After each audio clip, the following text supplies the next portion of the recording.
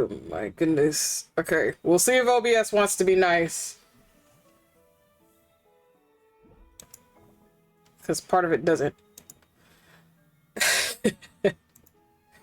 Hello, hello. Hi, everybody. I saw L claim second. Be sure to shout him out too. Hello, I am Blanky mode. Hell yeah, Blanky mode is nice mode. Love Blanky mode here. But hello, everybody. Welcome in. This stuff with my transit is bullshit. Yeah, I know. I'm sorry, honey. I just want you to get home safe. That's my concern. Don't mind Miku. She's trying to get home, and right now everything under the sun is canceling her buses home, so it's taking longer. I'd rather be on the phone with her and ensure she gets home safe. So I also brought Mr. Shrimpy too. Heck yeah, let's go. But hello everybody, welcome in. Be sure to do your check-ins, because again, when you guys check in, you get to a certain amount of check-ins, you actually get good stuff. So if you haven't already done so, thank you for checking in, Teo. Be sure to double check. Thank you for checking in, Mugi. Alrighty, let's scroll up and say hello, hello. Miku, thank you for claiming first and for checking in. Elegancia, hello, my Solus. Thank you for claiming second. Oh, goodness. Mugi, hello. Teo, hello. I hope everybody's doing okay. OBS is bullshit. Yeah, it is. I think everything today is just a bunch of bullshit. Oh, man. Why shout me out? What do you think we shout you out for, you dingus? Besides, my mods can shout you out, first of all. Second of all, we enjoy your community. I don't know why you're sitting here acting like we can't shout you out. Alex, we start this again. Yep. Listen, Mug. You know, thank you for the 30 stream streak, dear. Enjoy your extra bonus points. You'll get to 100 at some point. I already know, because when you do, obviously, you do have a perk for reaching that. And yes, chat, for the people that do reach a 100 stream streak, you actually do get 25% off of your next commission piece. If you do commission me. If not, then it will go towards something else. But yeah, I got food poisoning. Teo? What did you have yesterday? You said you ate, but you didn't clarify how much you ate. You said you ate some. I blame your mother. I blame your fucking mother. That's what I'm about to blame that shit on, because she is the culprit for a lot of this bullshit that's going on right now. Mr. Azure, may I have a sweet treat? Like macarons? You want a macaron? We do have macarons. What flavor do you want? You're cute. Not L. In the chat. Yelling at everybody and calling them cute. You're cute too, L. I hope you realize that. I heard you were arguing with Miku earlier because she called you cute. And you want to sit here and deny that factor. You know a lot of people can deny yours too, right? I'm the only one, but I could put an ignore button on that real quick. This ain't about me. I said you're cute. Accolade, please. I'm about to. That sticker in a ball. I don't even think the bubble will work. I'm gonna be honest with you. Raspberry, pistachio, or vanilla. We do have vanilla and raspberry. The pistachio ones aren't done yet. So what do you want? Yeah, but Teo, dear, I hope you feel better soon. I'm so sorry. Well, I'm gonna make it about you. Not the I'm gonna make it about you. Jesus Christ. That's fucking wild.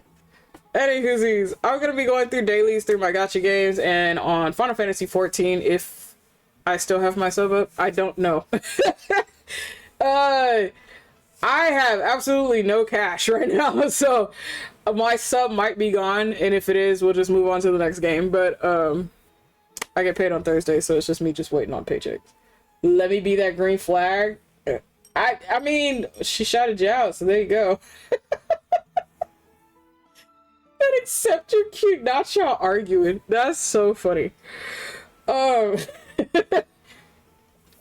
any whoosies. Moogie, how about I give you two? You get two. Okay, I'll give you raspberry and vanilla. You want that? Since you've been a good pupper so far. I haven't heard any complaints. So I'll give you two macarons if that's what you want. I'm cute, but you're way cuter. That's crazy. Any whoosies, chat, we're gonna go ahead and we're gonna start off with Honkai Star Rail because I was actually on here just a little while ago until my internet decided to want to crap out a bit. Yes, please. I've been good puppers today. Okay, then you can get two. We'll give Moogie a raspberry and vanilla macaron when they come down into the cafe. So if I have any cafe staffers working today, please be sure to give Moogie raspberry and vanilla macaron.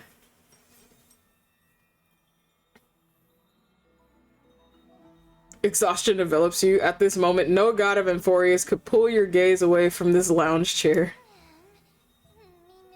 Are you sleepy? I can see your eyelids growing heavy. Go to sleep then if you're tired. Snoozy snooze. But isn't it always daytime in this city? How do you fall asleep like that?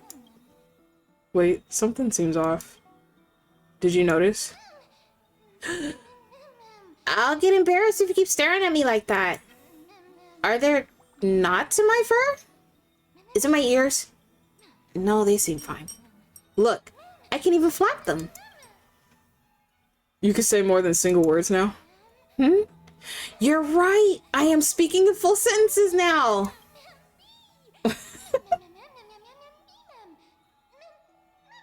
The bus is leaving. Wow. Thank fucking God. Okay. Yes, Moogie gets two macarons, a vanilla and vanilla and raspberry, please.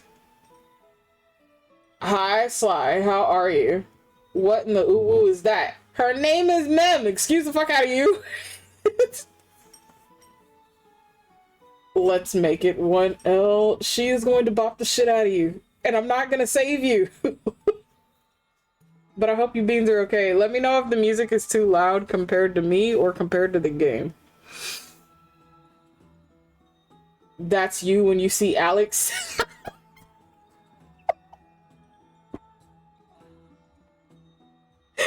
Honestly?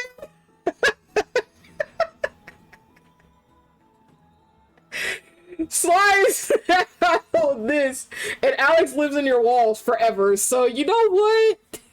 This is what Alex sees.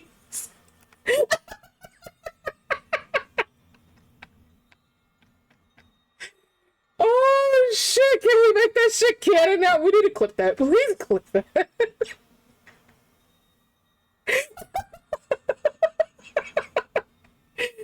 Oh, holy shit. Not the water gun coming out. Listen. Please don't be using the water guns in the lobby. Go outside by the swimming pools or by the ocean. I don't need you in my lobby wetting the floors. We already mopped today. I can follow directions, see? Not that sick and twisted elegance.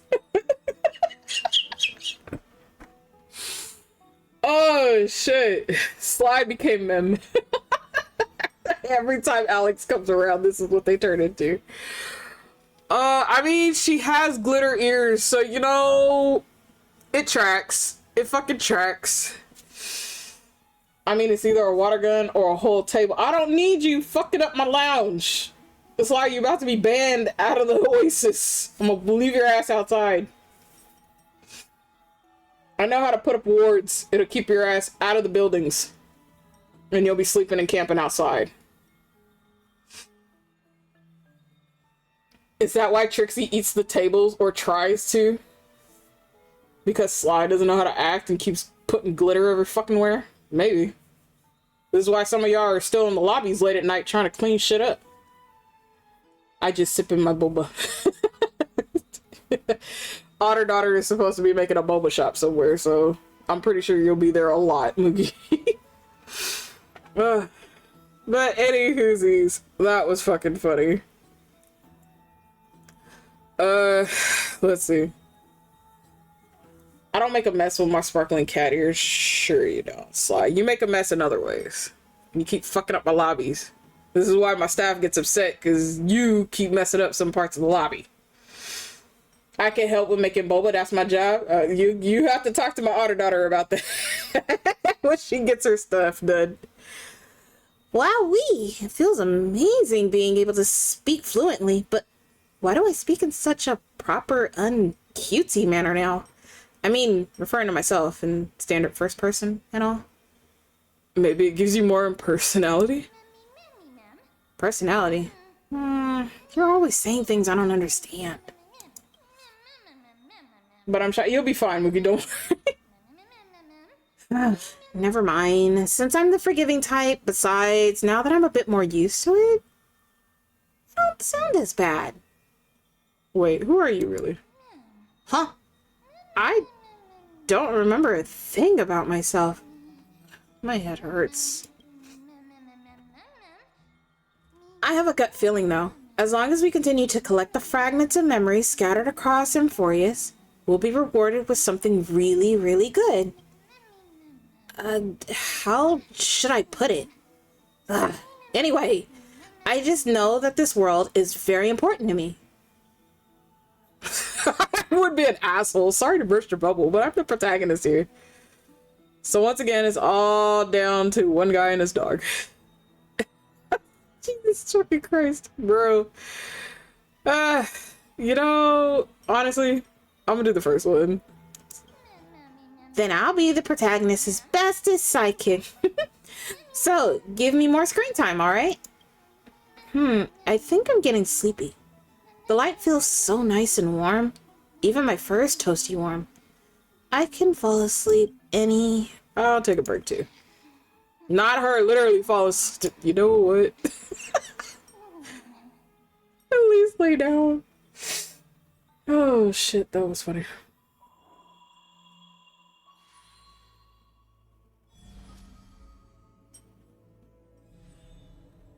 Light up the starry sky till the book appears.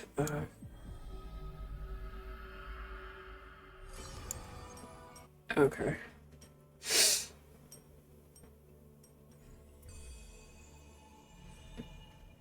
Having learned about Castrum Kronos' past, now drop in that strand of the nameless recollection.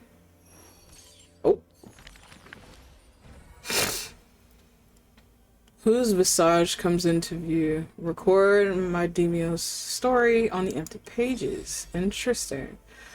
Those flame chasing people, those forgotten stories. As I've written. Bro, the flame chasers! Here we go!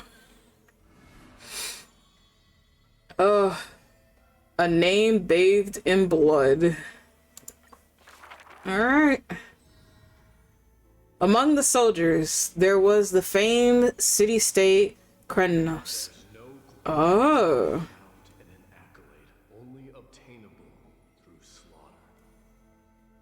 Bro. Okay, hold on. Let me up this for myself. There we go.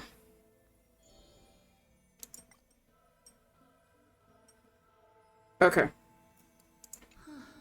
He managed to survive all of that? Even the god of death turned him away. Okay. So, despite being a man of few words, news of his deeds had traveled far and wide. His tale is an extraordinary one, they say. Cast off a cliff by his father at birth. What is with y'all tossing people off? You know what? It's been a trend since Tekken, so I'm not surprised. Anywho, he's cast off a cliff by his father at birth. He plunged into the Sea of Souls and drifted for 9 years. An immortal body, a gift bestowed upon the man as with every other Kronos heir in Amphorius, a blessing yet also his curse. Why that look like one guy but pouring something on his... I mean, it's a chalice of blood. I don't know what more you want me to tell you. Anywhoosies. The taciturn man is seated at the table, expecting me to break the silence.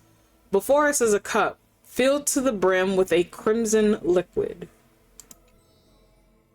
People considered it a Cremonian tradition to sustain their bodies with fresh blood. There you go. In popular legends, everybody on the battlefield was taken. Arrogant amateur historian. He sees straight through my pretense, his gaze as keen and piercing as a lion's. This is pomegranate juice. The man scoffs. The reason it's called a wild tale is because Castrum Kremnos has long vanished. When their god descended into madness, the city likewise became shrouded in fog. Rumor has it that during the final battle of Castrum Kremnos, this man, too, took to the battlefield. Cutting down countless foes, fighting in a sea of blood, he drove his spear through the heart of the enemy king. Yet the tip of that spear was directed at his own homeland.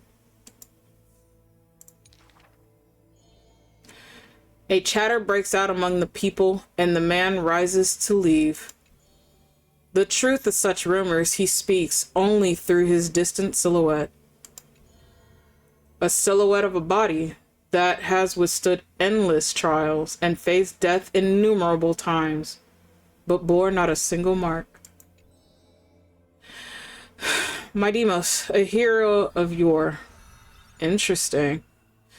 So, again, he is the last prince. When you get to that part of the story, you will see. For some of you, you've probably already gone through it yourselves, or you have seen others go through it.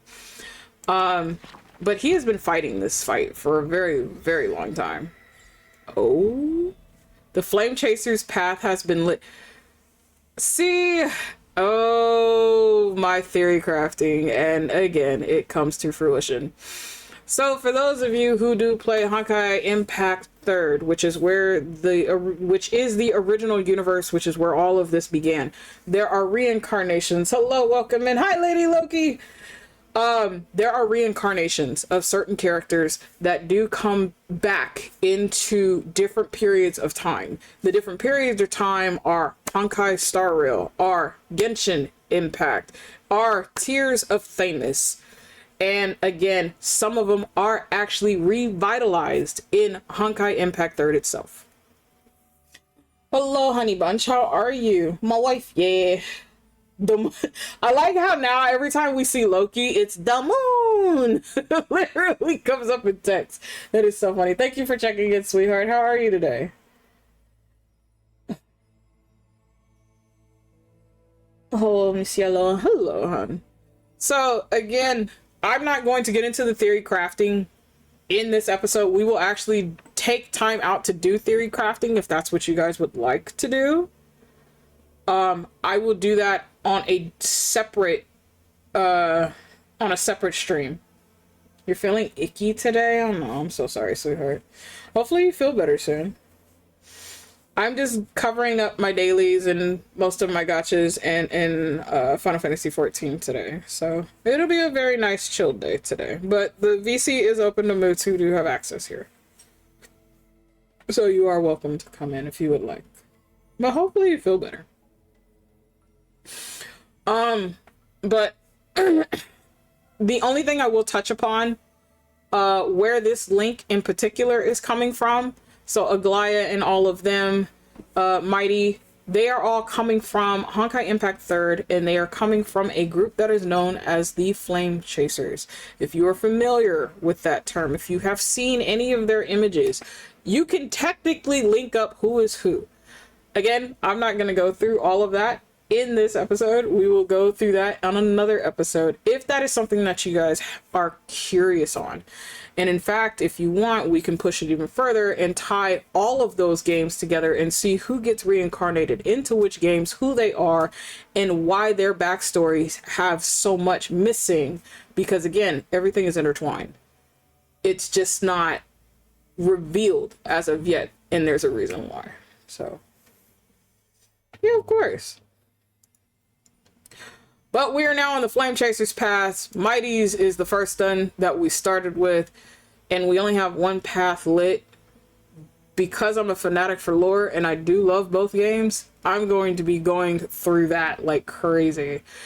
So the last Prince, Mighty or Mighty Most, is the one that's going to be dropping soon. So if you are saving up, please do save up. Make sure you are close to your 50-50 or at least at your guarantee for Mighty if you're saving up for him. His home had long been covered in dust, like that perilous city named Krenmos. The man's past is equally veiled in shadows. Only in his infamy as the Kingslayer is recounted in echoes. His immortal and woundless body, barred by swords and blades, is also dispelled curiosity and peeking gaze. Instead, look at his road, for that is the only way to scurry into his fighting heart. He inflamed the path ahead with fire, and his road home shall be paved in blood. And it always is. Always is.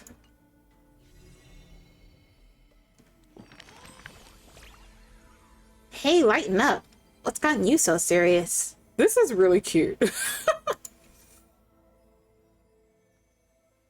How did you end up turning into paper? Paper? No way, I'm as fluffy as ever. Come on, give me a feel. Wow. Wrote this. It's about to get us all in trouble every time we read that. What in the world? I was deep in slumber and the next thing I knew I woke up here. Since you're here too, does that mean... Did our hearts connect in a dream? There must be another explanation. Is there a way we can avoid meeting? No, I like Mem. I'm not gonna do the last one. Exactly. That's it exactly. How cute. It's as if we're fated to be connected. Although I'm completely in the dark, I adore this story. They say dreams are veils cast by Oranax. Could this be a gift from them? It appears that Titan cherishes you just as much as I do. I get it, a bedtime story. Reedy can... Oh, this is yours. Reedy can be such a drag. But still, is there any reward for this? Bro. I don't know. Absolutely. Not only is there a reward, but you'll also get plenty of cheers from me. Well done. Gimme pets. They not helping the allegations. Mem's trying her best, okay? I give you all the pets in the world, Loki. If that's what you want, you can get all the pets, son. Oh, that's so funny. I've got a hunch that the beautiful star we just saw is a treasure that brings stories. In our travels ahead, we're sure to encounter many more. So, let's keep our eyes peeled and dive into reading together. We need to collect tons of bedtime stories then, Azure. Can you read them to me? It's in the book. Oh, great. Write a story. Enforce his saga of heroes, the flame chasers. This would be definitely the first one I do. Because again, I have played Honkai Impact 3rd. I still do. I just don't do it here on stream. This is gonna be interesting. Bro. Oh, this is gonna be interesting. I already like where this is going. So there's gonna be a lot of storytelling here. And as promised, we will do an episode one day. As I had told you guys before, we are going to go through all of the documents, all of the books, all of the papers that we've actually collected here in Star Rail over the time period. And we're going to read through every single one of them and actually talk about them. So there's going to be a lot of reading involved in that one. So if you're not one for lore or anything like that, you may not stop by. I'm not sure. But that is definitely for people who do love to read and hear and enjoy story time like that. You're so into it. Do you like these cards? I'll go first. I love them. Oh god. I wanted my wanted poster looks even better. Oh my god. Okay, who drew them? Are they like bedtime stories, a gift from Oranax? Oh, come to think of it. Do you think that one day your likeness will also appear in this book, Azure? Forever and ever? For so many people to see? I honestly, I don't know. And I don't know if I want to know. I don't know if I want to know right now. But we'll see.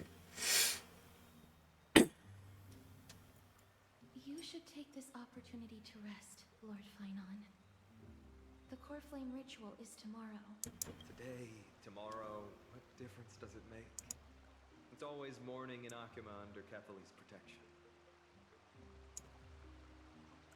Better turn these down. So long as the light continues to shine this brightly, I won't be getting any sleep. Why force myself to shut my eyes when I can instead take this time to calm my mind, gather my thoughts? That counts as rest too. Have you thought things through, then? Not at all. Everything's a jumbled mess still. I don't even know where to start. The core flame was blazing hot in my palm in the beginning. But it has completely cooled off now. I can barely feel it. Miss Castoris, does this mean I'm a good match for Nikador? I don't quite get how it works, but if it's going to put you at ease, then I will say yes to that.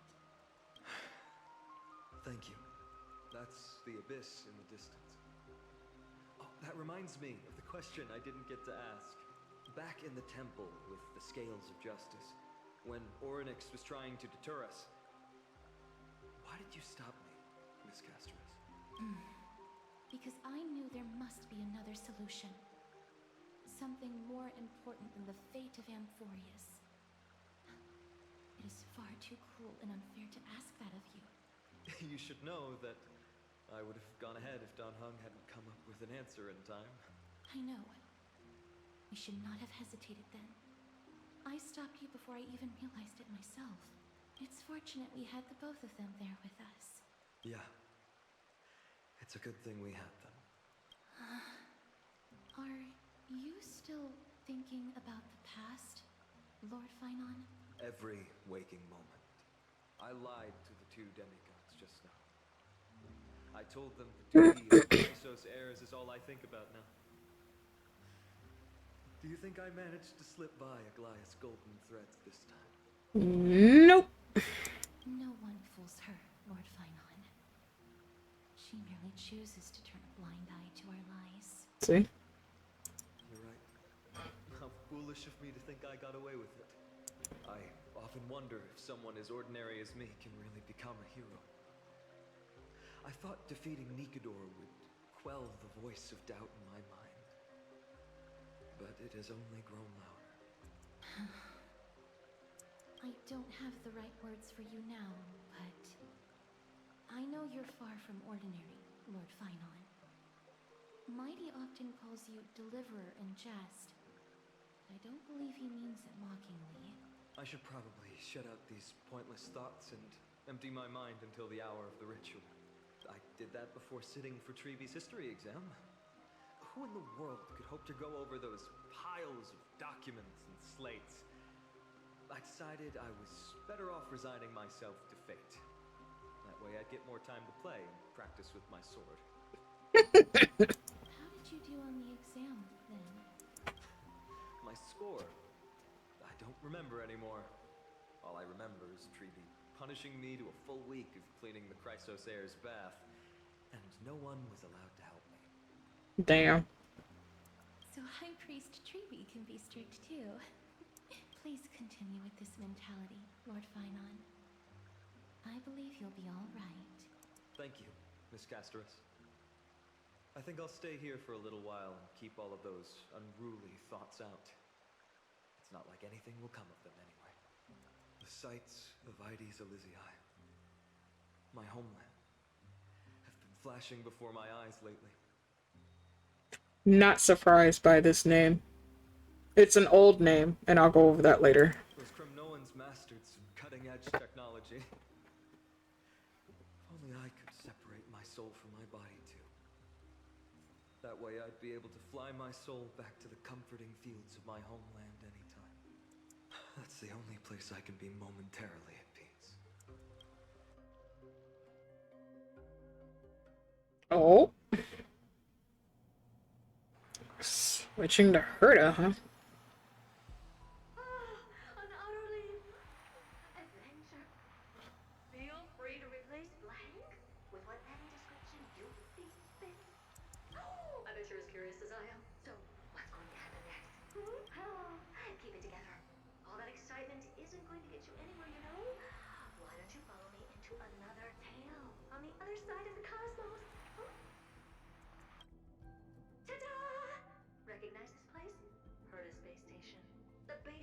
genius and the cradle of science. Look at all these puppets! Aren't they dearly exquisite? Let's just say I've already heard many others secretly gushing. She looks so pretty on more than one occasion. I want to check her ass still out in the fucking space since she doesn't exist anymore. If you ask me though, they barely did justice to Madame Herda's beauty. Maybe just 10%. No, not even 1% of the real deal. Now, I'm no fawner here, just stating an objective fact. Remember this scene? Oh, it evoked so much emotion in me. The esteemed Madame Herda, Genius Society number 83, asking the great Noose a question. An attempt to gain a peek into the divinity's mysteries through them. Alright, so continuing from where we left off last time, this is where everything would begin for the genius smart enough to rewrite the history of the entire Fourth mirror? Who exactly are you talking to? Not them breaking the fourth wall that way. That is wonderful. Hi, Fenrir. Welcome in. How are you? Not Hawkeye giving me that same picture for a basic effect. The heck, I just talked about the guy in the picture. Will this game stop calling me out? Nah, it's gonna forever call you out. Why, I was just ramping it up for our grand appearance, Madame Herda. So a dramatic debut? But what are the odds of that No, happening? Azure, when I was gonna put, when I typed you in like the search bar in Google, you're like, I just realized you're like, you're one of the 3 Azures I know. Hello, Frenzy. Hi. Interesting. There's Azure Mystic, Azure this, Azure that. Yeah, my name is nothing unique. But look at this, Madame Herda. You're standing before Noose here. So what's Herta doing? We're being presented Herta. The actual Herta. Oh, that? Okay. What? I can't possibly summon the real droid head here, can I?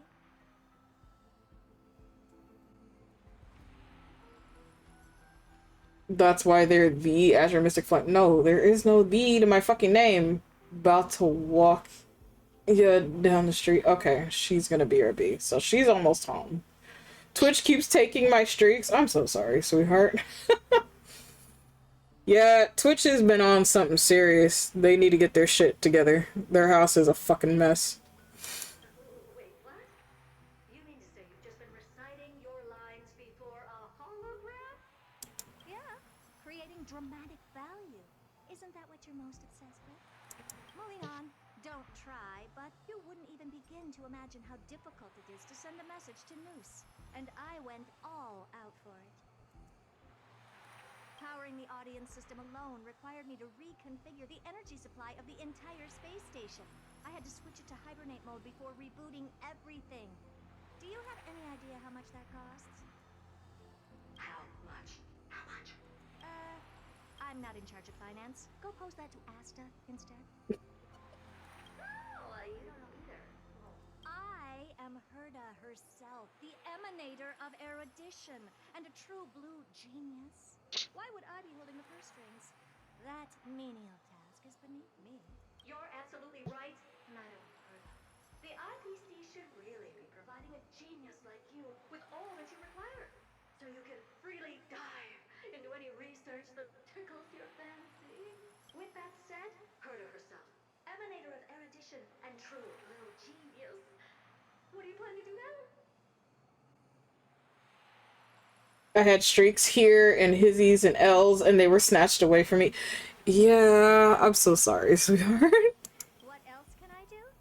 Identify what's malfunctioning within the audience system and fix it, of course. Don't take offense to my candid Madame Herda. You may be proficient in many aspects, but is hands-on work really one of your strong suits? I humbly I almost suggest thought, you to contact. I almost thought that mirror was called Fourth Wall. Fourth mirror, but that is the joke of that. So yes. Oh, okay.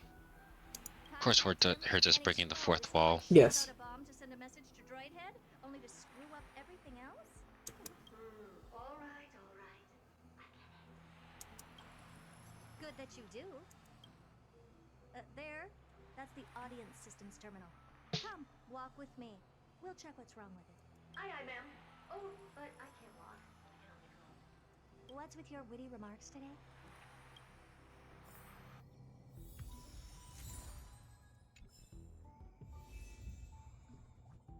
Answers within mirrors. Not surprised. This is the audience system? Hi, it looks just like the simulated universe. Keen observation. They share the same fundamental logic and are pretty much identical in that regard. Ah, I see. We call this referencing and not appropriation, right? One more stupid remark from you, and you can watch Fifth Mirror reference your role because I'm going to be dropping you as my assistant. Focus now. The audience system is divided into 3 zones: energy supply, computing, and communications. Each zone operates independently and will only be integrated via the path of erudition when the system is booted. Sending a message to Droidhead involves more intricacies than you can imagine.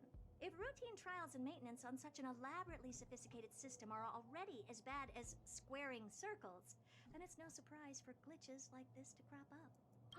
I see. So, Madam Herta, can you use your professional judgment to tell which zone the glitch is in? Of course, all 3.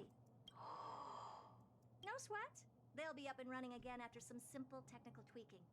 The 3 zones are compartmentalized, so we're going to have to troubleshoot them one at a time. Let's start with the energy supply zone. Get ready, and then we'll go over. I'm just a mirror, Madam Herta. If you're ready, then your reflection in me will also be ready to go. Quick hello before some exercises. Hi, fan dear. Energy supply zone so cold. I'm already frosting up. Why else? I've converted the energy core that supplies all of Herta Space Station into imaginary state and stored it in this zone. If not for the ultra-low temperature here, the space station would have long blasted off into the sky. Thank you for checking in. You're at 92. You're almost there. But aren't we already in the sky? You're just a mirror? I don't need you to take on comic relief, too. Where did those things come from? Corrupted data? Reanimated systemic rust? No, not likely. It can't be the Legion's second ambush, right? It's a mirror, hon. It's not a door. Whatever. We have to get rid of them anyway. All right, stay close and try to avoid shattering to pieces.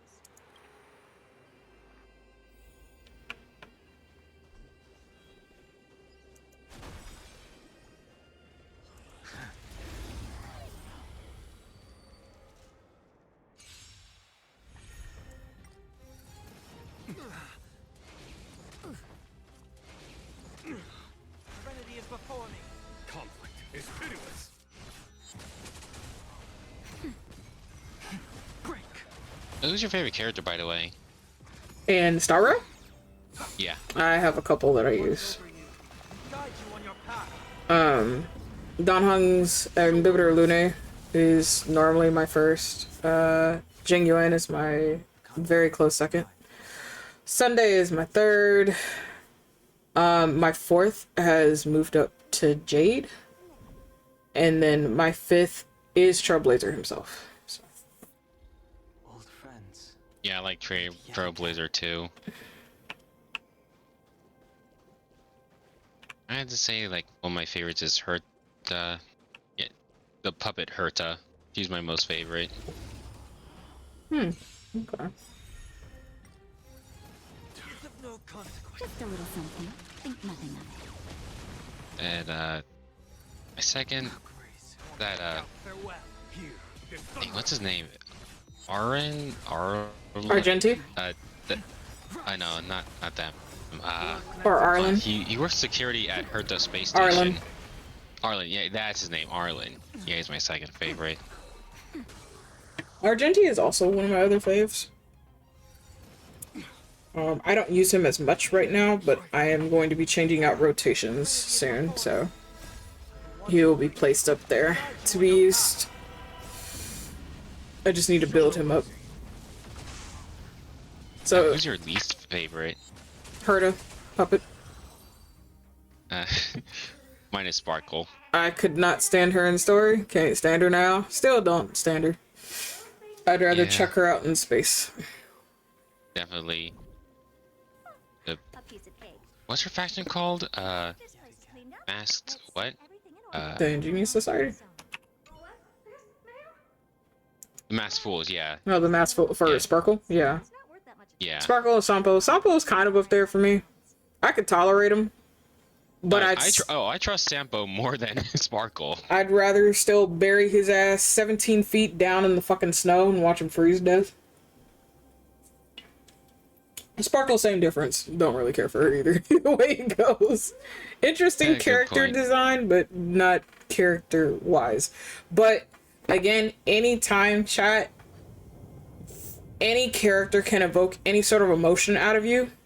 That is very good character development, character Indeed. writing. If a character cannot evoke any sort of emotion out of you whatsoever, it doesn't matter if it's positive or negative, that means that the original creators and writers for that particular character have failed. So anytime a character can evoke any sort of emotion out of you, whether it's a good emotion or a bad one, doesn't matter. It is great storytelling, character development on that end.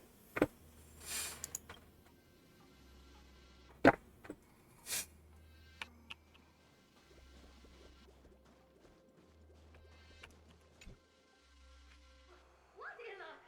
How did all these disgusting bugs get in here? We're going to need out-of-this-world computing capability if we hope to meet Droidhead.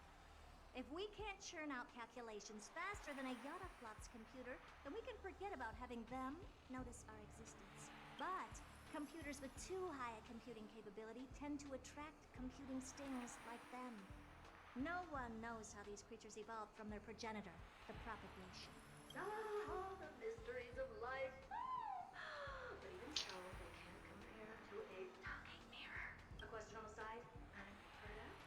You have these powerful supercomputers and all. So, what are they normally programmed to calculate? Is that important? All that matters is that they work and are able to attract Droidhead's attention. I suggest meeting Miss Asta for a chat when you have time.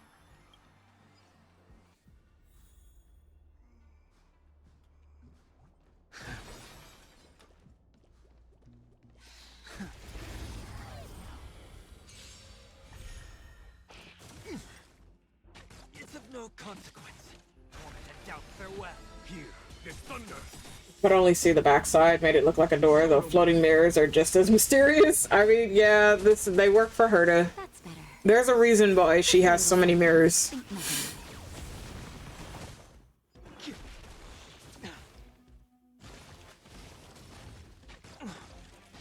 nothing. Serenity is before me. Watch over you and guide you on your path. Conflict is pitiless. Oh.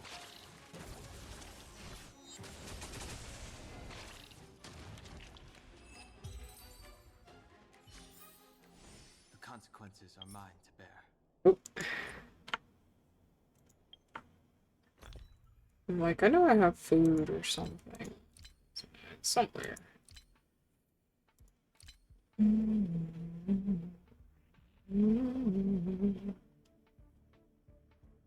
It's a downed character.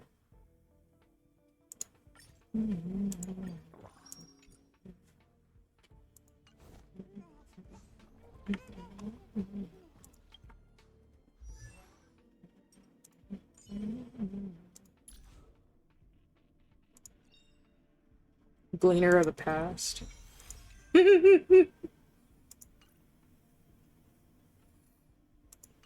Actually, look at it. Old friends. We can actually put the story variant of Herta in here. Yeah, we'll do that for now. So whoever doesn't have Herta, they can actually see what she does. Yet again.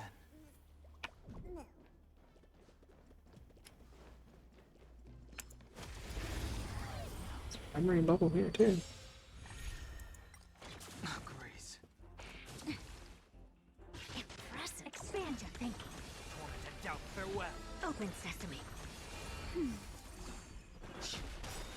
World cleansing dragon.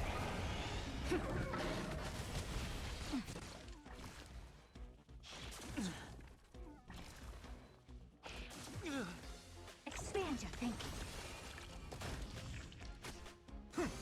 Nap time. Rise.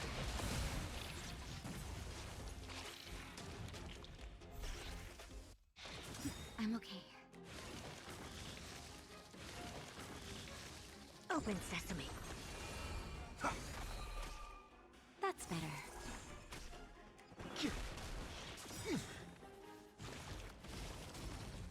Just a little something.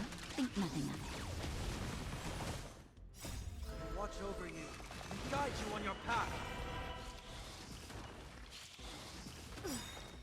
You know, it's kind of rude. Fucking bugs.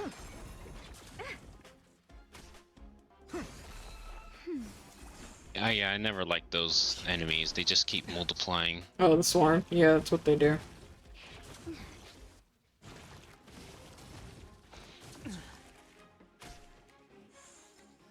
Endless riddles. Nothing but a void. Expand your thinking. Glimpse the unknown.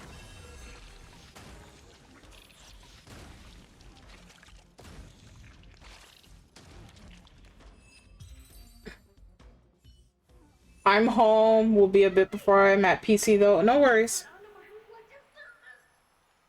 Clean up after yourself. Can't you just wipe it off with your hands? Good one there. With those annoying bugs squashed, we're done fixing the computing zone too. These computers will get up to speed soon. Now we're just one final step away from requesting an audience with Droidhead. Our last stop is the communication zone? Oh? You have a good memory. Let's go see what's wrong in that zone. There's a memory bubble here too. Why are you so interested in it? Okay, I'll admit it. I find them somewhat creepy. Okay.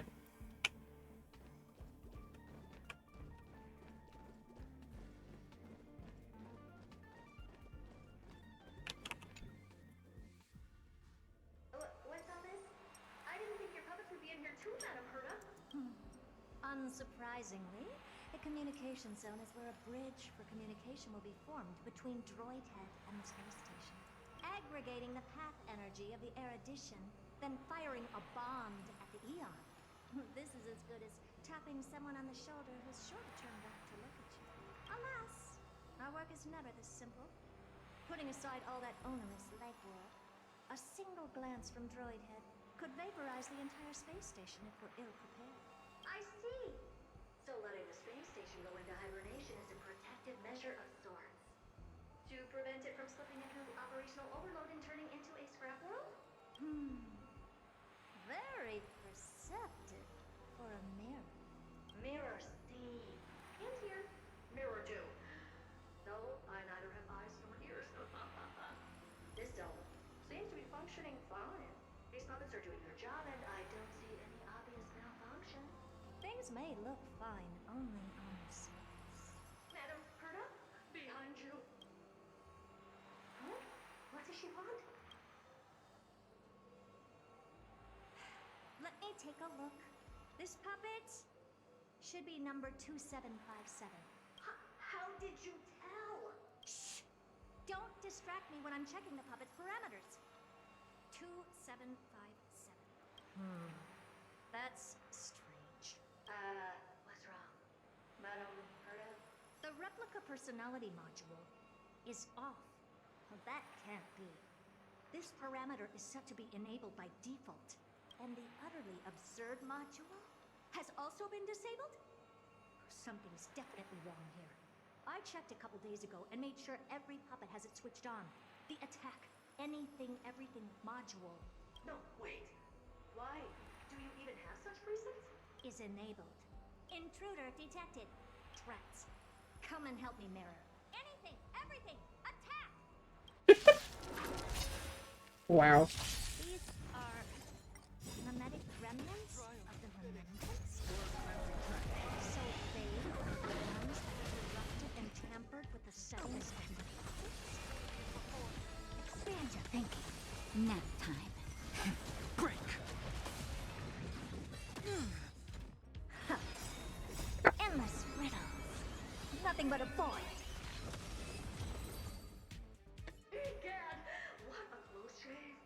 But why are these remembrance names even showing up here? That's not the only one. Look at them.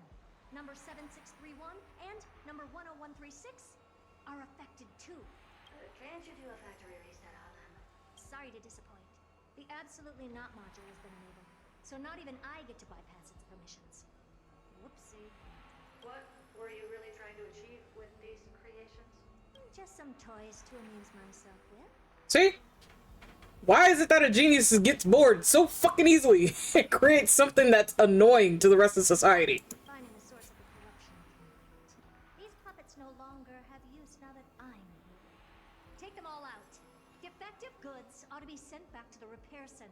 I urge you to go easy on them for the sake of the space station. No! I think I won't. I'd rather kill the damn things. She can hire more people to do work on the space station. I can't break it? That's rude as fuck. What do you mean I can't break it? Watch over you and guide you on your path. Open sesame.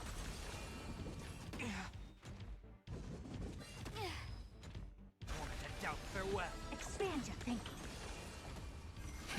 Rise! World-cleansing dragon.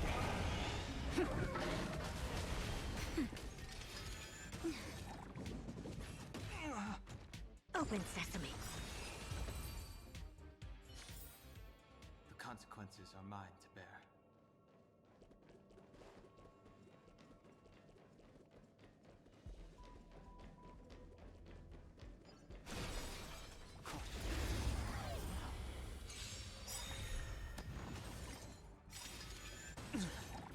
Endless riddles. Nothing but a void. Expand your thinking. Glimpse the unknown.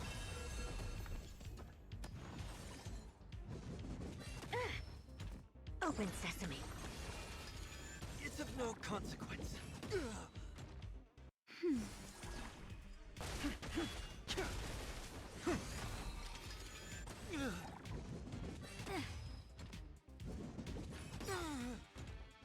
Just a little something. Think nothing of it. Watch over you and guide you on your path. Expand your thinking. Endless riddles.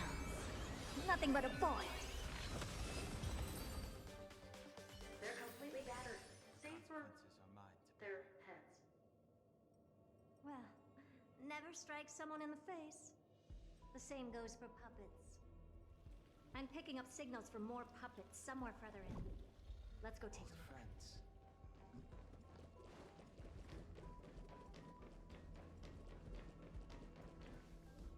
A memory bubble tucked away this far in. I think I know what this is about now. This is interesting. But we can leave that for later. Let's take care of the malfunctioning puppets first.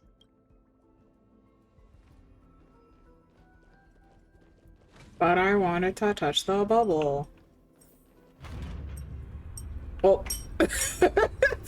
I left the pit. There he goes.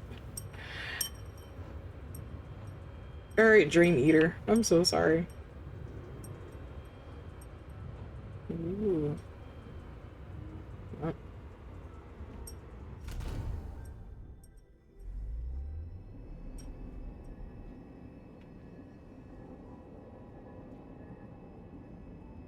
Bro, I hate being at the core of any sort of PC.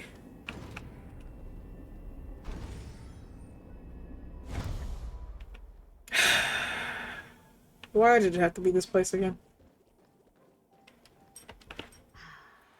Number 0988. The pride of my creations. Should I even be curious? Puppets before before her were all as dull as brick walls, mundane and uninspired. I distinctly recall number 0988 being the first puppet I imbued with a magical surprise. Some other puppets that came later also got to enjoy similar privileges. Good to know. But did anyone ask? Fear not, Mira. You have to remember that being a genius means you're destined to solve challenge after challenge. There's no time for rest. Can I just be on the sidelines this time? Nope. Not allowed.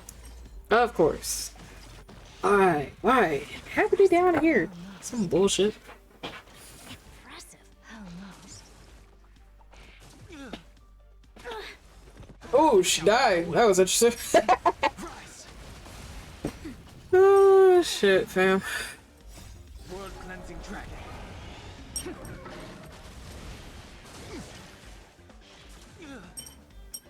It's of no consequence.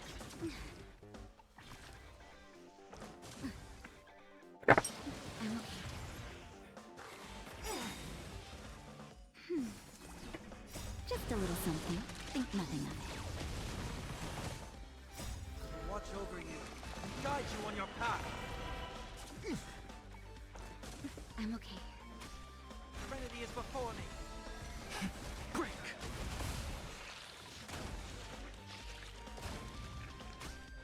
That's better.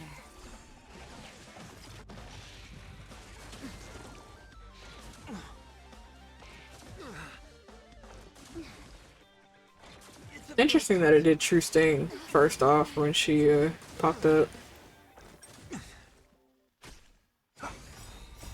Watch over you and guide you on your path. But keep in mind, chat, they have now implemented a casual mode, so if there's a certain point in the story you get to for certain boss fights, if you cannot defeat it with your current team, you can either A, level up your team to where you need it to be so it can be on par with that, or B, you can just go to casual mode if you're just trying to do story and trying to catch up with everything else. So again, it's okay to go through casual mode, especially when you're trying to get through story.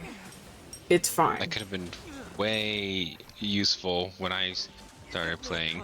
Yeah, they learned a lot from Sunday's fight, and that was really where a lot of that premise comes from, is because a good chunk of the community actually got stuck doing that fight for so long. And for them, hey, y'all took over, like, for some people it was more than 2 months, and they saw that and they just were like, yeah, no, we can't have you guys suffering that long. And the thing is, the attention spans of people do not last that long. So understanding that a good chunk of their community would have just dropped off and never came back, due to that, they decided, hey, we're going to implement a casual mode. That way, if you have your characters at least leveled up to where they can at least do some of these fights, you should be okay to go through casual mode, especially if you're trying to get story and everything else. However, understand there are some people that backlash on that because they're like, oh, well, you should be leveling your characters anyway, this, that, and the other. Oh my god, those people. Yeah, but again, a lot of us do have jobs. A lot of us have lives. We do have things we have to take care of. Indeed. It's okay to go through casual. Don't let anybody tell you otherwise. It is perfectly fine to go through casual, regardless of. Especially if you're a casual player and you haven't necessarily been able to go through everything to level your characters. You know. And that takes time. Again, not everybody has that kind of privilege to do that. So like right now, these are bodying my team right now. We'll just go and we'll level up our characters that we need to. I'm not worried about her though, she's not mine. I can just pop Jade in if I really fucking need to. But again, it's one of those things of, hey, just understand that they are giving you these tools because yes, they listen, yes, they see. Because again, you may not know of who is part of that team, but they do see streamers. They do come through some of our chats and they do see what we're doing and what we're going through, and they're like, oh shit, fam, they can't go through this because they don't have the necessary tools to go through this right now. So they understand and they know, they see all this, and we stream this. And again, I'm not the type of person that's going to sit here and just fly through every single battle like it's okay, like it's nothing. I'm going to show you guys my failures. I want you to see my failures so you know, hey, like, yeah, I kind of fucked up. I didn't do what I was supposed to do. But at the same time, this is normal. You're supposed to fail at certain points. Hey, this tells me I need to level up these characters. Hey, I actually need to get better relics for these characters. This is what I need to do. So this is what this is teaching me right now. I can't do this. Let me go and do these things. So again, casual mode, perfectly okay. It just decreases the difficulty, but it lets you go through everything you need to. You don't have to do it if you don't want to. I know some people, they're afraid of being judged. I just don't give a shit. I'm more of a lore head. I will go through story and I will do casual mode if I can't necessarily do the regular. I will go back and battle the regular, and then later on, for those games that actually do have replay value, which we talked about on this channel multiple times, if there's a hard mode, an expert mode, and a god mode, I will definitely go through those modes fighting these bosses when I get my characters up to par. So again, you can go through casual mode when you're having difficulty in the regular mode. Don't let anybody tell you otherwise. There's mechanics set in play for you for a reason. But a boy. Just so they don't have to see everybody getting stuck and suffering like we were when Sunday's fight came in, because for some of us it took a while to get 4 characters up to par to do that fight. And mind you, even with my characters that I had up to par to do that fucking fight, when I got up there, I had 2 characters left standing at the end of that entire fight before casual mode even became a fucking thought. So utilize what they give you. You know, they give you recommendations for things. Utilize that. You don't have to build off of that. It's just a catalyst to show you, hey, this is what we built the character as. You can build it off of something else that may work better for your playstyle or team composition.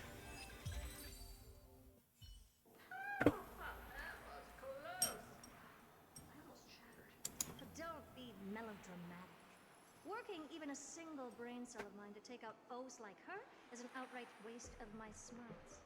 I take it we've taken care of the problems in all 3 zones? Does that mean? Not yet. There's something else we need to deal with. It seems we've had a little tag-along all this while. You've got quite the sharp eye, Manamara.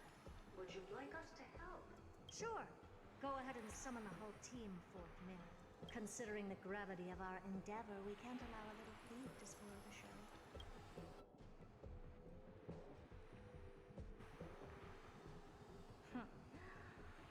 Parasite of the remembrance.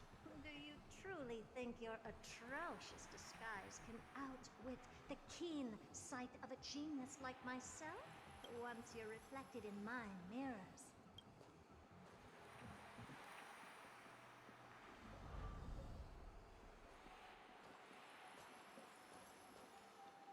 You can forget about escaping.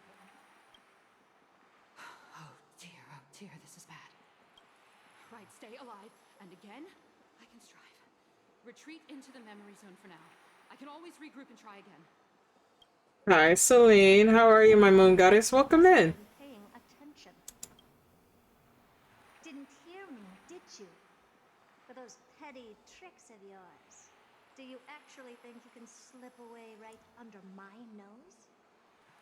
You're at 111 check-ins. Thank you, dear. Actually, let me write your name on the list, because you do actually get something since you've reached past 11. Or 100, excuse me. Wait. What do you want with me? Give me one moment, chat. One moment. Thank you for shouting out, Celine.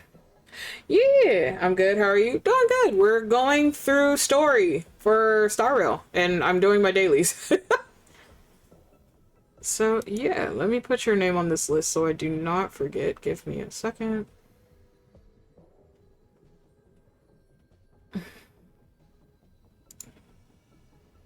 Okay. I thought about playing Arknights. Arknights is fun. I got the names mixed up. I was talking about, you might be disappointed if I say this, Gods of Victory Nikkei. No, I'm not disappointed. That's just one I don't play. Yeah, because it looks interesting enough, but then again, my rain rock can only take up 2 gotchas at a time. Mm.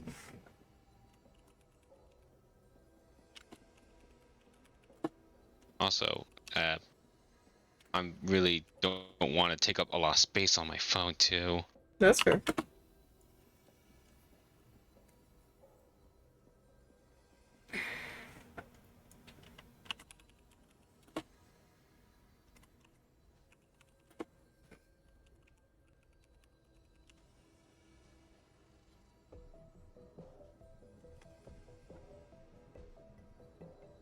Okay. Celine joins me in the ranks. Yes, she does. Because I believe you're at what? 100 something. Hold on. Let me see if it's still in here. Give me a second, chat. I know. I'm sorry. I'll spill it all. The garden's secrets and what they're after. Everything. Please, just spare me. As I said, chat, your logins and even your streaks actually do count towards things. So, Loki's at 27. Yours might be at a range for me, Mika. Let me double check.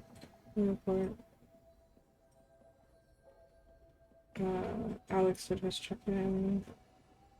Yeah, it's at a range. But okay.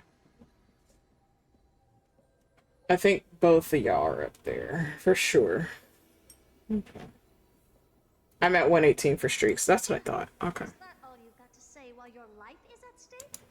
That's hardly worth anything. So let me change this into...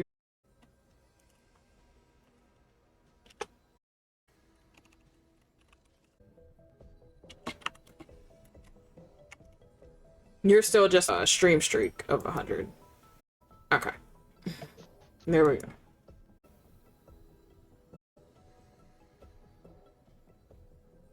And Celine is at 111 for check-ins. Okay. We'll double check on it again at some point. But yeah. Need a little refresher?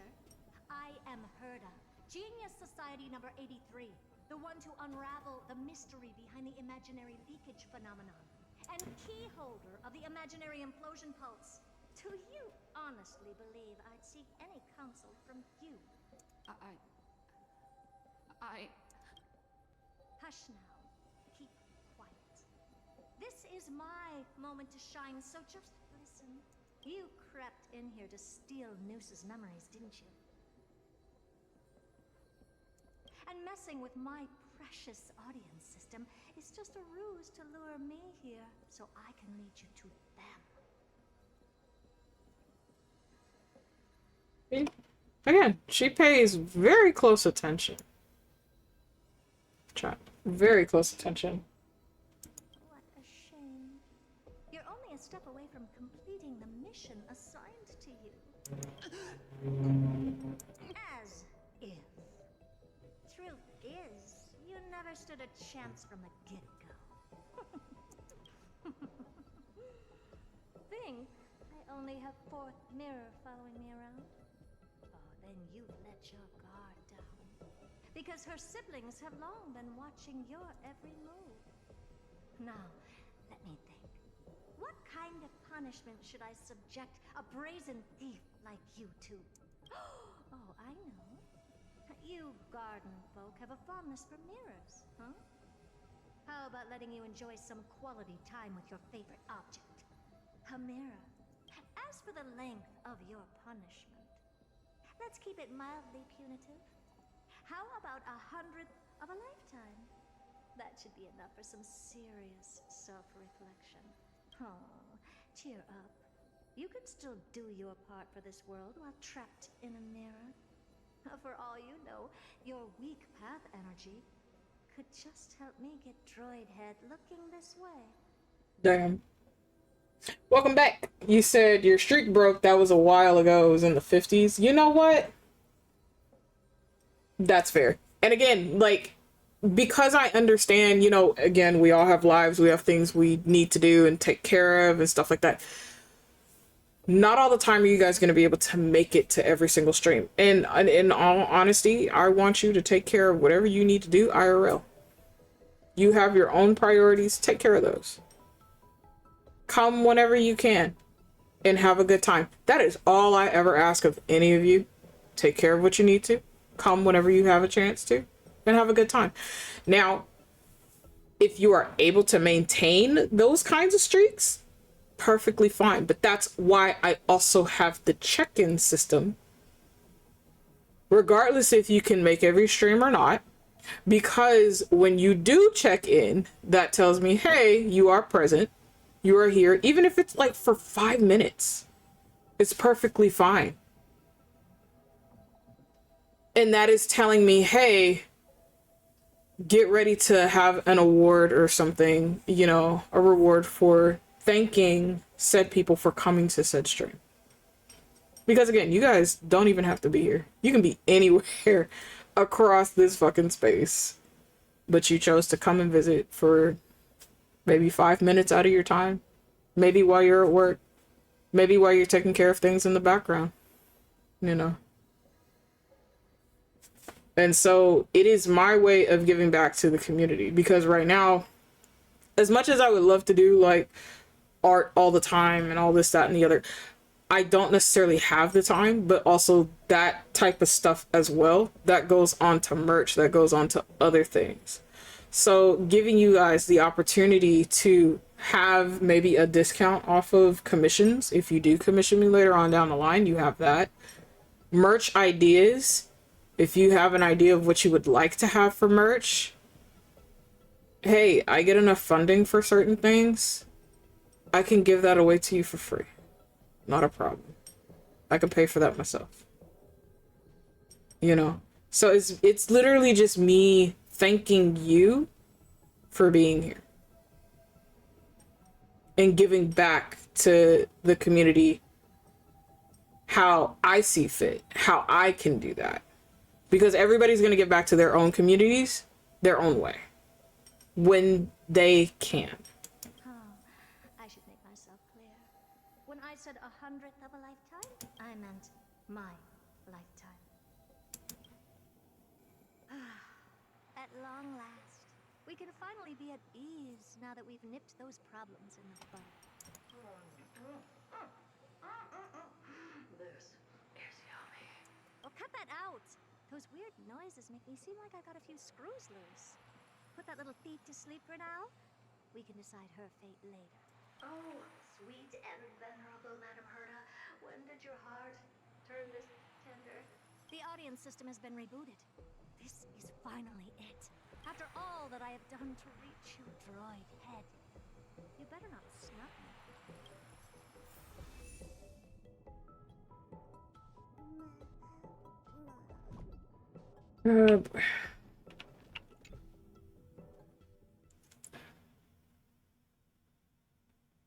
The path of space. This isn't a figment of the simulated universe, but a perfectly tangible and accessible space. Right.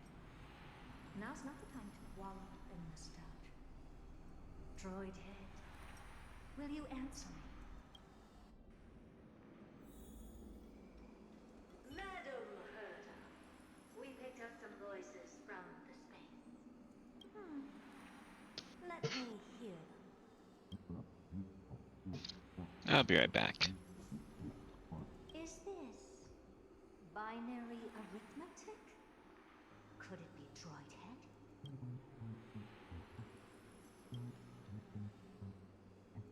Wait. There shouldn't be a 2 in binary arithmetic. Is this some kind of prank?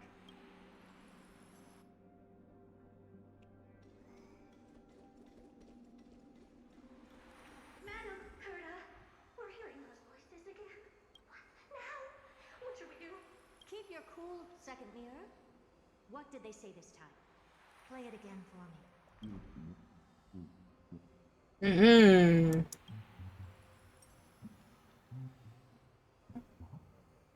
Door locked? No. This isn't the is going on?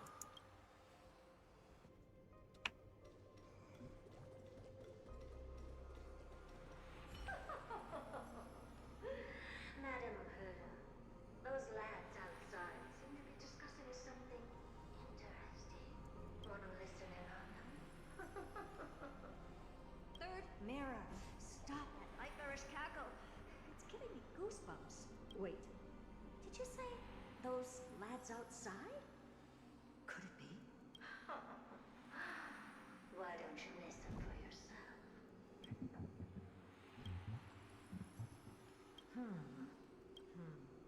This isn't right. I'm sure we got intruders in the lab.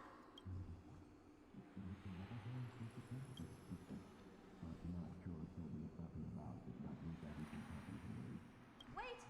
Stop! Whatever you're about to do, No, don't even think about it. whoever you are, you better not interrupt me right now. I must continue forward. Just a few more steps and I'll be able to see Droid Head.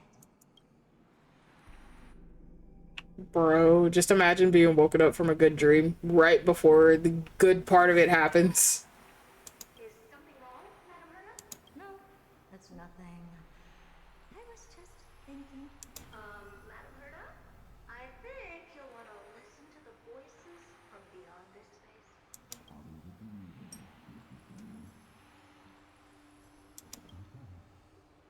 Wait, what are they up to? Is this the harmony? Ridiculous. Hoping to stop me with such cheap parlor tricks? Not a chance.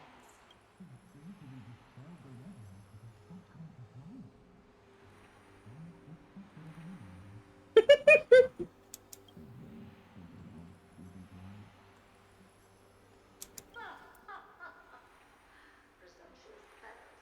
Who are you to interrupt Madam Herda's experiment? Let's ignore them and keep going. We haven't seen news yet. Forget it, Mirror. Let's just leave. Leave? Surely you're not suggesting we stop the audience experiment right now. That's not the only reason, ma'am. We went through so much just to get here. No, we're just one step away from making contact with the Eon themselves. Please. You know how insanely costly it is to reboot the audience system.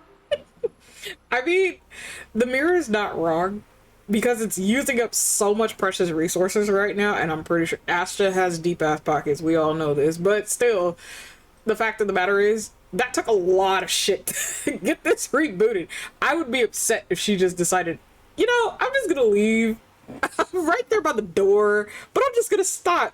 It's like, nah, bitch, you about to continue this whole thing through regardless if you get the shit that you want or not.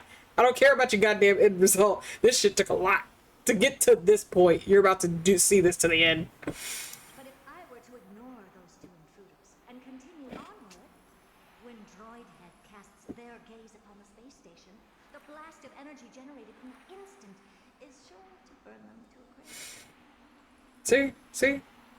A genius creating something for oneself does not have anything in place to safeguard the lives of others in their care. It's just, what can I do now? What can help me get to this now? Me. All about me. I hate it here. Experiments can always be repeated, but humans cannot be brought back to life. And she thinks about this now. Why? And you've been doing this for eons.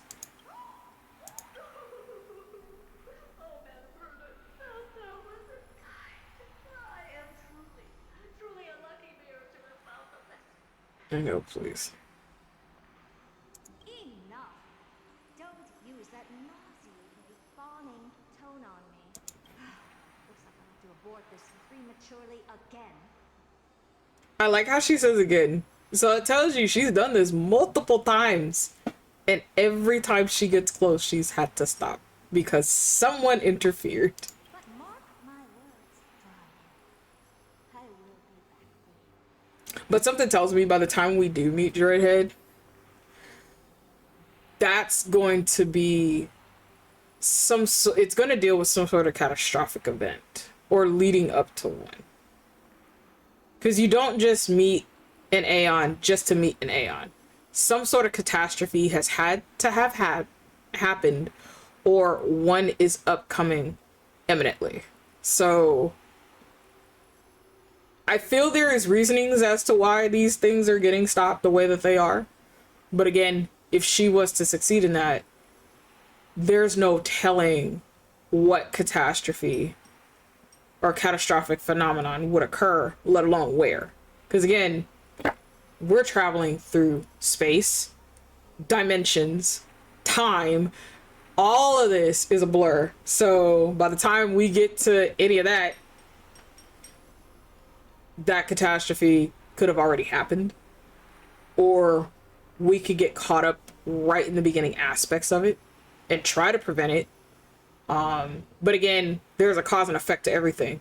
If you cause one thing to stop, it's going to ricochet onto something else and double the effect of being worse. So,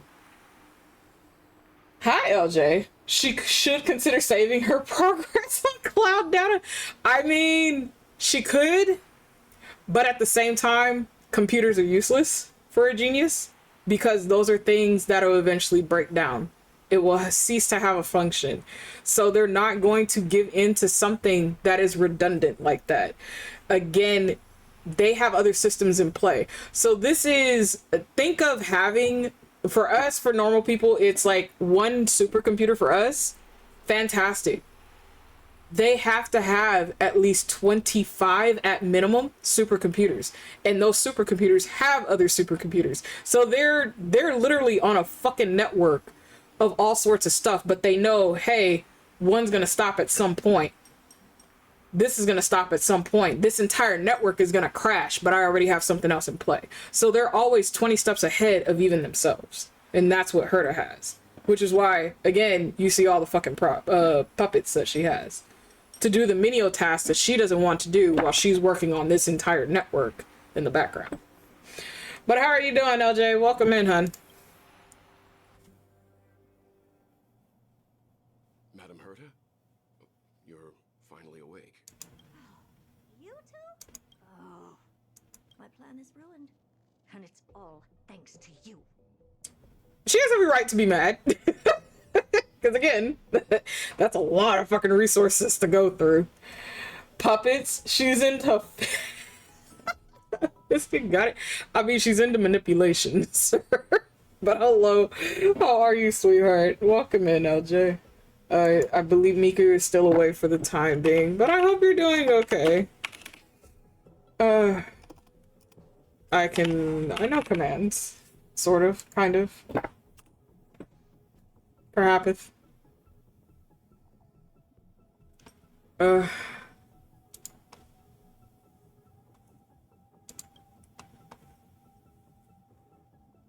plan?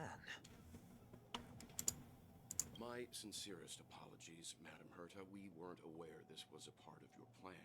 The space station was in complete darkness when we arrived, so Sunday and I assumed something bad had happened. We continued further into the space station, hoping to find the cause of the blackout. And that's when we chanced upon your actual self. How did you get in? The door wasn't locked. So she left herself vulnerable, which is, again, is a bad idea. But she overlooked. And I think that tends to be the problem of a genius, because something that is simple like that, most of them will overlook that. Because again, they think on the intricate level. And it's the hardest things, the hardest problems to solve, all of that. It doesn't matter when it comes to like the smaller menial things, and it's an everyday thing task. You know, we look into locking our doors, we look into making sure that we lock our cars, we look into making sure that doors are closed, like our fridges are closed, so they're not left running and running up the bill, or lights are off and stuff like that. Those are things they don't think about, and they don't inherently just do. So for her, she left the door unlocked, which again, could have caused problems because anybody, as you see, strictly could have come just rolling in there.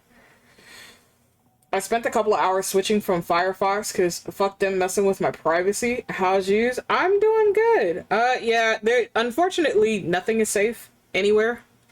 The internet is a hazard for everybody. Privacy is not a thing that that any of them care about, which is an unfortunate situation. But again, this is why lawsuits happen. So again, it's like, you know, fuck around, find out, you'll get sued, and then everybody gets paid. That's just literally what it comes down to at the end of the day at a point.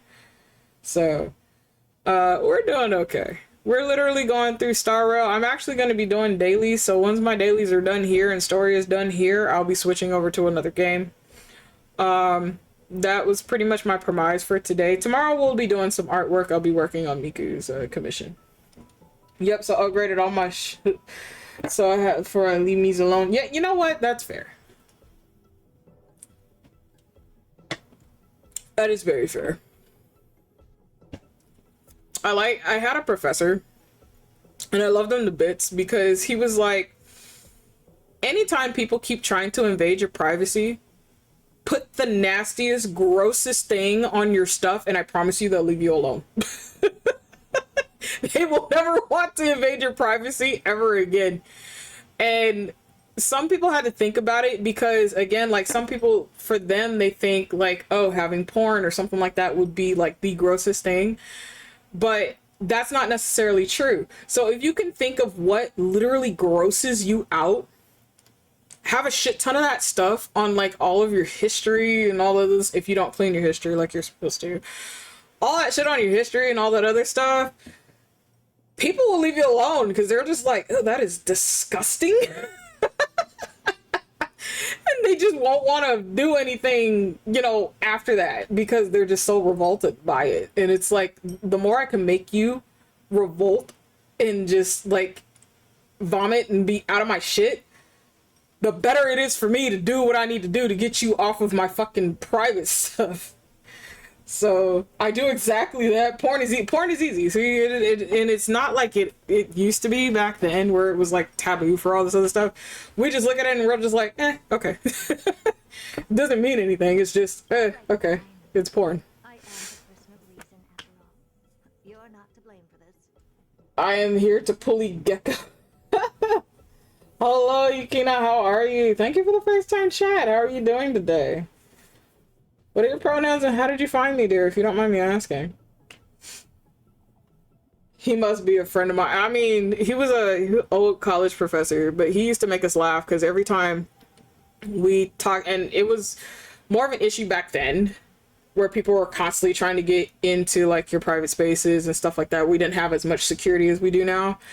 But that was the thing. He was telling all his students, he said, if you can find something that is so revolting and so disgusting, put it up on everything that you have, and I promise you they'll stay out of your private shit. The thing is, you want to make them so disgusted to the point where they don't want to touch any aspect of it because that itself seems to be its own virus. So, and again, it works. That's the thing. It fucking works. It's like, if I can get something to be so revolting and disgusting to the point where you just won't even want to touch it, good, I succeeded. Stay out of my shit. You don't see me trying to get into your shit because I don't care what the fuck you have. Just stay out of mine. I am familiar with Mr. Yang of the Astral Express. But the one next to you? Looks like Madame Herta doesn't pay much attention to cosmic news. Herta cares nothing for the outside world except for the experiment. Again, the mind of a genius.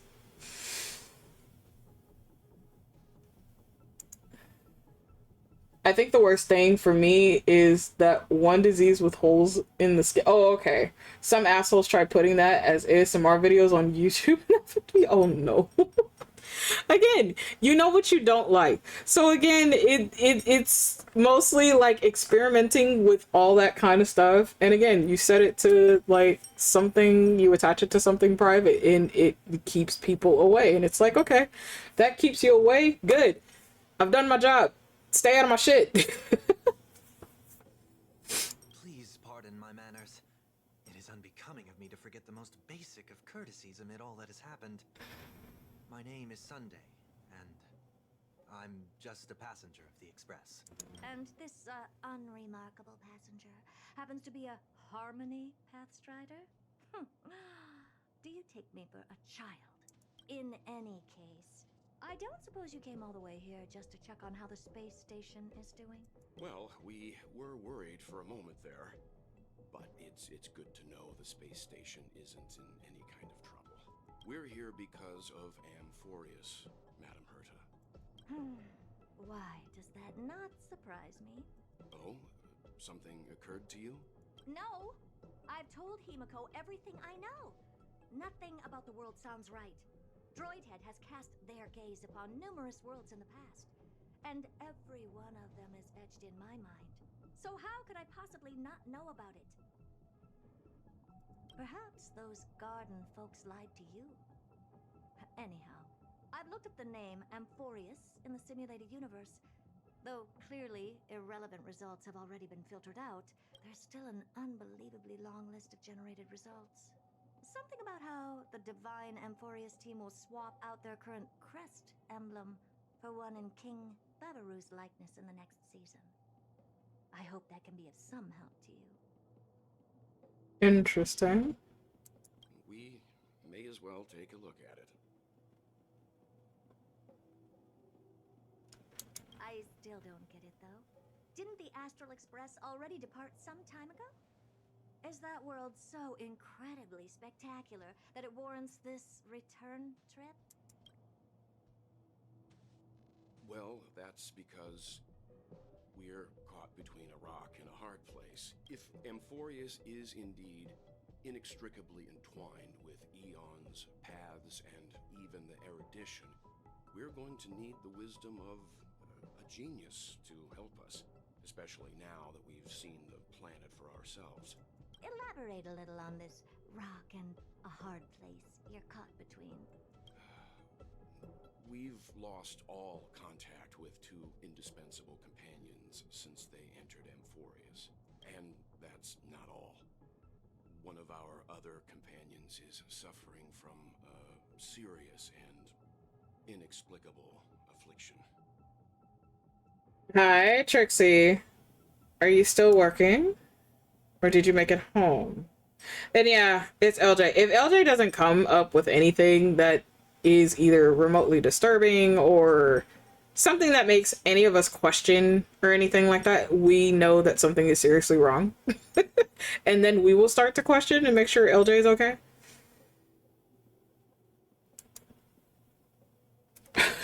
So, again, we love LJ. We do.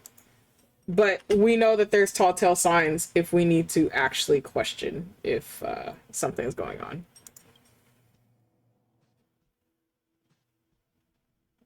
I do, dear. Fuck off.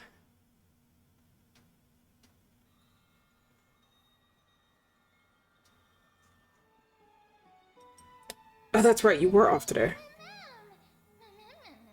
Wait, aren't you spending time with Witchy? Good thing you're finally awake, or that giant's light is going to give you a sunburn. Honestly, I don't think the subject matter would change with me substances. LJ? See? Oh my god, I hate that burning. You're already too late. You're too late. Aren't you spending time with Witchy, Trixie? But hello, lovely. I hope you are having a good day with the girlfriend. Put it back in the puck. It's not a Pokemon. We already stated that this is one of Sly's other forms. It has glitter ears and everything. So not the and kick it. She's eating Din Din. Nice. I hope you two are having a wonderful time though. They've been this excited for a while now. What did you feed them? More like they snuck food themselves. Really now? I wouldn't do something like that. But come to think of it, I don't remember when the last time I ate. Something was... Forget it. You can skip the translation. I can somehow tell that none of that chatter is meaningful. but it's not under the desk harboring sus ideas. So I don't know, bruh. I mean, this is the other side of Sly, if it ever existed. We'll put it that way.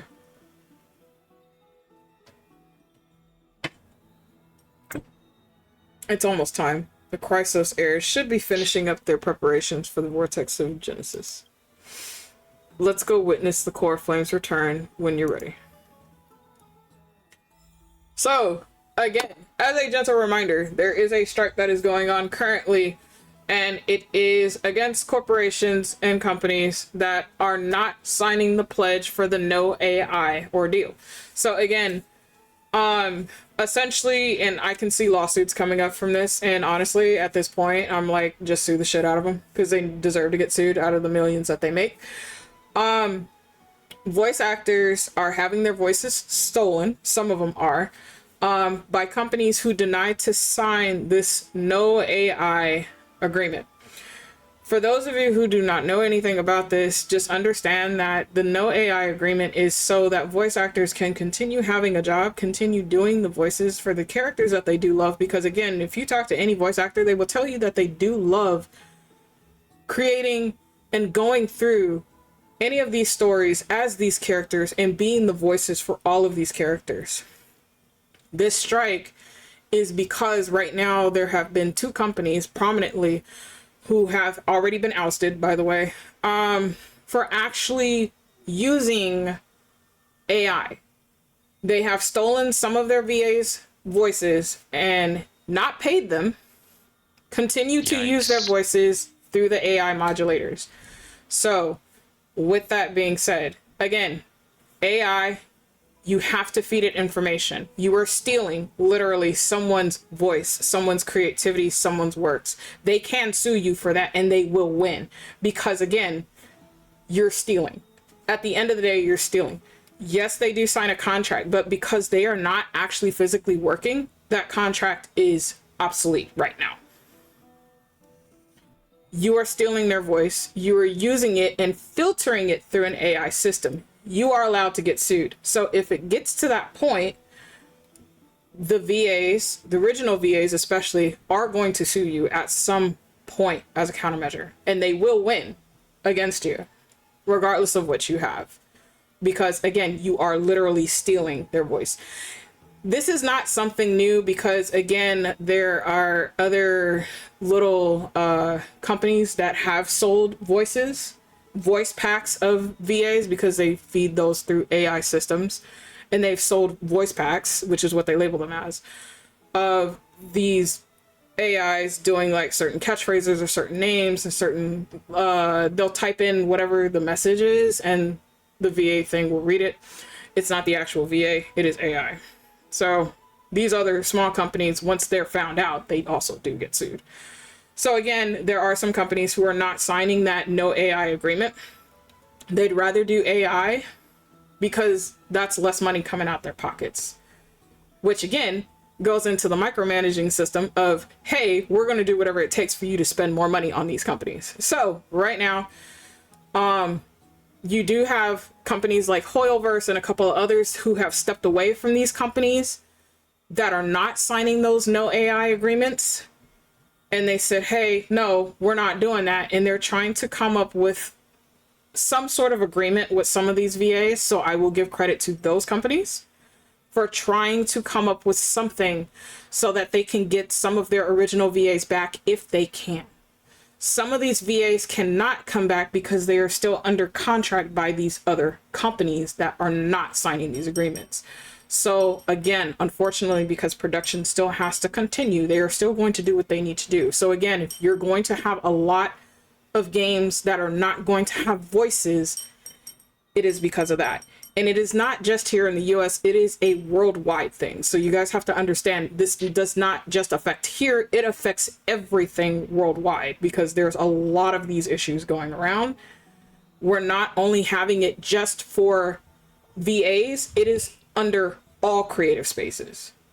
So whether you're into writing, whether you're into drawing, whether you're into concept art, video game editing, whatever the case may be, It is all getting threatened because of laziness of wanting to push it through AI, which again is very poor, very shitty. And it is literally taking away. This. Hello there, Azure Mystic. How's it going? I like Slide, but I refuse to deny their nuclear-related sussiness. Yeah, so, again, I believe there's some people who have already posted some of these things online. You can find it on Twitter and all this other stuff. They have lists of companies who are denying, literally, and they have already come out to state that they will not sign this agreement right now. They give it as unconclusive or whatever their excuses are currently, but however, if it continues, there are some plans of boycotting either the video games by not paying for anything that they put out, and things of that nature, because again, we're literally funding that, you know, and it's like, hey, I would like to hear my original voice actors come back for this, if they are able to come back, you know. And some VAs are actually stepping away from those companies altogether. And yes, unfortunately, that is them also losing work. That is them losing their job. But some of them are trying to find other ways on how they can market themselves without having to go through these companies that are trying to push for AI. You know. Now, are there good benefits for AI? Yes, just not in the creative space. You can utilize it for other things, for other means, like let it solve cancer, let it solve other worldly issues that we've been having for generations that you guys deny to work on, or you put a halt and a stop to, not through creative spaces where people's lives and jobs are on the line. It's baffling to me, the guys that have no clue how short-sighted doing this is. Like, if you started sidelining people like this, you will eventually just sideline and make yourself obsolete by proxy. It's so dumb. They do not understand it because they themselves don't do this. That is the sad reality. And as an artist, I can say that. Because, again, every artist does something different. You can tell 5 of us in one room to draw one particular theme. We will all draw it differently. We will all use different medias. However, it still follows with that same thing. You can have a computer do it, and we'll look at it. We can point out every single flaw in it, but the thing that it will always lack, regardless of what you give it, is emotion, heart, and storytelling. It cannot mimic any of those things. I can look at it and say, man, that looks really ugly. That looks shitty. I'm not going to get any sort of emotion out of it. Right now, the biggest issue, not counting the VA stuff, the biggest issue right now is that some people are speculating that some of our latest movies are being written by AI, which is why so many of them are really shitty in the box office right now. And that is why some of them are really speculating, hey, this is probably done by AI because this makes either A, no sense, B, there's no actual flow, C, what the fuck is this?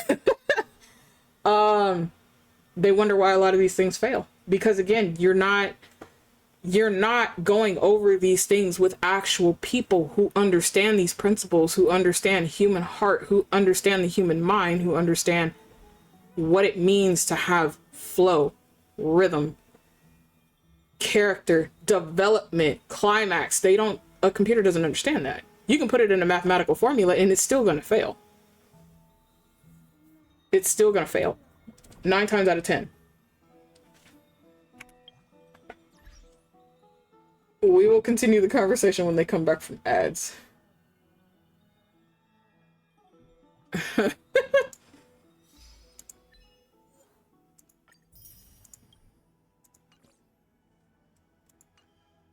While they're in ads, I'm gonna be right back, chat, so give me a few moments.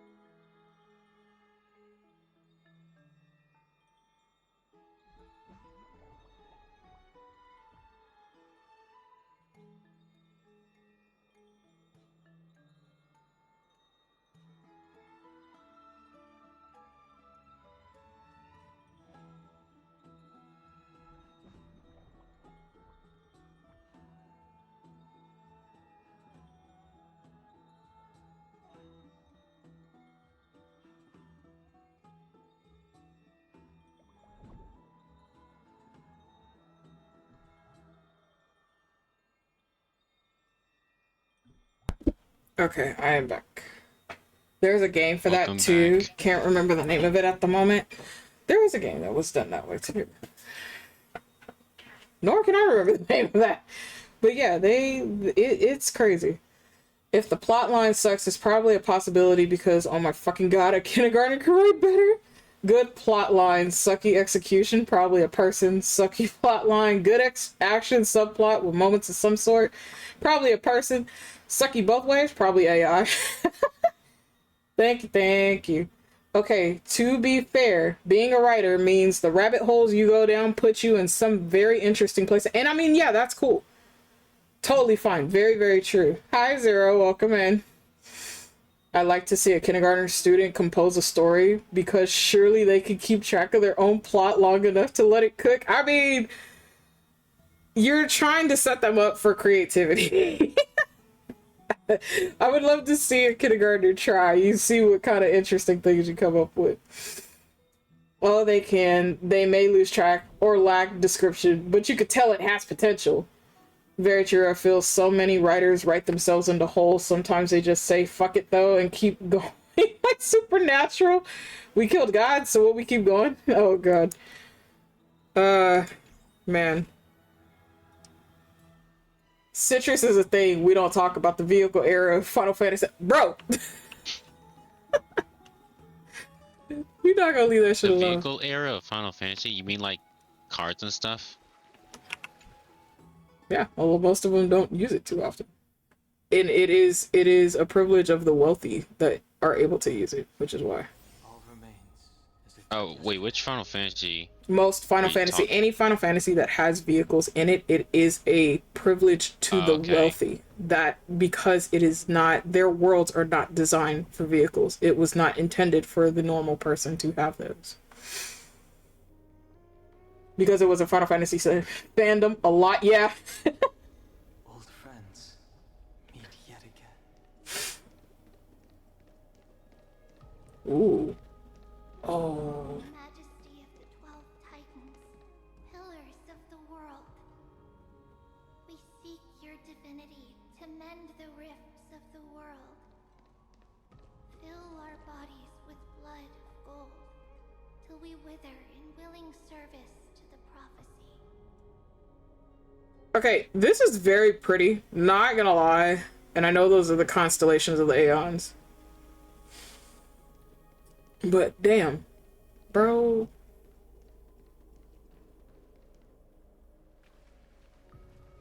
Your guests are here, Finan. We can begin the ritual now.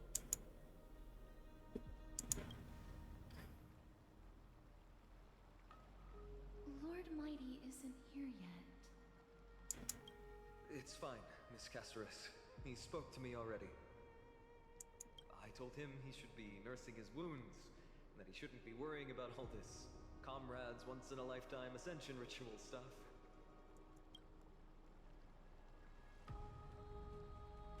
Are you sure?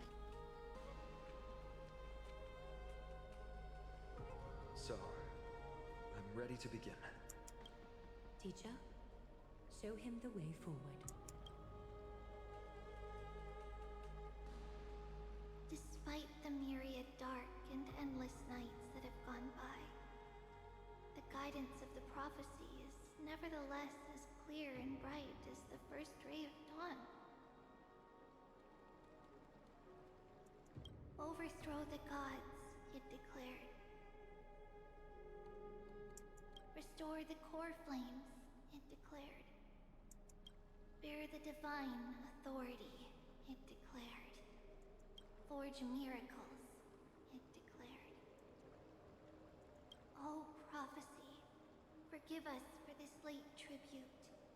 We, Chrysos heirs, have striven to start the flame-chased journey anew over these myriad nights. The seeds we sowed have finally yielded a good harvest. The 7th core flame needed for the miracle that once belonged to the great Lance of Fury, Nikador, shall now be returned by an elected hero of the Chrysos heirs, an upstanding citizen, a valiant warrior, and a noble soul. Please step forward, Finan of Ides Elysiae.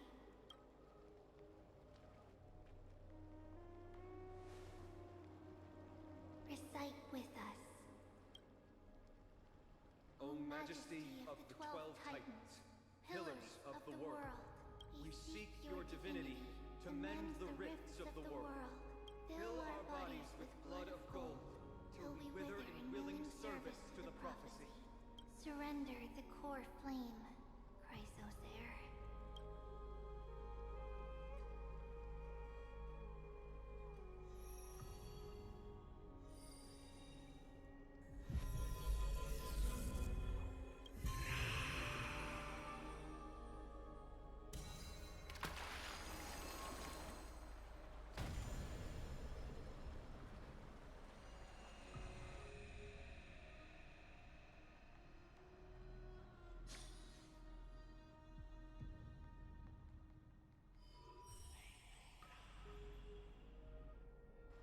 The Lance of Fury's constellation is illuminated.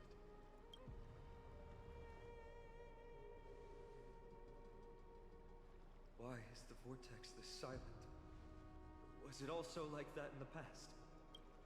Patience, Finan. Do not make us question this decision. Lord Nias? I'm afraid he's not the person you know, Castoris. That is a manifestation of the prophecy.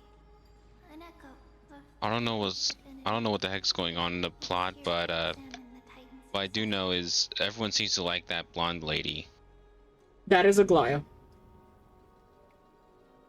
Okay. Something about like sharing a bath with them? I don't know. I've just seen what the memes were telling. Mm-hmm. Mortal, who wishes to inherit my divine authority. Your strength and character have been thoroughly tested.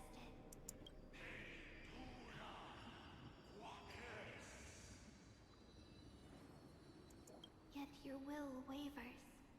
If you are to inherit Nikador's relentless fight against the unspeakable Black Tide,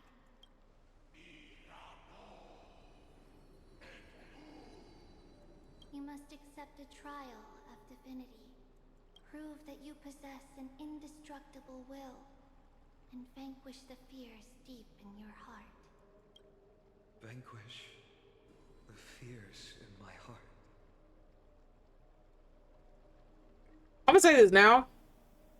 Some points in your life, hesitation will get you killed. This is one of those fucking moments right now for him. So be it. No matter what obstacles you plan to put in my way, I'm ready to overcome them. For our prophesized tomorrow, I will become the god Amphorius needs. Come with me, Phynon of Aegis Elysiae. In fear, you shall abandon your mortal body, and in suffering, be reborn as a god. Wait for my return, my friends.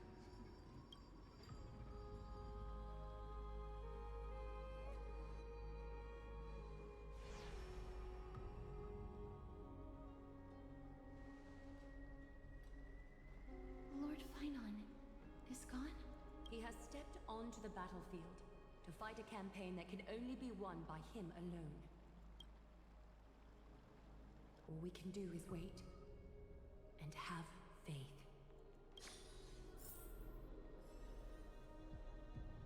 What a mysterious ritual. Is there really nothing we can do?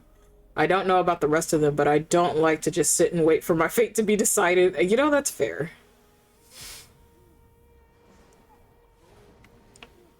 And I mean, there really isn't anything that they could do. I pray you truly are prepared, Lord Phynon. You seem worried. I spoke at length with Lord Phynon before. There was hesitation in his words. The manifestation of the prophecy must have seen this. It saw Lord Phynon's heart wavering. Wherever he is, whatever he is fighting, I pray he makes it through this test.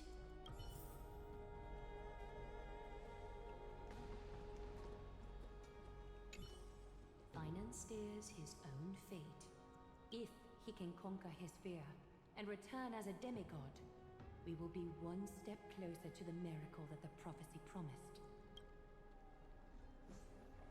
You have a lot of faith of them. You must have noticed by now. Every Chrysos heir here bears a flaw of sorts. Be it the curse of immortality, or the constant erosion of their humanity, or... But not Phynon. He is a Chrysos heir without flaw. A perfect vessel for divinity. I question this because I see this as not true. And we'll see why later. There will come a day when he leads everyone we have left, through the gates of the miracle.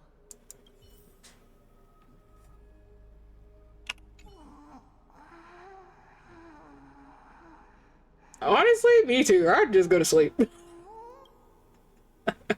Looks like she fell asleep presiding over this ritual. Must take quite a toll. It does.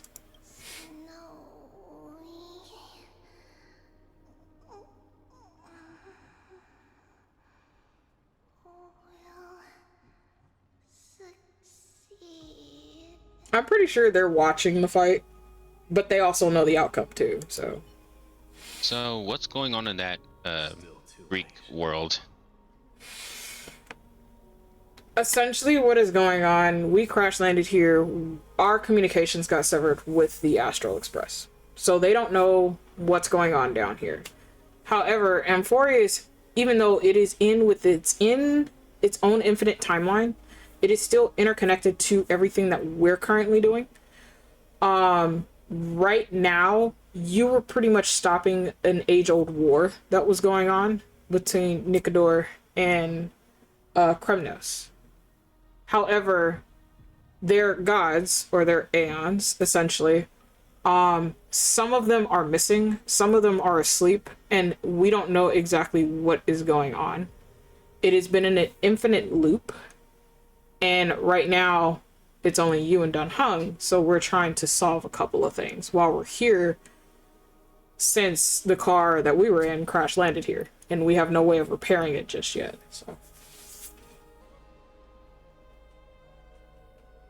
yeah, Sly. This almost sounds so convoluted. There's reasons for it. Because and I did theory crafting with Hades. There's a lot of people who do not play Honkai Impact 3rd at all. I do play it. I am behind in story, but I do know enough of the story to its permanent end as it stands, and I knew where some of this was coming from and where it was going. So I theory crafted with him. So before this even came out, I already had the theories in play. So I know exactly who these 12 are, and we're barely just meeting a few of them right now in this current line. We still have to meet the others, let alone the other aeons.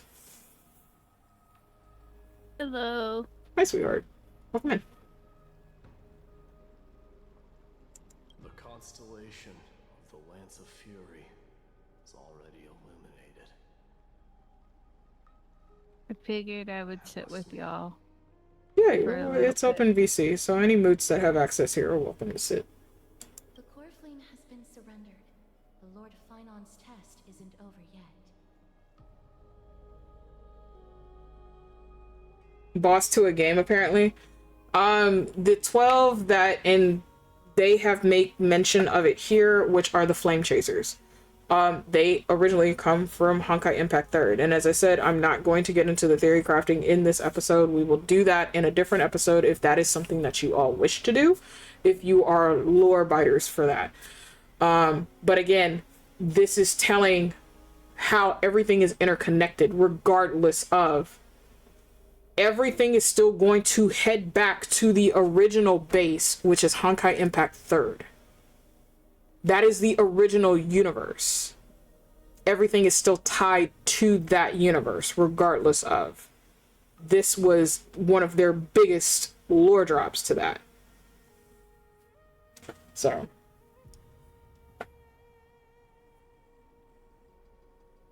Prophecy sent an ambassador. They acknowledged Lord Finon's strength and character, but had doubts about his strength of will. He must conquer his fear and prove himself to the prophecy. I was right to be worried. I want to formally thank you, outsiders. Were it not for your aid, our campaign against Nikador would have been 100 times more arduous. Kremnoans revere strength and military might. That does not mean we lack etiquette. Mighty, what do you mean when you said you were worried? They don't know yet. That guy has always been tormented by his past. I may not be the right person to tell you about him, but you must know his past if you are to continue fighting alongside Finon. Lord Mighty, please allow me. Very well. Before he was chosen by the prophecy, Lord Finon had everything taken away from him. His home, his family, his close friends. Everything he once swore to protect. He became a hollowed shell in his youth, and the blazing flames of vengeance were the only thing sustaining him. The prophecy gave him a new mission, granting him a new life as a Chrysos heir. But which is more important to him? His new mission, or his desire for revenge? I'm afraid only he knows. No. Perhaps he himself is still struggling to get to an answer. I acknowledge his strength, but fear is something not even the sharpest of swords can cut through. I hope you've toughened your resolve, Deliverer. Only a will as tough as stone can shatter the darkest nightmares.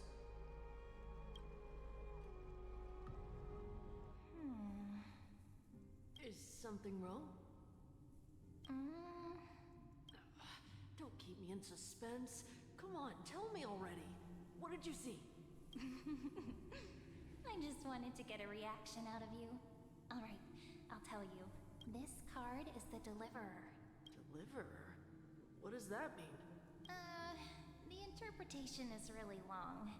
Maybe I should just skip it. All you need to know is, this card means you'll be a hero, worshipped by all.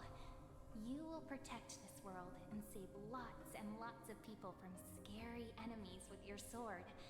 Do you like the sound of that? But... What's the matter? This is a good card. But I don't want to be everyone's hero. I just want to stay in this village with everyone I know. Grandpa and Grandma said the outside world is full of bad people. That's why they're always at war. Who wants to save bad people like them? I can be a hero, but only our village's little hero. Well, little hero, if the day comes for us to say goodbye to ID Silizii, could you become a deliverer then? Do I have to leave the village? If something like that happens, someone will have to save the world. Then I'll... I'm just teasing you. Don't worry. ID Silizii is a peaceful place. Bad people won't reach us here. Are you going home already? If you're not in a hurry, should we go play with the fairies again? Oh, fairies! Okay, I love playing with them. I'll win back the wooden sword I lost to them. Look at how excited that got you. Let's go then. May this world never have need for a deliverer.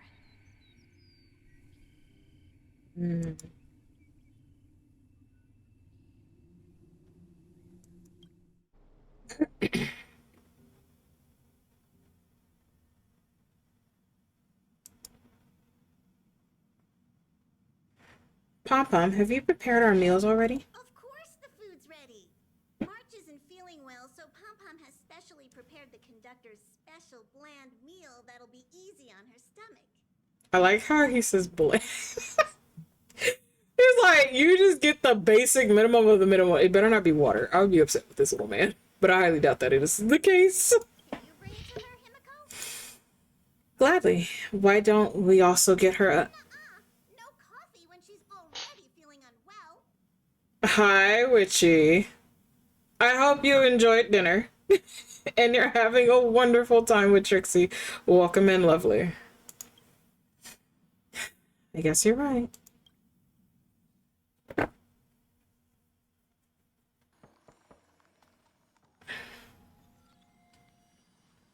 March, I'm coming in, okay? Just going without knocking, just for the funnies. Figured as much. Did she always have that ice? All remains as it did yesterday. Level cap 20. Ooh.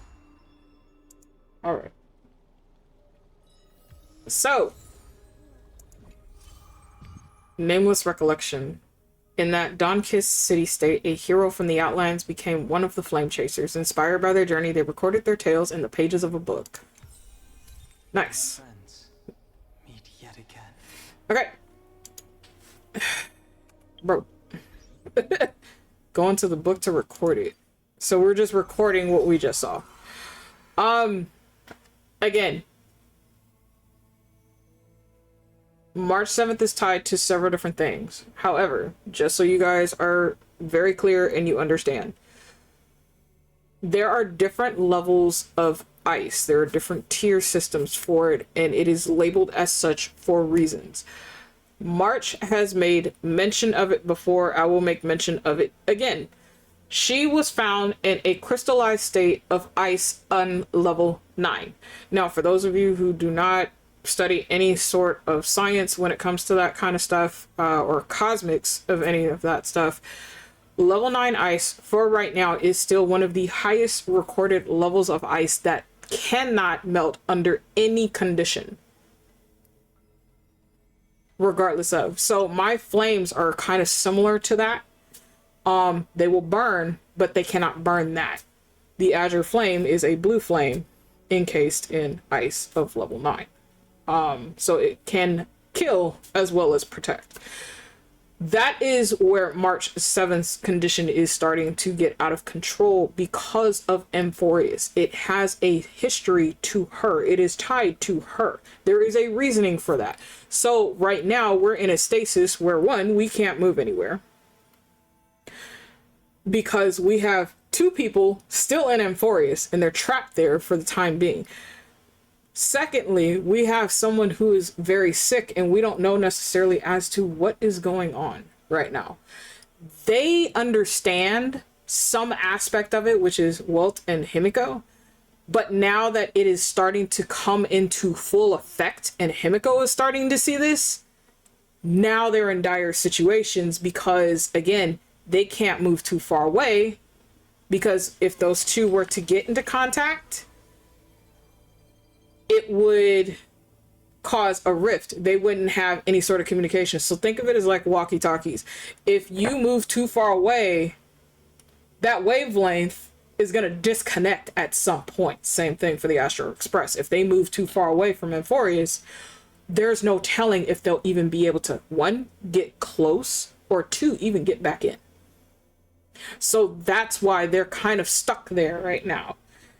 And March is having her condition getting worse at the moment. Hi, Joy. Welcome in, sweetheart.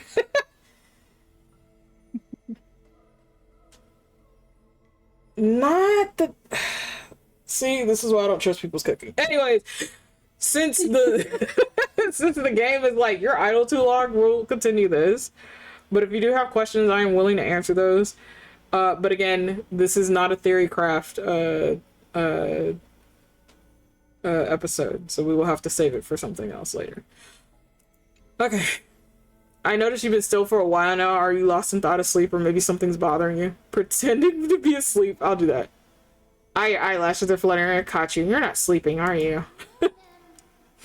Seriously, get some rest if you're tired. Off you go. I'll swing by the bath chamber to check on you later. Okay. Close book. So literally, we're just recording and writing the story.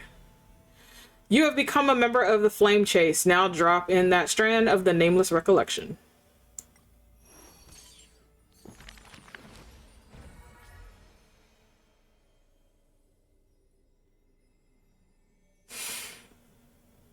Alright, we'll do Tribby. Those flame chasing people, those forgotten stories as I've written. Let me make sure that isn't... Okay, so we have 2 from Tribby. The Guiding Light. In a corner of Okahama, the newly arrived traveler stops for a moment. He rubs his eyes. 1, 2, 3. There's 3 identical children? The 3 children have differing smiles. One is beaming, one has a shrewd grin, and one is smiling serenely. Yet each of them looks just as mysterious as the other 2. Stranger, welcome to the holy city. We will show you the way forward.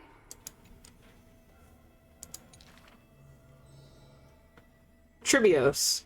This name has not been mentioned for some time. Only the elderly priests of Yannispolis know the true significance of this name.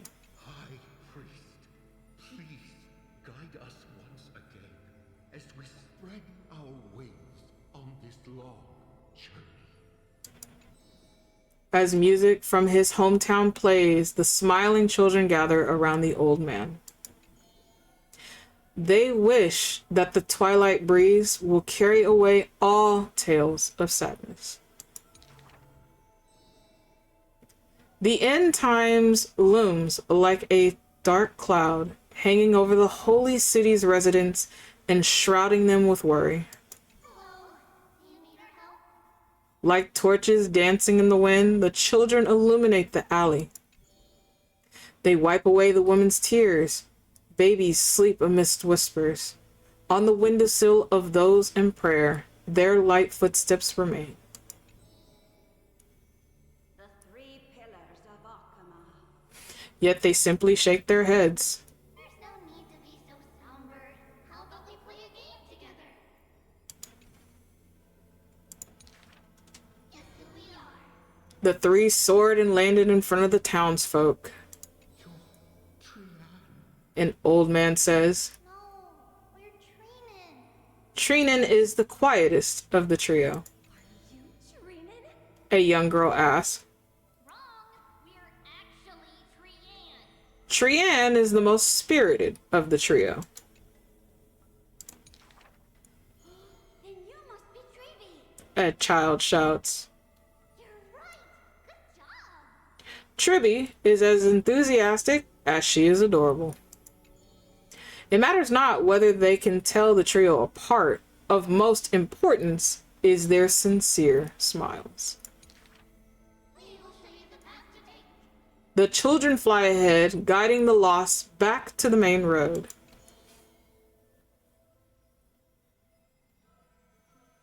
You're lucky. You merely took a wrong turn. The children flew before me. It was rare to see them so quiet. However, there are many more unfortunate souls who have lost their direction in life.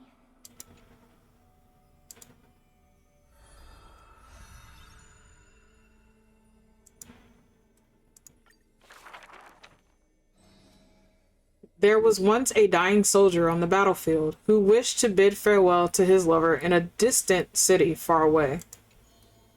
The child leaned toward the soldier and said nary a word as she listened to his final words of comfort. As for the other two children, they were in the city beside a bed upon which a woman was lying in eternal rest, wailing uncontrollably. Not only do the three children share each other's senses, their souls are also interconnected. When one is filled with grief, the other two will burst into tears as well. Perhaps we should tell you some happy tales instead. The child wipes away her tears of reminiscence. Greatest talent is performing Amphorius' nursery rhymes.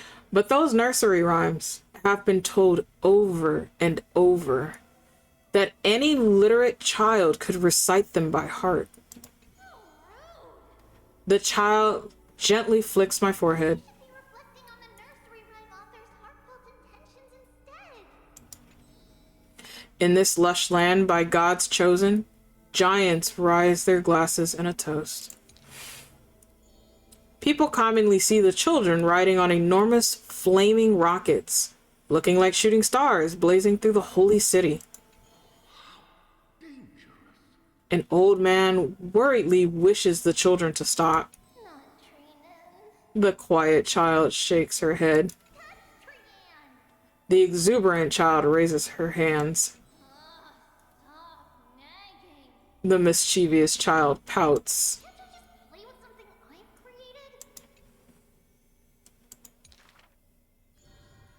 Every child in the world loves to play, and Tribios is no exception.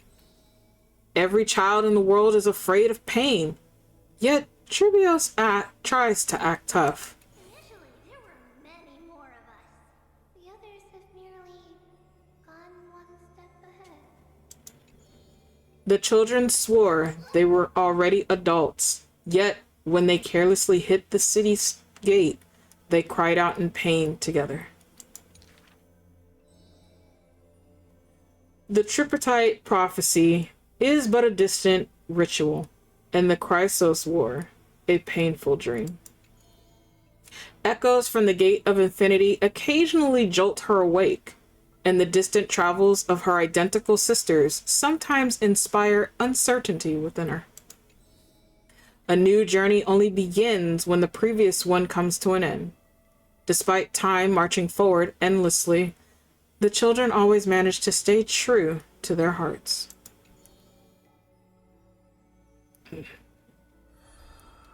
They are all that remains from one another. Interesting.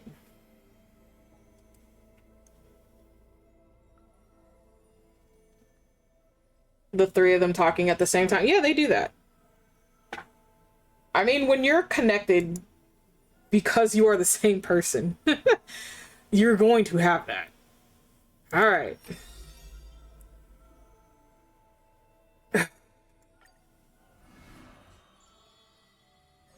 Servant of Death, Castris.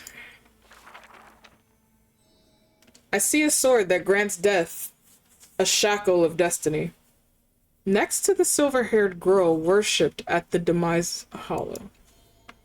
The sword stained with unknown blood, lying shattered and snapped. The shackle chained pale wrists dotted in thickening rust. The priest asked with a shaking voice, "Upon whose fingertips will the butterfly perch?" Oh, Soko. Hello. Hi, sweetheart. I'm guessing you're heading home. No, opposite. I'm going to class. Oh, right, your second class. Okay. What in the... He's heading to class. Calm down, chat. Don't... Oh. I forget your PNG. That comes up for this. Oh. We just never changed it. He is here now. I know.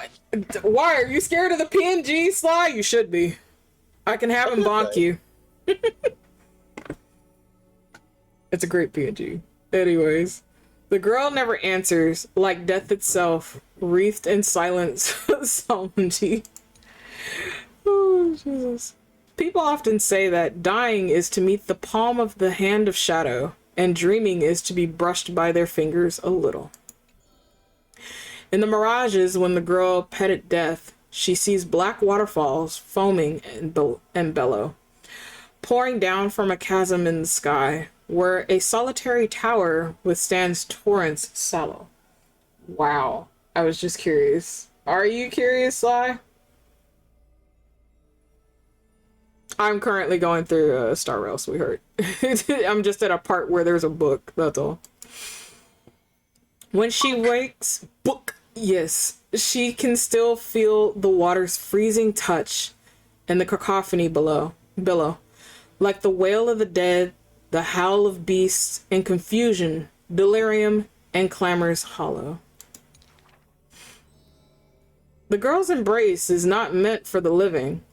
Thousands have entered the eternal sleep in her arms, granting to the dead solace and dignity. She mentions a ferocious warrior feared in battle. She did not go with a smile, but to me she cursed. Oh, life's end, how ugly you are, how despicable. And from that day on, she adorned herself. Her dress, white as a radiant moon, became always dotted with flowery petals. For if death cannot be avoided, So says the girl.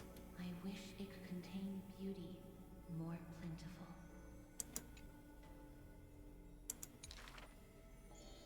Among the manifold rites about death, the ones she knows with most intimacy are burial rites. One burial of unfamiliar countenance after another, wherever she presided, from the angelic visage of a babe passed in the cradle to the despairing eyes of the mother drowning in sorrow, from the scars on a war-battered general's torso to the unending tears pouring from his bereft widow. Yet she remembers not a single living human she had seen. Even in the mirror, she thinks her own face strange with an alien glow. In the countless words buried in forgetfulness, the only thing she manages to glean is a mockery to fate, a sarcastic whistle. Stay alive.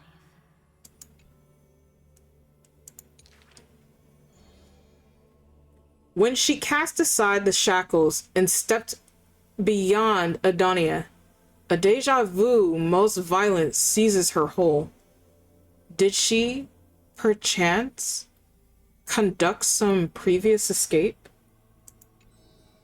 Illusions dance across her eyes. She had once drifted in an endless river, then drove her single boat out of the deluge. She had wandered in the battlefield covered in corpses, then recovered the path back to life. Why must she escape over and over again? She now knows the answer and quivers, for it is a ludicrous surmise. The woman embodying death walks this world only because she knows she must stay alive. But alas, at that time she knows not. Oop. I wish it would let me do that without doing without doing the card of that premise, but well, yeah. It goes on. So I wish at the end it would just let us finish and not do that. But we will go on to Finon and see his.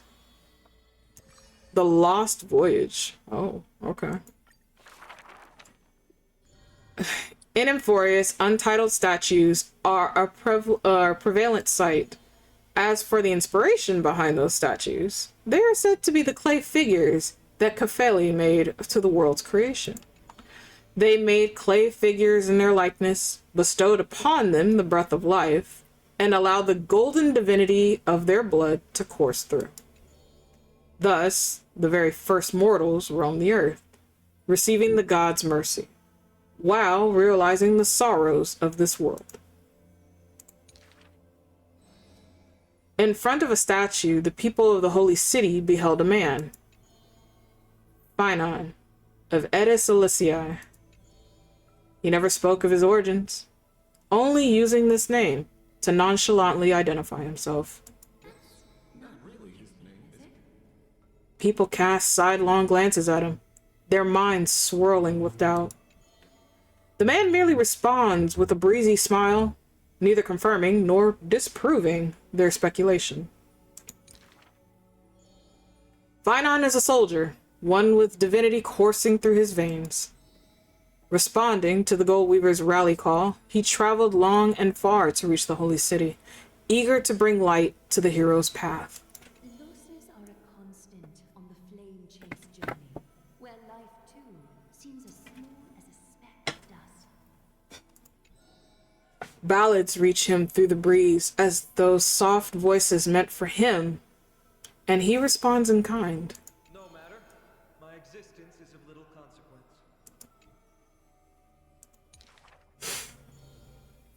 Edis Elysiae, the man's hometown, shrouded in secrecy, just like his past. Some have searched for that distant village, yet found it neither written about nor passed down through song. In every nostalgic reflection, the man crafted a vision of paradise with his exquisite poetry. Yet, within the ancient texts of the holy city, the history of that frontier village remains more obscure than the days to come. In the far-off future, the land of Amphorius will bear the marks of the hero's footsteps. With sword in hand, the man will inscribe an eternal mark of the Chrysos epic. Yet his real name may never be heard in this world again. Losses are a constant on the flame chase journey. So too, losing themselves at the very beginning of their journey.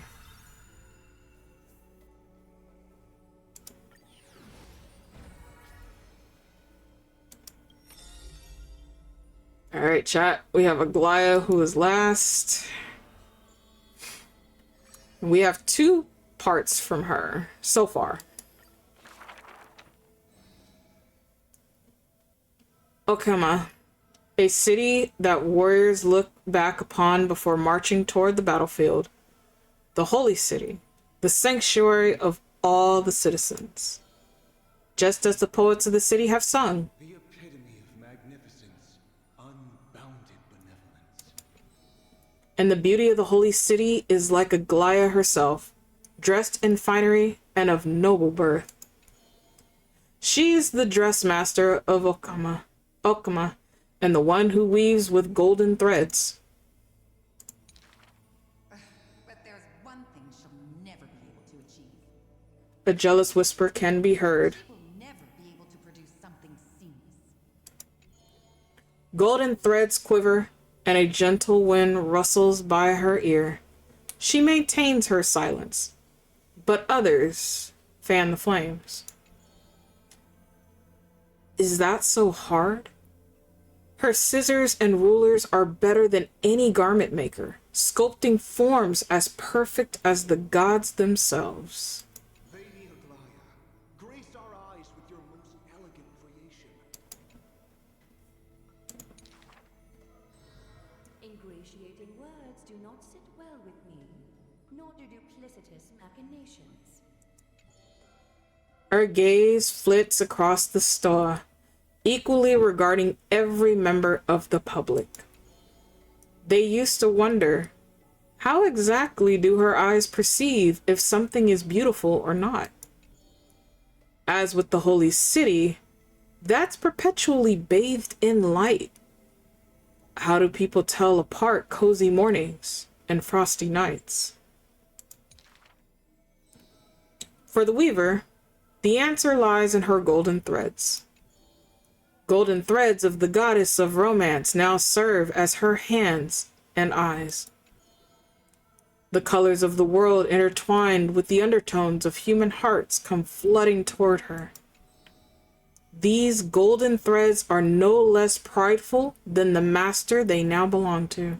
As long as the thread has form, it is enough to craft seamless finery. Be it stitched finely and tightly, or cut cleanly with a single stroke.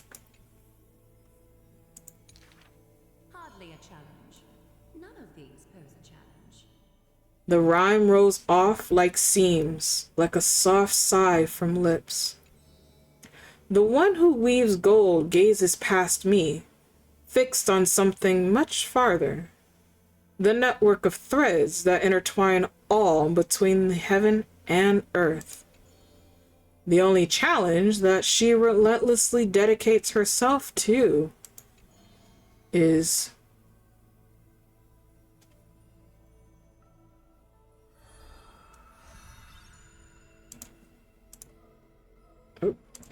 okay.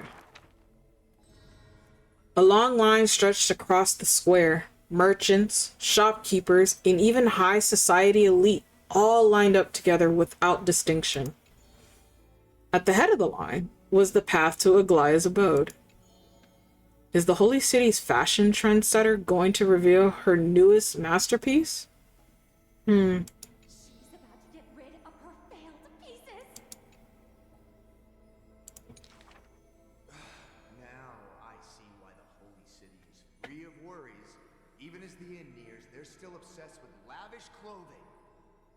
New to Okama, a visitor from elsewhere ends up utterly bewildered at the sight. It is said that a family of priests who worship Minista go way back with the weaver. But her impeccable gift of weaving isn't meant to serve anyone's pursuit for pleasure. What was once a sacred duty was misunderstood by the beauty obsessed who mistook fallen shreds of priceless treasures. Are flawed creations really still worth the people's adoration? The weaver shakes her head. She seems to have forgotten something. It is precisely the flawed hero who walks ahead of the crowd, who casts a long shadow over the world, and who strives toward everlasting daylight. There are nevertheless people whom the weaver is willing to sew and tailor for. Her conditions are beauty sharp as a blade and the pursuit of beauty. Me? I want to be showered with a thunderous ovation and lots of flowers. A melodramatic poet speaks out, I want to stir her emotions. the voice of a blushing young boy. Do I fit the bill? My sister and I are refugees from the abyss. I want to get a pair of shoes for her. A seated child speaks up. Next to him is a barefooted girl, staying silent with her head kept low.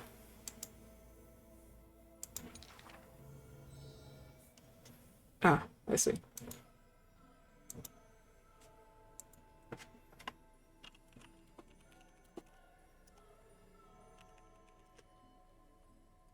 Unfortunately, gold threads are willful things. They are never swayed by sympathy or pity. A tense and worried look surfaces on the young child's countenance. The specks of dirt on his face brought back memories of a past encounter. The weaver begins. As messengers of Janus, they will bring him the shoes he hopes for. Pure fiction or everlasting history? Interesting. All right. So, looking at this, we're going to be in Amphorius for quite a while. Quite a while. We're not going anywhere, especially with March's condition now doing what it's doing. Yeah, we're not going anywhere. We're going to be solving the issues with all of the flame chasers for quite some time and re-piecing their history and making everything whole once again. So it's going to be a while. Whew. Oh, God. Okay. It is going to be a while. Which is perfectly fine. Ooh, huh. Trivy! Little Gray, are you free right now? A combat request? What is it? Are we busting monsters or people? 30% discount for you? Bro, I can't. No rush, just a little favor we like to ask. When we woke up today, our favorite book was gone. We couldn't find it anywhere. Trian is about to cry. Trian did not. Oh me, oh my. At this point, we'll have to find a diviner to help. Aren't you girls diviners? I thought you'd know how to do that. It's not the same. Different fate titans bring different directives. There's a super duper mega ultra powerful diviner in Okama named Pathsia. Allegedly, she can tell the future just by dreaming. However, due to some past circumstances, it's not advisable that we meet her. So, Little Gray, please, please, please. All three of us said please, so you must go, okay? Bro, what the fuck? Oh, that's funny. Not them losing a book. Out of everything, they lost a book. Somebody did something. Okay, let's see. Esteemed guest, are you near the Droma's workshop? It seems a commotion has broken out there. Do you think you can go and take a look? I can't get away at the moment. Unpaid labor again? Am I getting roped into unpaid labor again? Today is going to be another fulfilling day. Compared to assignments, this is more along the lines of a quest between friends. Oh, right. Please refrain from mentioning my name. Thank you, esteemed guest. What is going on?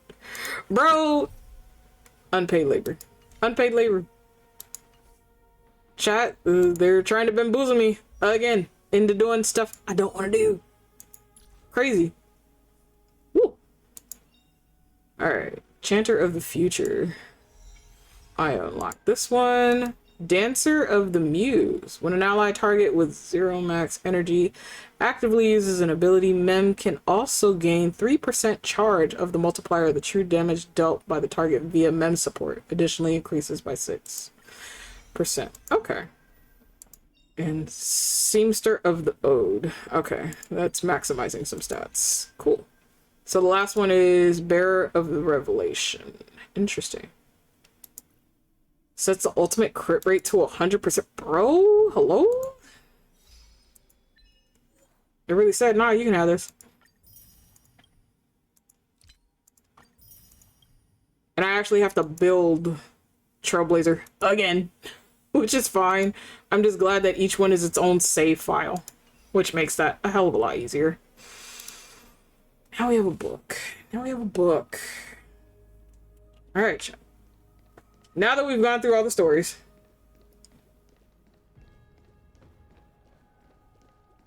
Okay.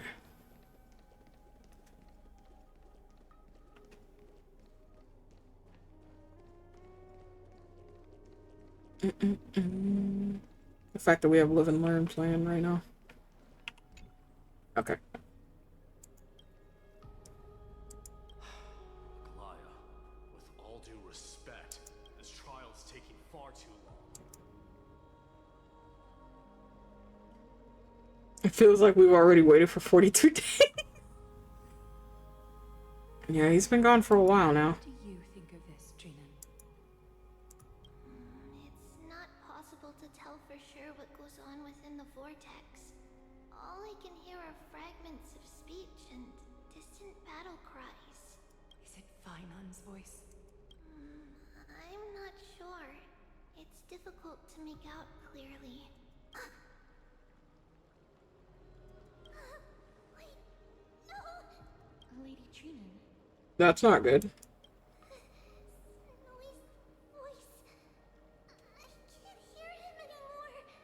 Yeah, that's not good.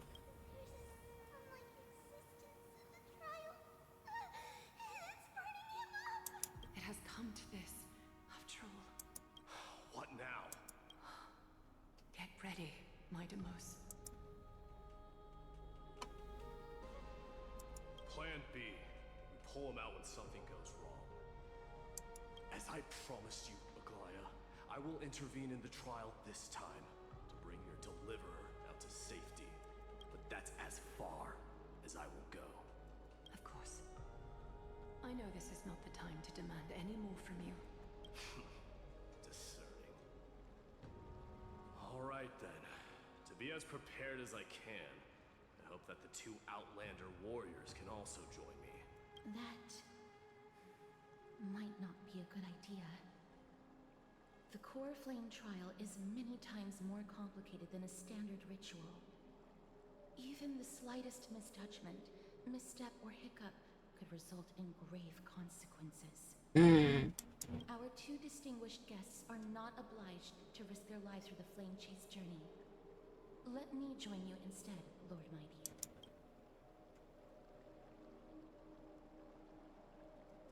Can't we all go together? Someone should stay outside in case we need help. I mean, Aglaya has to stay outside. She doesn't have a choice in that matter.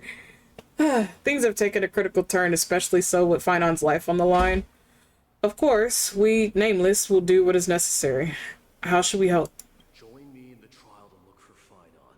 And when we do, Glaya's golden thread will guide us back out.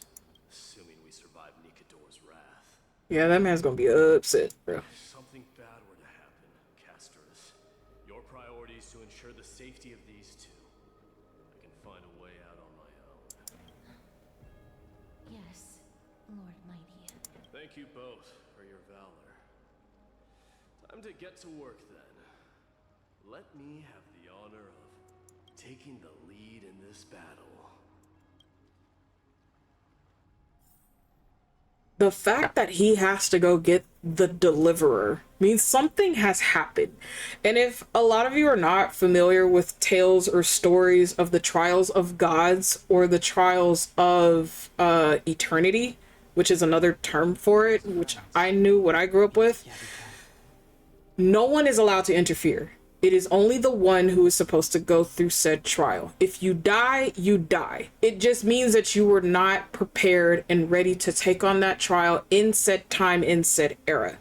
However, sometimes there are ways that others can intercept and intervene in said steps. However, that is going to have a high consequence for that action.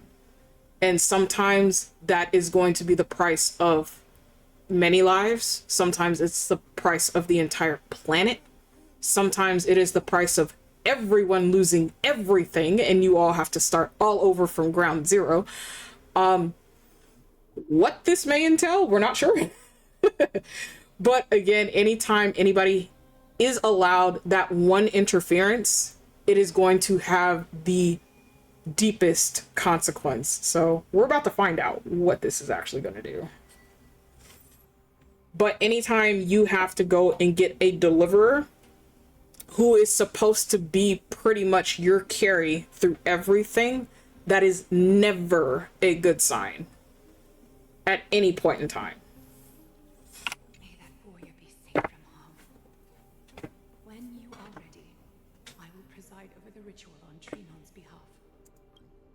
Let's go. Ooh, I did not like those odds. Okay. Okay. Bro. I am not liking this team composition. Okay. Brother of Might. Hi, Starlight. Welcome in, sweetheart. How are you? I'll give you a shout. I think most of my mods are away right now, but I'll give you a shout out in just a minute. Honestly, we're just gonna go with this for now. I don't necessarily know anything to it. Our reinforcements from beyond the sky, warriors of high esteem.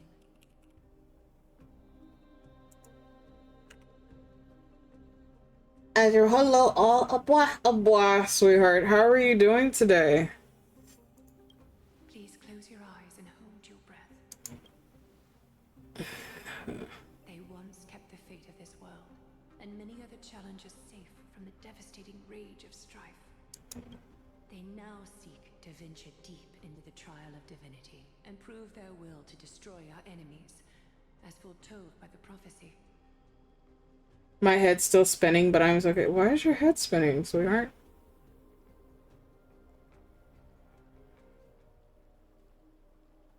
Did you get up too fast? Were you doing an activity or something? What's going on here?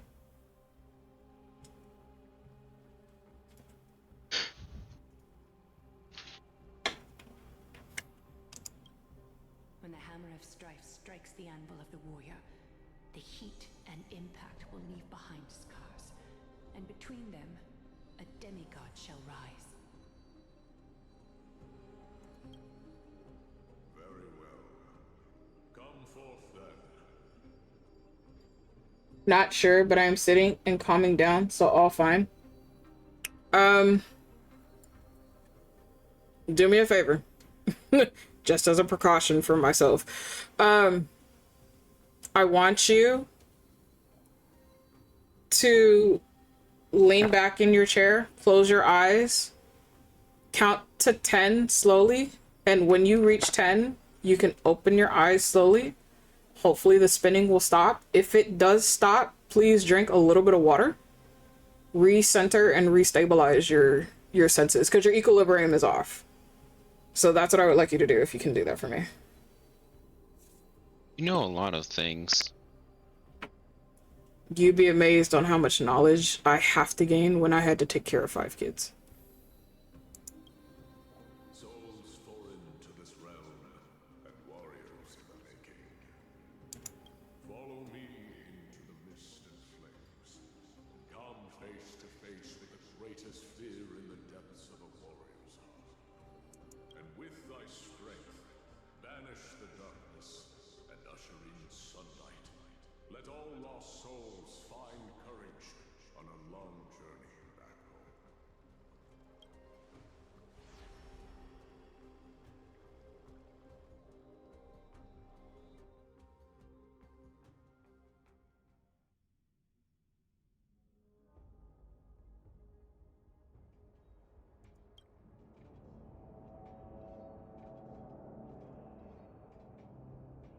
Ooh.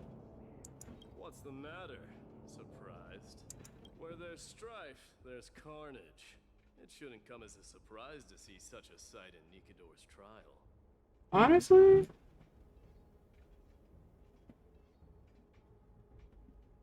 Why is it just you? Where's Don Hung? I don't see him around here. We should go first. Let's pray he stays safe. Huh. Greatest fear in the depths of a warrior's heart, huh? So, this is what he fears the most. He fears losing people under his watch. There's no place for you in Enforius.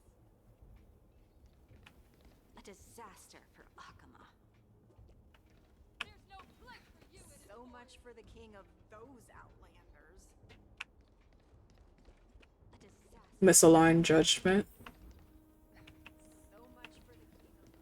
You won't get away, Kremno and Vermin! Be on alert.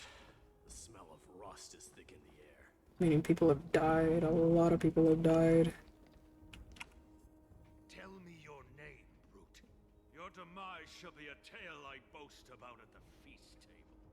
My name is Perdiccas, and I am here to avenge my people. Kremnoans and Akamans are at war? Perdiccas? Even the tragic cries of beasts at the slaughterhouse sound better than your name. Say whatever you like, despicable Akaman. Better to die in battle than return even in glory. May the Kremnoan spirit always watch over me.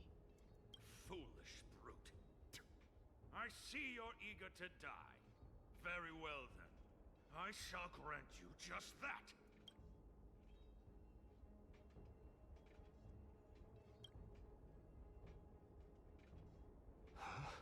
Die, you swine! Matamos. My king. Why? Why did you leave us to the mercy of these foreigners? Is this? And you are... Oh. So the Alpha Brute has found his way here. You Kremnoans are all eager to die, huh? Then I shall grant you a swift death. Face your death, cowardly king. This is sacred bloodlust. The product of Nika.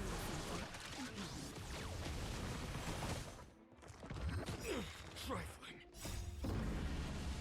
Show no mercy.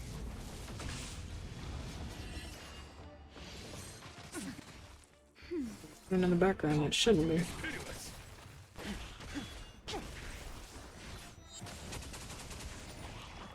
Burn it all.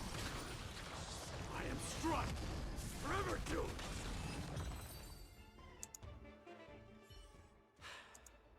Absurd. I know this, Akaman. Strife contorted an honorable warrior into this perverse and twisted being. That horrible noise. I can hardly suppress my bloodlust when it sounds. This battle cry must have gone to Finon.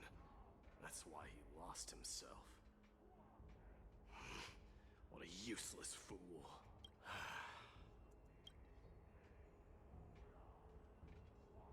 Who is he? It's nothing. Let's go.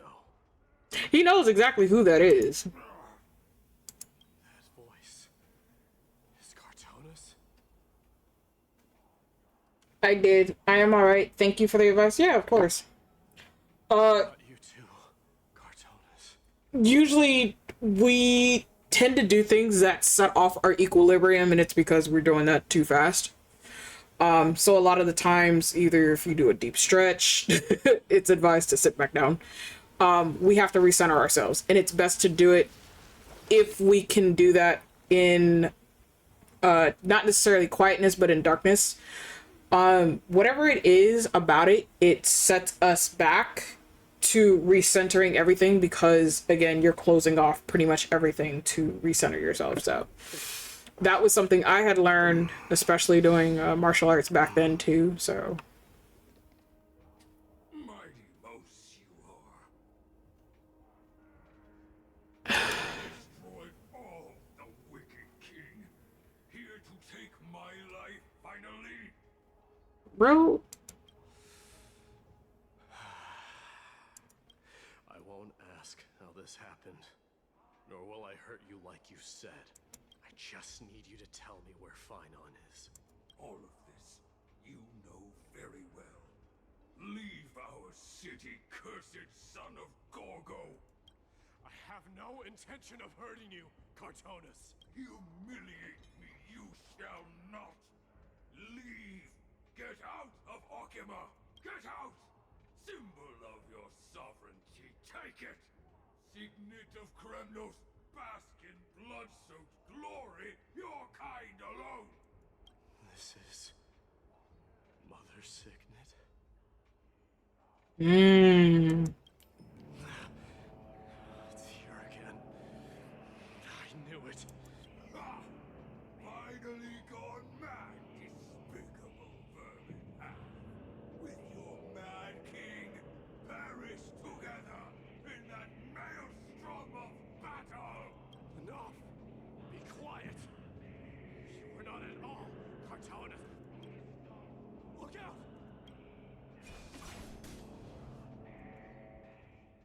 Bro. Nice move.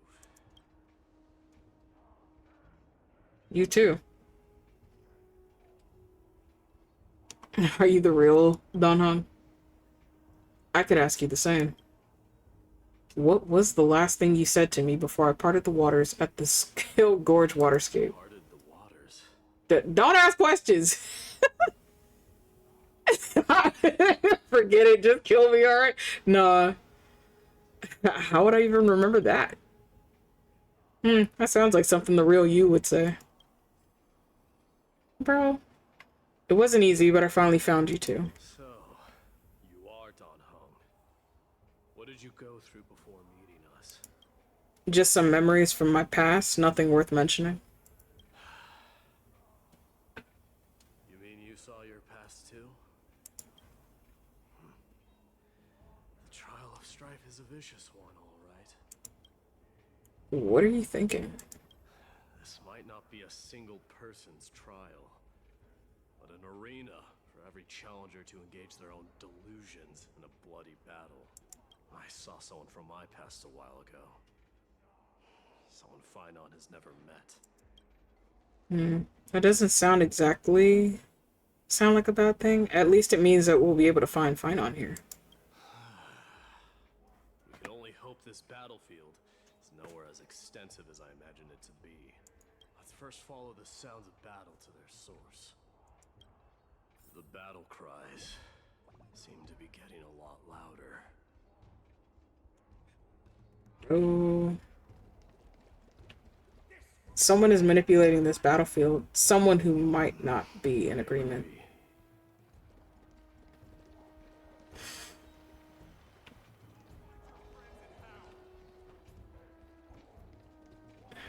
Bro.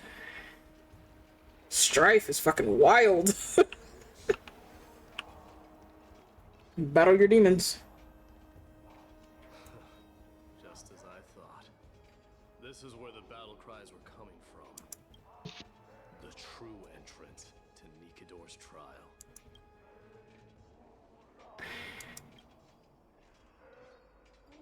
What's wrong with you two? It's Gnosis, an incarnation of Nikador.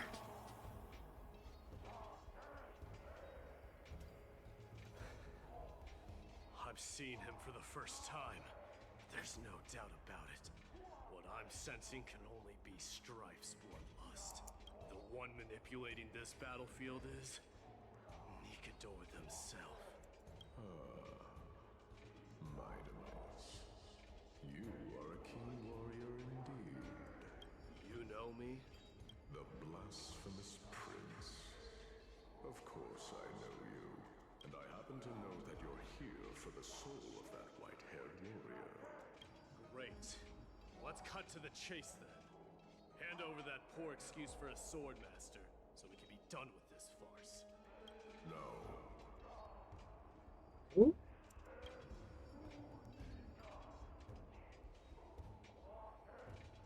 I applaud your courage and strength for coming this far, but you have chosen to besmirch the dignity of one who has fallen, and I cannot turn a blind eye to that. Again, you were not welcome to this trial. It was not ours to go into, but we got an intervention card. This is gonna be one fierce battle we won't be able to get out. One who has fallen. Finon failed the trial. He faced the greatest fear in the depths of his heart, and fought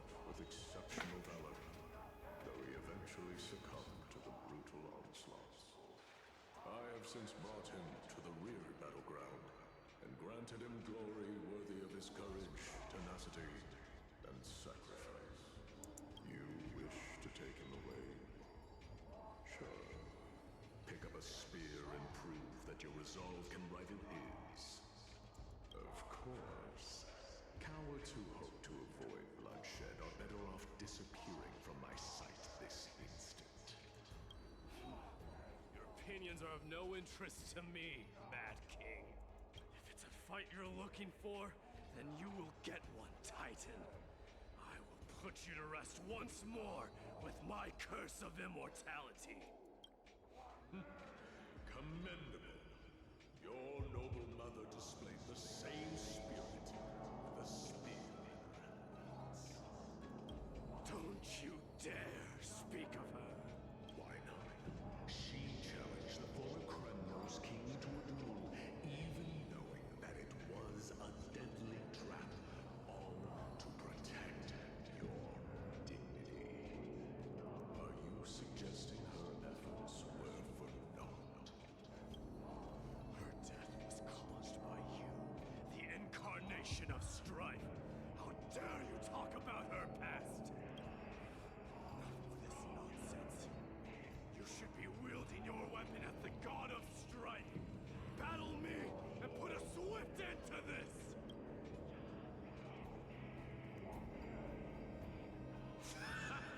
Your hatred is as clear as day, my Emerson. My eyes must have seen. But thanks to them, I have also come to realize this is why you killed your father for the throne, only to let your sickness sink to the bottom of the Sea of Souls, refusing to let the glory of Kremnos live on. This is why you slew the Strife Titan, only to reject the core flame, letting strife continue instead.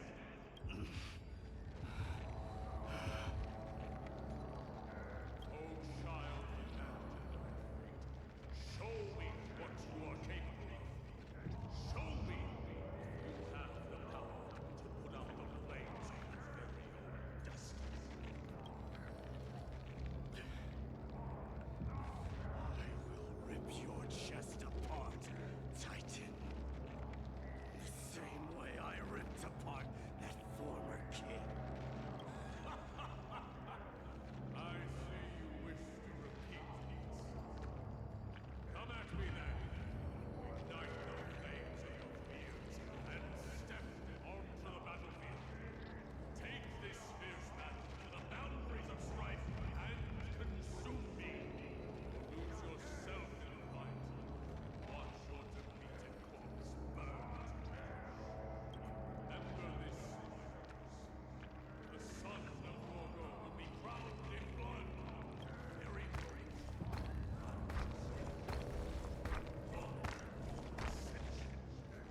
You, the successor of Kremnos. I knew he was no match for you, yet he chose to fight till his very last breath. What about you, my Demosh? Can your murderous intent match up to what fate has in store for you? Prove to me that you are worthy of this power.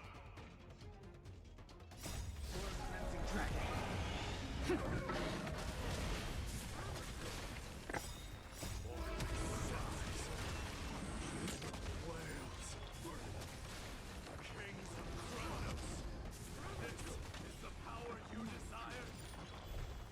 In the name of Paris, I grant you the blood of strife.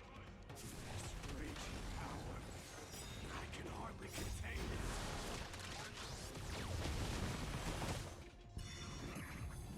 Forever doomed. So he has to learn self-control and not give in to his bloodlust. Otherwise, he will die.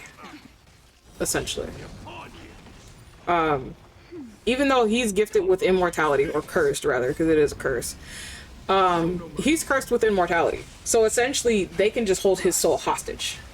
and do whatever they wish, and his body will just become a vessel that they will just send right back out, consistently doing whatever it is they want him to do.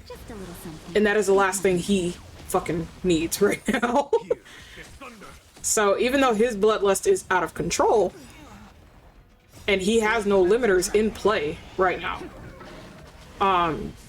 the other two are going to keep him in check, which is Trailblazer and Don Hung. They are essentially his quote-unquote limiters in this.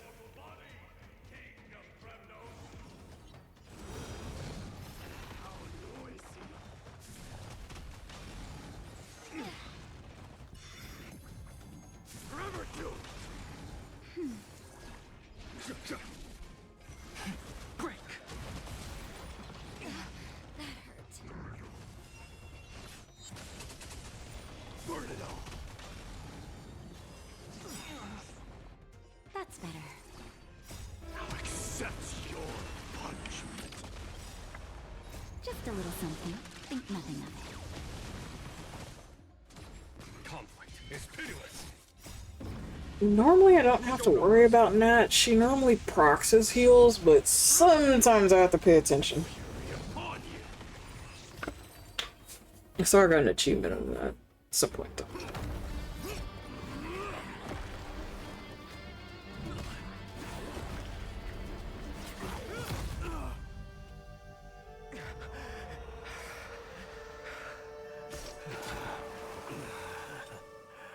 Found you. Took a while.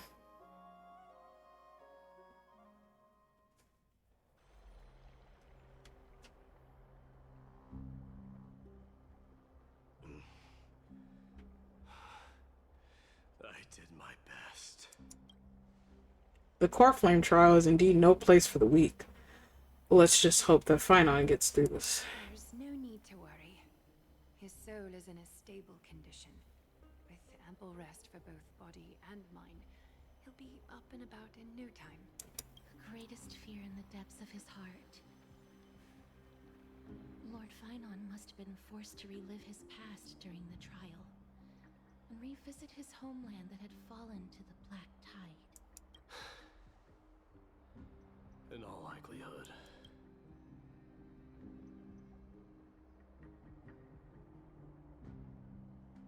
I think Ness has mentioned it before. That is correct. He was willing to entrust the core flame to the Chrysosayers, because he was also pinning his hopes on us to succeed him in shouldering the responsibility of resisting the Black Tide. Could you tell us more about this Black Tide? It is one of the culprits that drives the people of Anthorius to madness. It was during the Era Bellica that this unspeakable thing first appeared, like a plague, alongside the three titans of calamity. Nobody knows where it came from or how it came to be. What we do know, however, is that it is steadily encroaching upon what little remains of this tranquil land, much like a rising sea closing in on an island from all sides. It is for this very reason that it became known as the Black Tide. Those who succumb to it lose their reason and humanity, becoming vicious, mindless monsters. Mortals are not the only ones susceptible to its influence. Even gods and titans cannot escape from it. According to Naius, Nikador, though one of the embodiments of calamity, also bears the responsibility of fending off the Black Tide. Perhaps that is also why Lord Finon threw himself into the trial of strife so readily. But now, we must look for alternative means of igniting the flames of strife. So, Aglaya, what should we do now? You know very well the decision doesn't lie with me. As the successor to Krymnos, Mighty, you know better than anyone that if it was simply about emerging triumphant on the battlefield of strife, you and your people could manage it with ease. But ultimately, the heavy burden of divinity can only be borne by one. It is foolhardiness and indecision, not the unclaimed seat of divinity, that pushes this world into the deathly fog.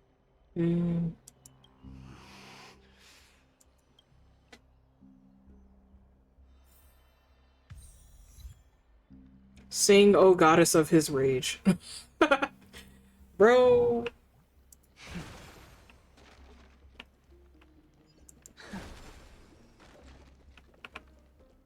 Okay, chat. Give me a minute. I will be right back. I need to stretch my legs. So, hold on one moment.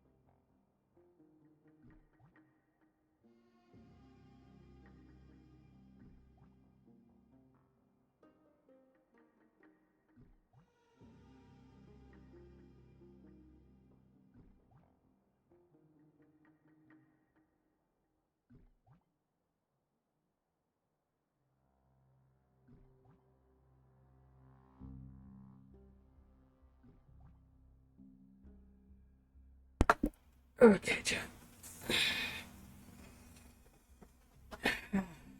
Oops.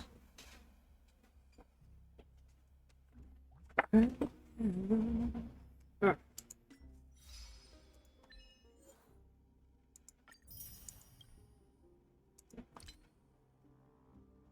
Gate of Fire, the Endless Might. In a single battle, have all have allied character Mighty cast Kingslayer be King or Godslayer be God 5 times in one instance of Vendetta. You know what? That's fair. That's a good ass achievement, honestly. Okay.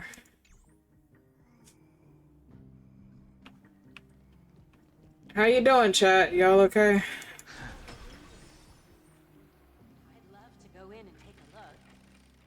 I don't know what's going on with the PC per se, but its stream seems to be fine for you beans, so we're okay for now. An unspeakable thing of unknown origin. What comes to mind when we put these keywords together?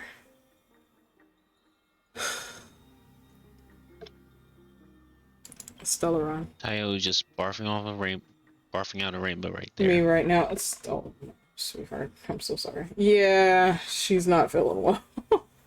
That's right. If you think about the various characteristics of Amphorius, an isolated world of eternal night being eroded by an unknown power, we cannot discount this possibility. This has been bothering me for a while now. Everything we have seen thus far suggests that Amphorius wasn't always isolated from the rest of the universe. Be it the birth of the Titans, or the encroaching Black Tide, none of these can be explained as a natural progression of a civilization. There must be other means for its current state of isolation. It's just, if the cancer of all worlds is truly the culprit, then we should have observed certain phenomena, explicit or otherwise, by now. But that isn't the case.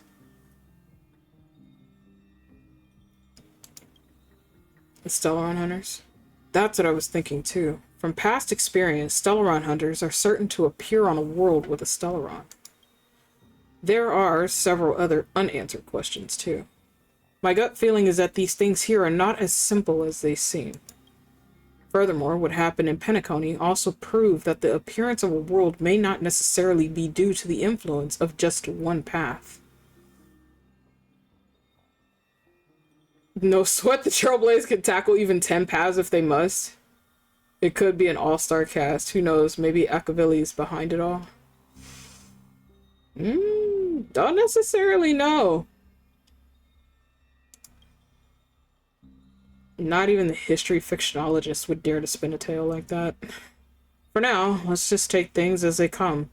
The Black Tide could be a good starting point. Since Nikador has fallen, those who were suppressed by them will no doubt begin to counterattack now. It seems our trailblazing expedition is growing in significance. Oh, we switch over to... Oh, that's wild. Mamaril Palace, huh? Don't worry, Dee. This isn't the first time he's been like this. A long time ago? Not worrying about him. Oh, alright. You're a little quiet, though. I'm sorry. That was rude of me. What I meant was, I know that man can pull through for sure. It's alright. Being straightforward suits you better. Actually, Dee, there's something we're curious about. What did you see in Nikador's trial? Something that terrifies me. Isn't that ironic? There shouldn't even be a word for fear in the criminal language. Do you think you stand a chance against that thing that terrifies you? Is this also part of your grand scheme? What do you mean? Aglaya knew that Finon might fall, and she expected me to take his place. That was the plan all along, wasn't it? Yes. Looks like you know everything. I have no intention of condemning you for it. The Flame Chase journey is not a game, and I have long understood this. The downfall of strife, the ever-growing threat that the Black Tide poses. If Circes and Ornyx are also impacted, the ramifications will be dire. Mm-hmm. They are the only two Titans who are still lucid and willing to coexist with humanity. Regrettably, I do not hold the key to completing the trial. If I wish to conquer that fear, I need the assistance of my fellow Kremnoans. Give me some time to speak with my people. It won't take long, I promise. I see. There is strength in numbers, but you must know that the trial to become a demigod is ultimately meant for only one individual. Your people. They have been eagerly awaiting a new king all this time, haven't they? Yeah. If you take on the divine role, they will have no reservations about following your lead. After all, you're the hero of Castrum Kremnos. I once was. Lady Trebios, therein lies my deepest fear. We'll talk again later. I'll be back. B? Regardless of what happens, we will always be there for you. Thank you. The person I'm looking for is probably in the hot bath. I should go take a look. I am going to go. Thank you. I got some rest, finally. Good job. Have a good night. Take care, Teo. Good night to you. Bye. Alright, so we're gonna replace him with Mighty. Literally this well. Wasn't planning on the whole full path of harmony, but you know, this would be interesting.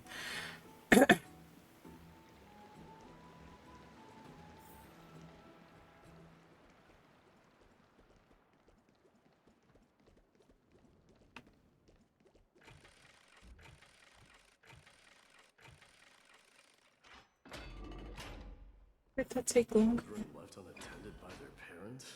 That's not safe. You shouldn't run around in here, kids. Hey, it's the Crown Prince! Are you also here for a bath? Oh. I want to hear stories about princes on the battlefield. The Crown Prince? Are you Kremnoans? Yeah, we are! The grown-ups said we used to live next to the arena. Well, next to the parts next to it anyway. My dad is a centurion with the Hydra Lancers, and my mom is the bravest warrior in the God Shield Brigade. We used to get tons of silver coins from Mr. Crateros. My parents are serving in the Holy City garrison now. As warriors of Kremnos, they're braver than any Achaemen. Why are you kids here alone? Where are the grown-ups? Mom and Dad were asleep, so we snuck out to play hide and seek with Mr. Crateros. That old man can be such a child sometimes. You know where Crateros is? I happen to be looking for him. Sorry, I don't. Come to think of it, we haven't seen him in a while. Did he get lost while trying to find us? No way! Mr. Crateros is a member of the Royal Wing Elites. He's the best at hunting down enemies. He was counting near Verax Leo when we went to hide. I thought about taking a peek, but who knows if it might be a trap he set. It was prudent of you to be cautious. So, which Verax Leo was he with? It's, just take a few turns after you go out from here. It's close to the backs. Okay.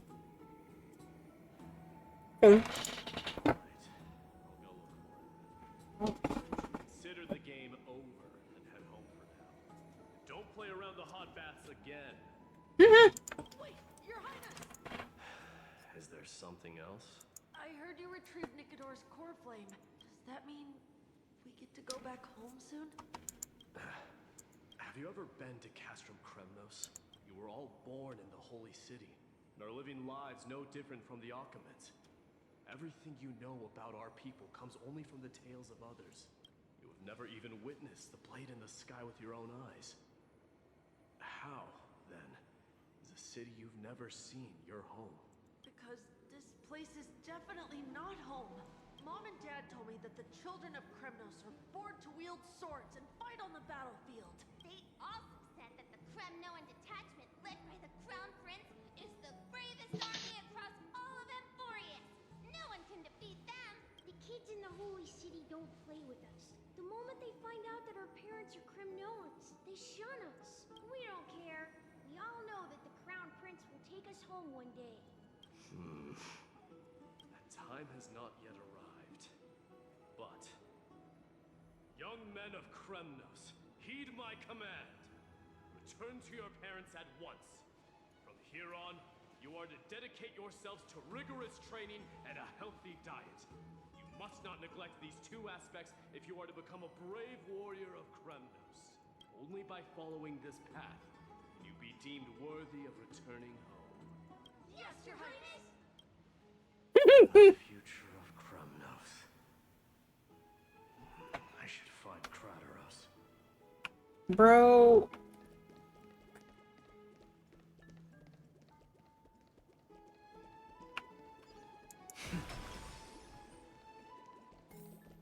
There he is. Is he engaged in a debate with that foolish lion? Oh, God. Rat! It's the Crown Prince of Castrum Kremnos. Get a grip. We're here by order of the Council of Elders. Even the Chrysos heirs have to think twice before doing anything to us. I don't think you want to really tamper with that, dude. Out of my way, lackeys of the Council. The Civil Guard of Akama is on official duty. Please keep out of this area. Bro. Calm down, my lord. Play nice. What if I don't want to play nice? They kind of started it. Don't make me repeat myself. I'll allow you to pass this time, but just this once. Everyone in this world has muscles and curves. So, you think yourself knowledgeable? Then here is a question for you. Do you know how Chrysius Leo and Castrum Kremnos came to be mounted on the wall? I don't know, my lord. How did it come to be? Let me enlighten you.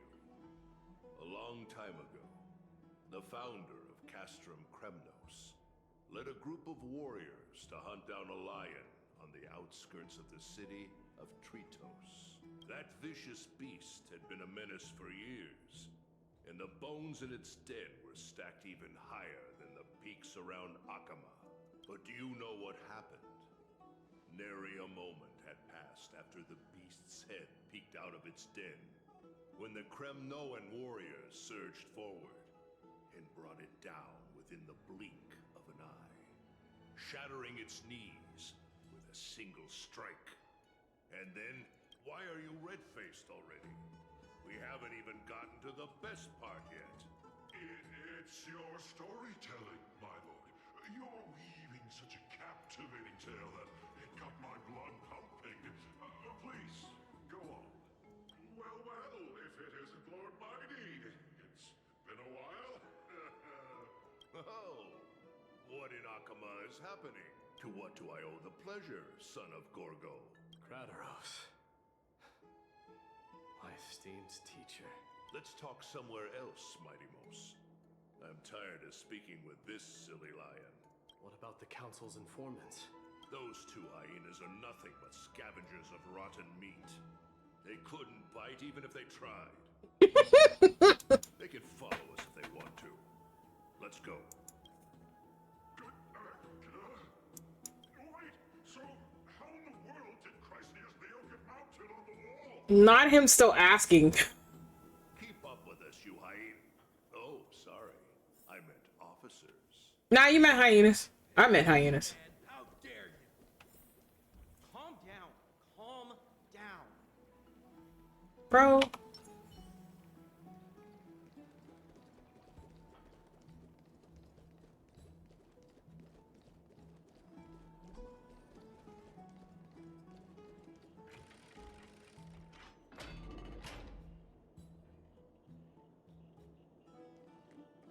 fall behind now. Unless you want to upset our friends here. Don't you dare try any tricks with us. If I really wanted to, I would have done so. We're almost there.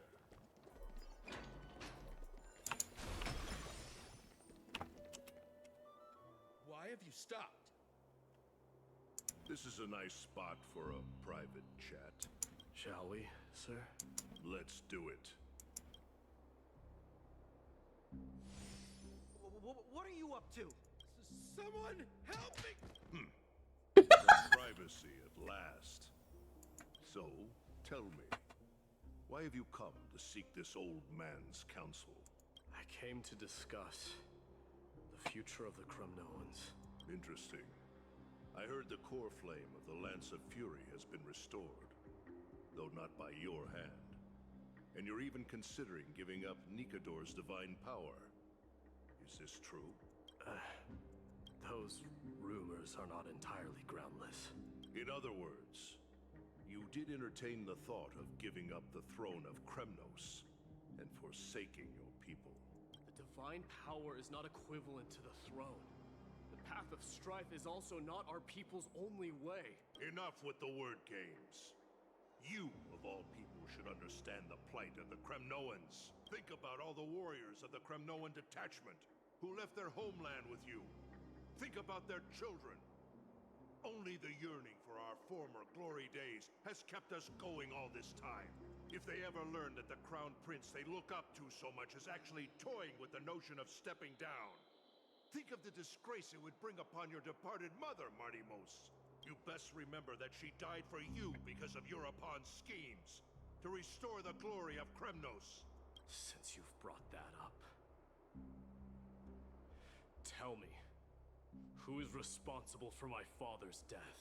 Are you trying to shame me, Martimos? I may be old, but I haven't become so decrepit that I've forgotten it all. Of course I remember that Europon died when the Kremnoan detachment surrounded him. You drove the spear into his chest with your very own hands. That was merely the final outcome. Do you still not see it? What led my parents and our people to their downfall is none other than the strife we speak of. The quest for glory. The tenet of valorous death before glorious return. This is the creed of every Kremnoan, no matter whether these beliefs are justified or not. Don't be ridiculous. The only thing that could slay a king is a spear. Even an infant knows that much. I swore to your mother that I would guard your crown with my life. I never foresaw that the son of Gorgo himself would be the first to turn his back on the Kremnoan spirit. Gorgo. Your mother bore that name. The name of the great founder of Castrum Kremnos. And she upheld that name with honor. If you choose to turn your back on her legacy, like a wretched deserter, do not fault me for withholding my loyalty, Martimos. I came to discuss the future of our people with you. But it appears this is not the right time yet. Go, mighty. Yeah, that's what those Chrysos heirs call you, isn't it? Go down the path you have deemed correct. Deep down, you have always been one to do as you please. And I am well aware that no one could deter you once you've made up your mind. But don't you ever dream of renouncing the traditions of Kremnos. We may reside in Akama now, but we remain eternally bound to strife by blood. Bloodlines no longer hold any significance in this era of destruction. My young lord, always bear this in mind. Never reveal your vulnerabilities to anyone. A lion should never dwell amidst its prey, especially when it wields power enough to dominate the entire hunting ground. Europon, the boy did nothing wrong! This is murder! Do not sully the noble name of Kremnos with the blood of an innocent child. You mustn't reveal your weaknesses to the enemy.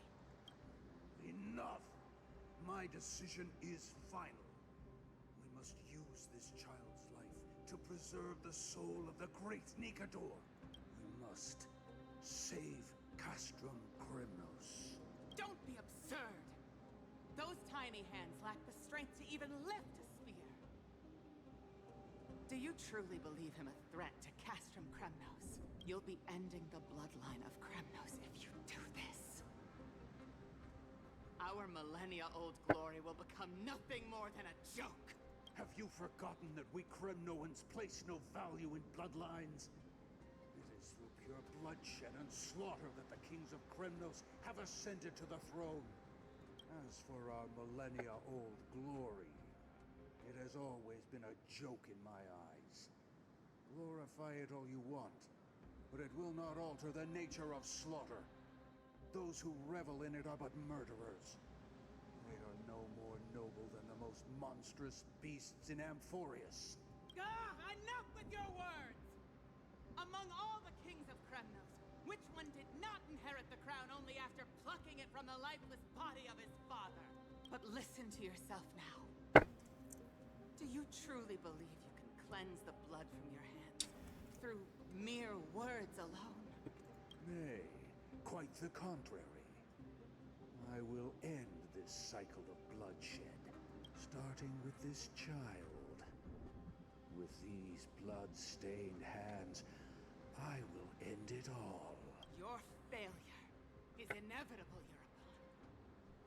You are just a coward who can only raise his blade against his own child!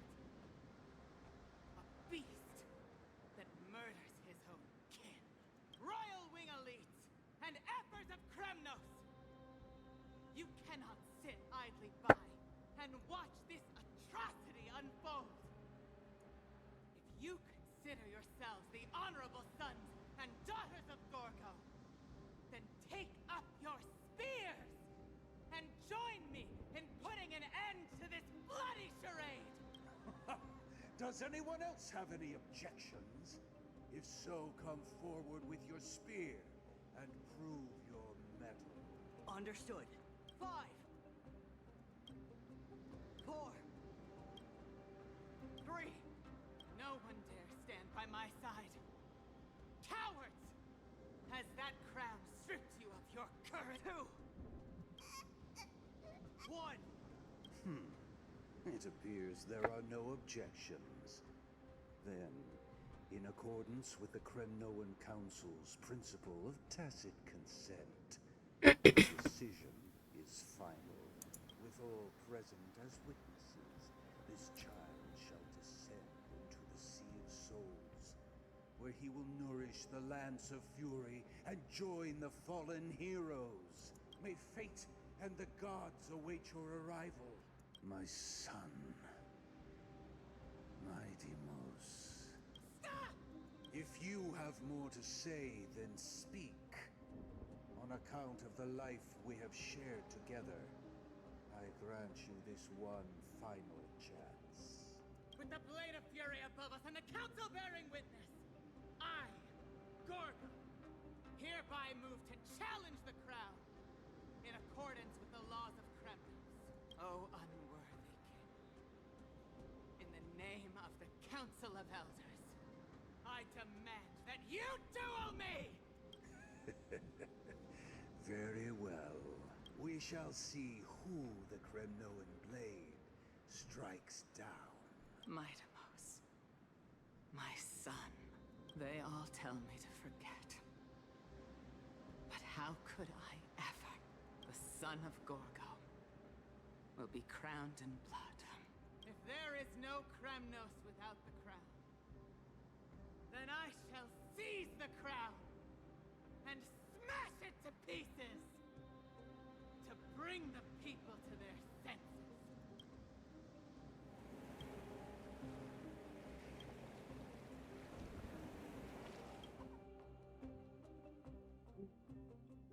Honestly, I want to see that whole thing animated. I would animate it given the chance. Ever since the battle with Nicodor, you haven't slept so soundly in ages. Even if death itself came to rouse you, you proudly retort, why does life slumber? Because the bed is warm. Yet a chill from the river of souls wafted by, a sensation hauntingly familiar. Could death truly be at your door? Best to open your eyes just in case. Mister, you're awake. Yep, death came to face me in the face. Hi, Castris. Castris, why does life slumber? That's a complicated question. I'm not sure I can answer that. Damn it. I was hoping she would have an answer. Apologize for arriving uninvited. I saw that you were still asleep, so I took the liberty of waiting nearby. I bring a message from Lady Aglaya. She has prepared a gift for you and wishes to present it to you in person. What are we waiting for? Let's go. I'm glad you're in good spirits. All right, let's set off.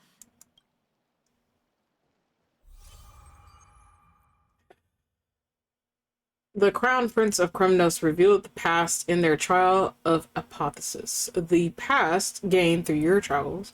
Head to the book and write it down. Oy, oy, oy.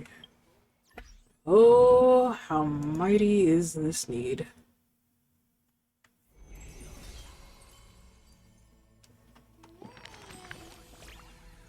Ooh, new stories. Azure, where are you off reading them by yourself? I want in too.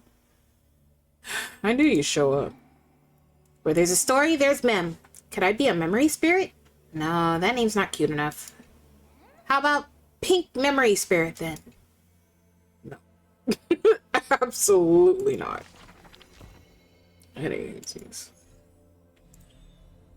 Having witnessed the Kremnos Crown Prince's past, now drop in that strand of nameless recollection.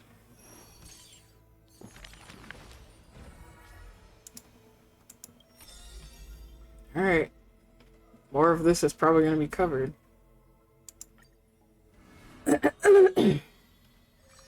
Part 2. Nations. Why the aversion? Since which day did he become known as mighty? His strength rivals all lands, but the man pays it no heed. For only the authority of a king can end another king, and only strife can end strife. The torment of conquest crosses the barrens, yet with homeland's blood it is destined to be stained. None dare to shake his hand in greeting, for his hands burn as the blazing sun, soaked in the might of the flames. What a mighty feat it is. In the aftermath of defeat, the man digs graves for the deceased soldiers, burying thousands with his own hands. In that fight, he crushed all invading blades with his fists. A body immortal may never fall, but tears of pain in his heart still flow. His years of drifting made him detest water's waves. They say that is the reason he's so unwilling to weep. But in Adonia's blizzards, he once did cry. A tear shed among the storm and frost, that bloomed into a lily stained with blood. Like his undying body, the flower never wilts. In time, the entire world will turn to ash.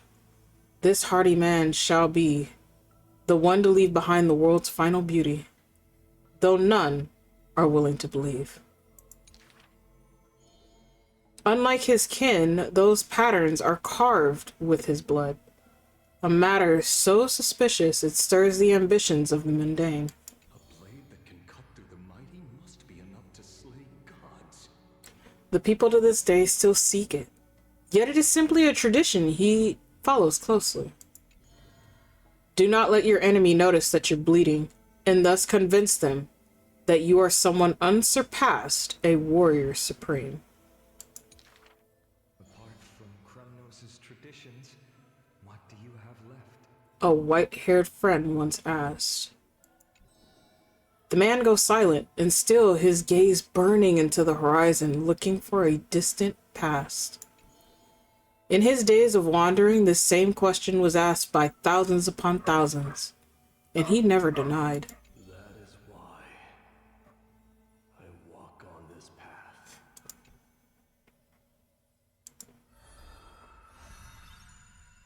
Yep, I figured more of this will pop up.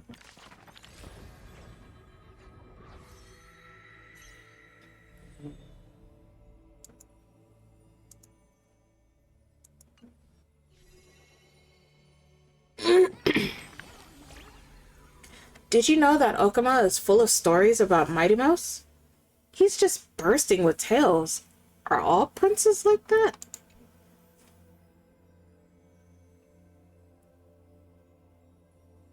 And how did he manage to get that powerful? Shh, this has to stay quiet. It was really hard for me to find out, so I don't want anyone else to just hear it. This is for your ears only, Azure. They say it's from incredibly harsh training. Every day he runs 10,000 laps around the holy city. Does 10,000 squats. Does 10,000 sets of weights. And anyway, there's lots more stuff he does. 10,000 of. Let me think. That's totally not true.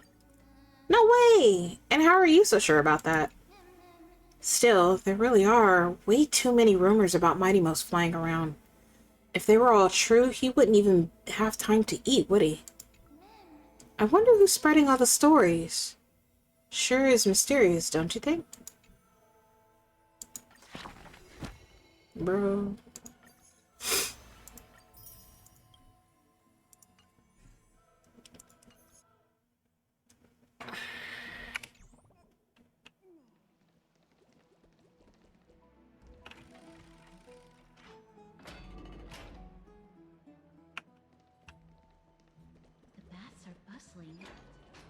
Now that Nikador has fallen, the soldiers in the city can finally catch a break. That's fair.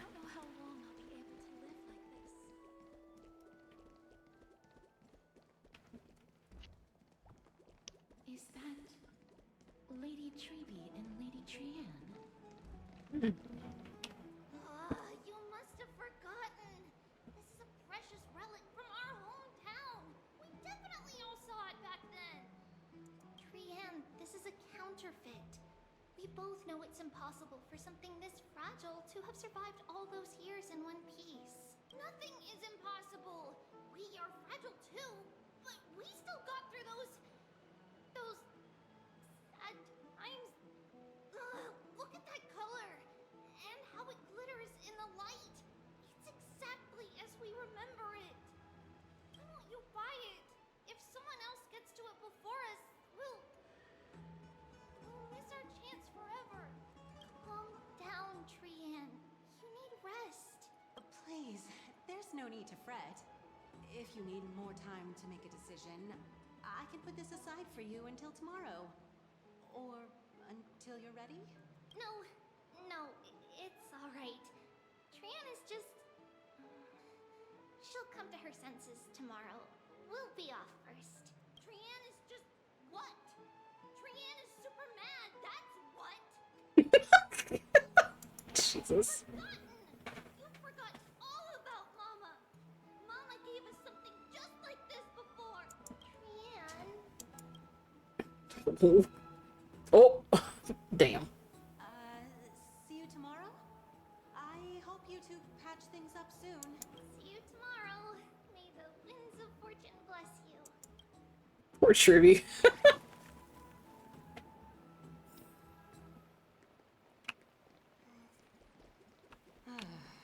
It's so hard to understand what they're thinking sometimes. Excuse me, if you don't mind, could you tell me what Lady Treby and Lady Trianne were discussing just now? Oh, it's Miss Castoris. It's been a while. Well, honestly, I'm not quite sure myself. See, I have a little hobby of collecting handicrafts. Some time ago, I found this trinket being sold at the Marmorial Market, and bought it to use as decoration at my stall. When Lady Treby and Lady Trienne walked by earlier, Lady Trienne happened to catch sight of it and promptly insisted that it was a precious memento from her hometown. But Lady Treby believed it to be a counterfeit. She said it couldn't possibly be from Yanisopolis. The likelihood of such fragile glassware surviving the Chrysos War is simply too low. For some reason, Lady Trienne became awfully upset after hearing that. I see. Madam, would you mind selling this trinket to me? Certainly. It's just... if it truly is a relic from Yanisopolis, it could be worth a small fortune. Miss Casterus, I'm running a business here after all, so... I understand. Feel free to name your price.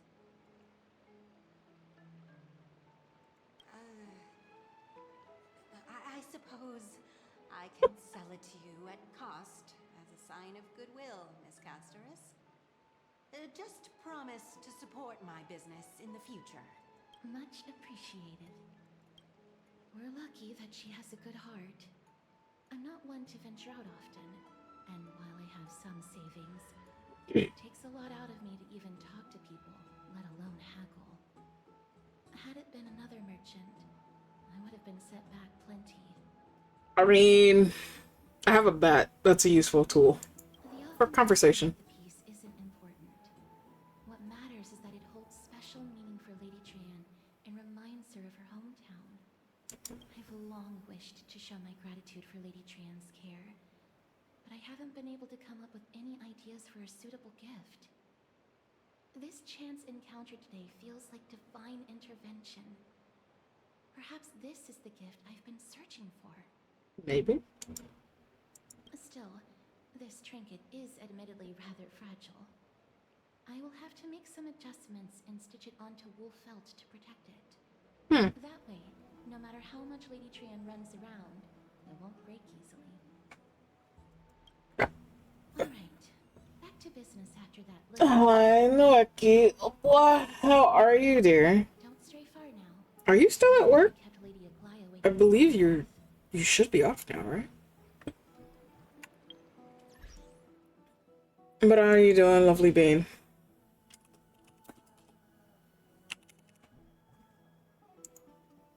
Oh, blah, blah. I will...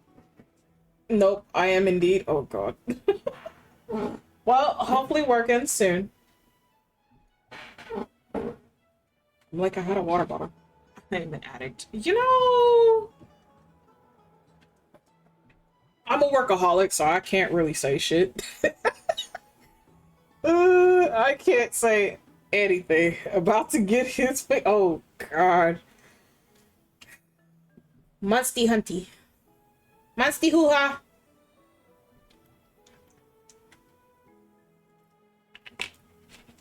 What's your hunter rank now?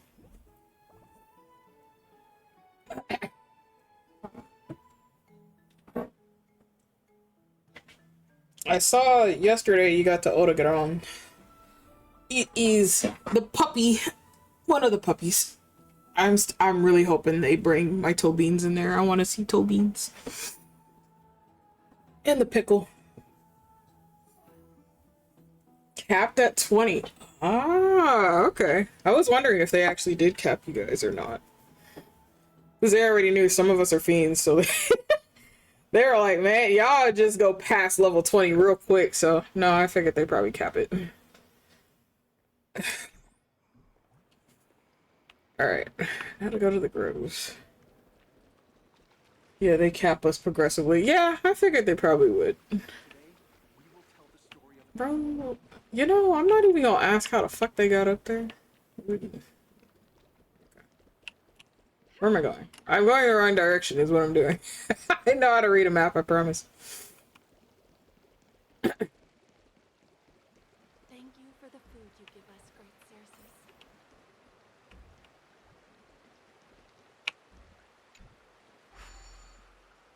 Alright. We have to do story missions to remove Cap in post-game. I figured.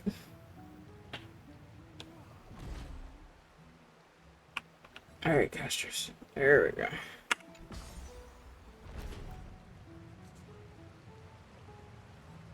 I love the fact that it's bubbles.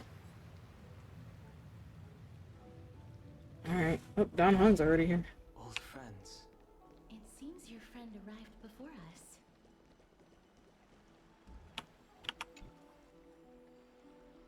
You're finally here, Azure. Cass.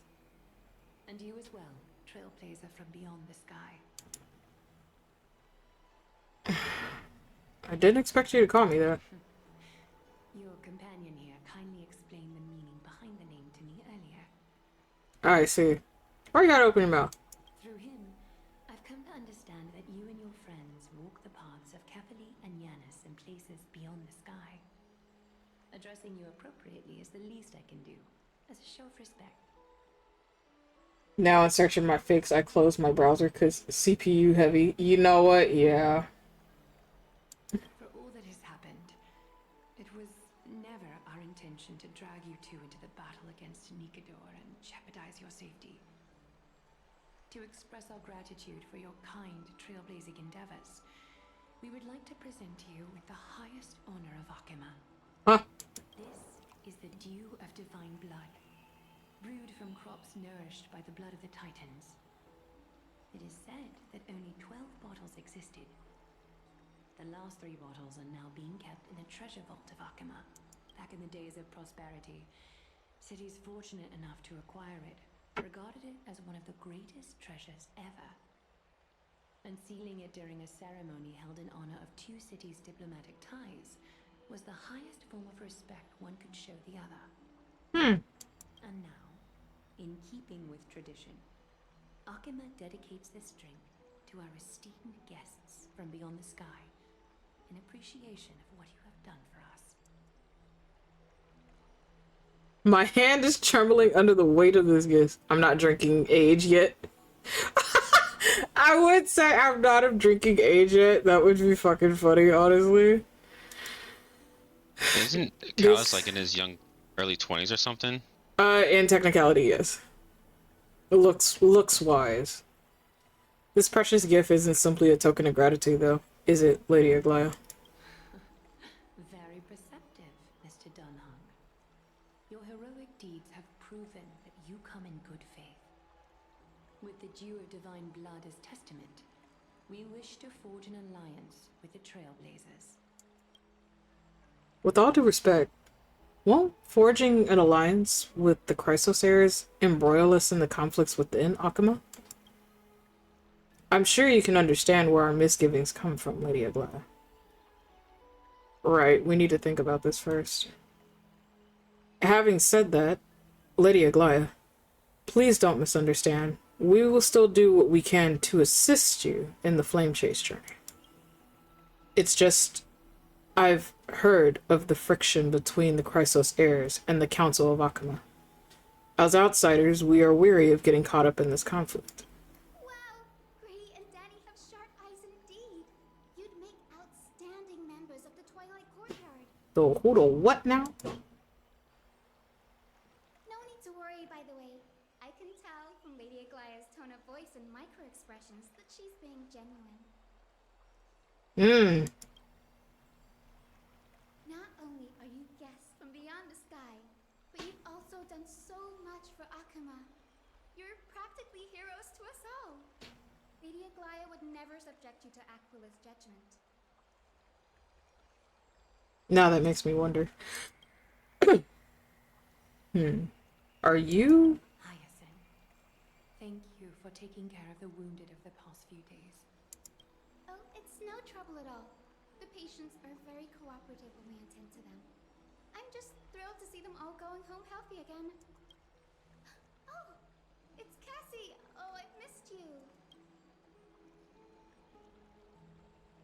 Cassie?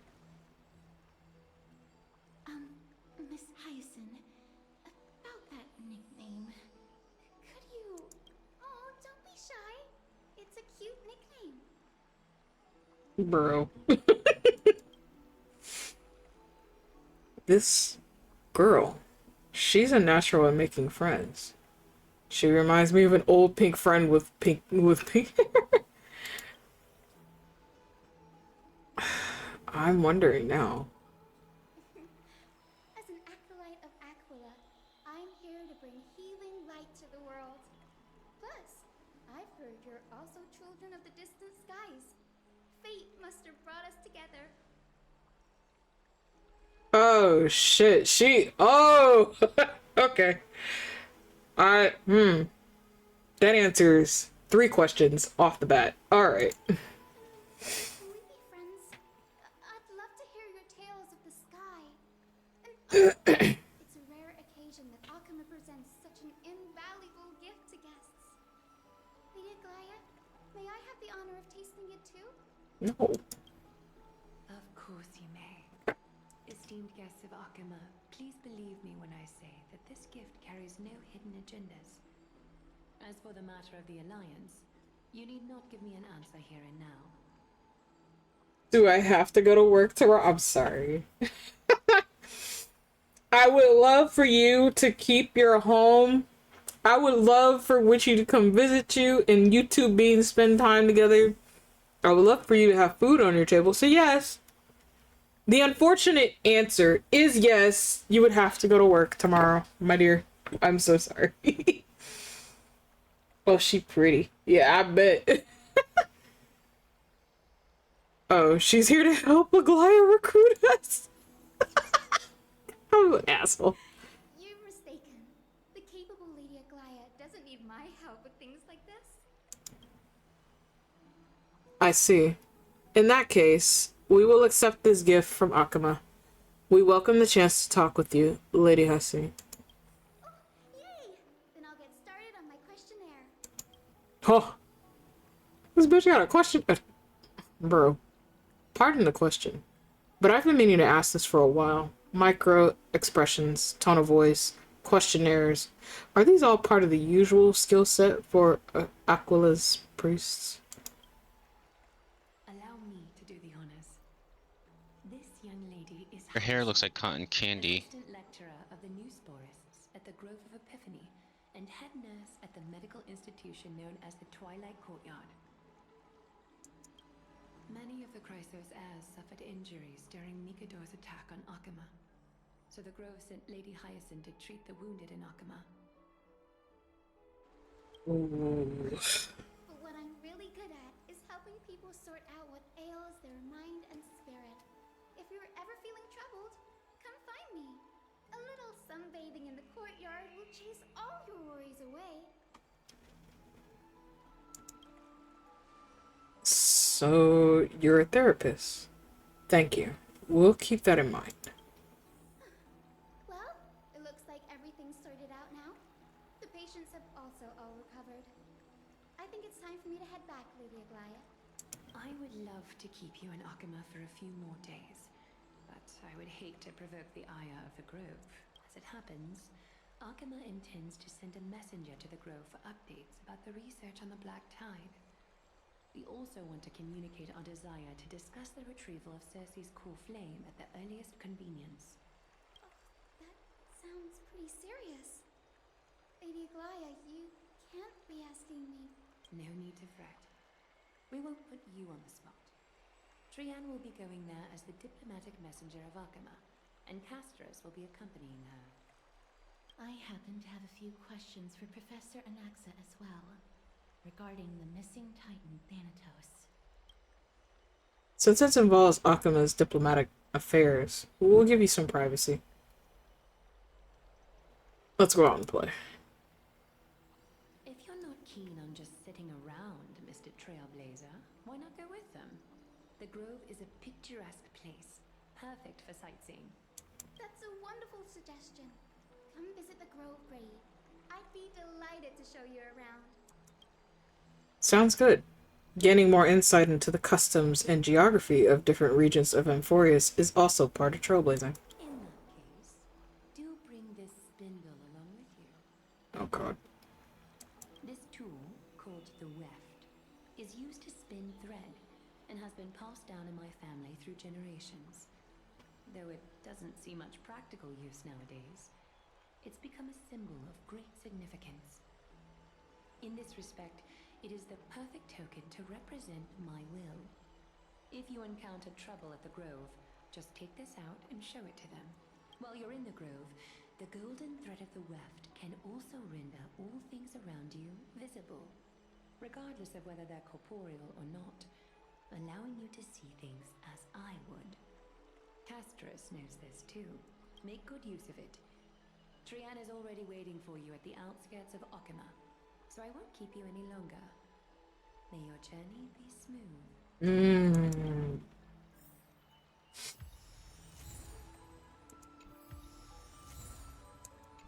Bro. Okay. So much within such a short time span. I'm glad to be in your company again, mister. Tell me about the Titan known as Thanatos. Thanatos controls my fate, in a sense. The curse I bear came from them, and they have something of mine. Something of great importance that I must get back from them. Who's Professor When Anaxia? I was studying at the Grove alongside Phynon and the others, Professor Anaxa was responsible for teaching us about the Chrysos heirs and the Titans. That's also when I met Miss Hyacinth. She was Anaxa's teaching assistant then. Interesting. What is the Grove of Epiphany? Grove of Epiphany is Akima's partner academy. They look after the core flame of Circes and are the organization at the forefront of researching phenomena such as the Black Tide and the Titans. They also provide academic research support for the Flame Chase journey. Okay. Several Chrysos heirs are based in the Grove, including Miss Hyacinth and Professor Anaxa. I don't have any more questions. Let's go. I came here with a colleague from the Twilight Courtyard. I've asked her to pack her luggage in advance, so she's already waiting for us by the city gates. Let's go meet up with her. Okay. It just teleports me outside. Okay. Look, there she is. And Lady Trian. But who's that they're looking at? Oh. Did something happen, Clementine? Oh, that's a serious injury. Miss Hyacinth, this man was discovered by Trian. Trian was in a bad mood this morning, so we went to the outskirts of Alchema for some fresh air. But then we found him collapsed on the roadside. Trian knows the city has good doctors, so Trian brought our new friend into the city to look for a doctor. I was waiting here for Miss Hyacinth when I bumped into Lady Trian. But by then, this man was already in critical condition, so I had to perform some emergency treatment first. These wounds, they're caused by the Black Tide. This is bad. Clementine, prepare a ward for this man at once. I'll treat him myself. It's a miracle he's still alive, considering how badly the Black Tide injured him. Great, Cassie and Trian, would you mind making your way to the Grove first? Once this man is out of danger, Clementine and I will join you. As a healer, I cannot ignore those in need of medical attention. I understand. May fate have mercy on this poor man. Trian believes he'll get better. Everybody, follow Trian! Fly, fly, fly away from Alchema!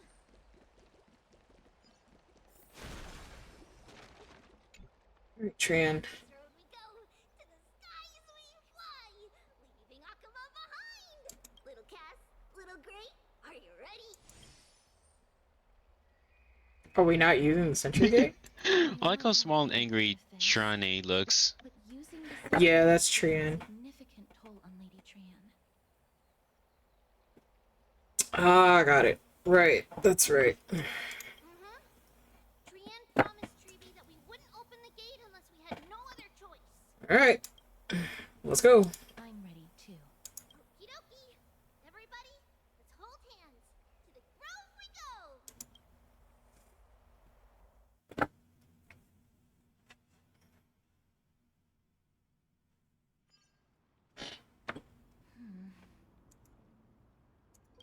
harder than I thought to sew gemstones onto Wolfeld. She's trying. Cass has such nimble fingers. I want to learn too. Mem wants to try sewing. Here, why don't you give it a go? How are you two so close already?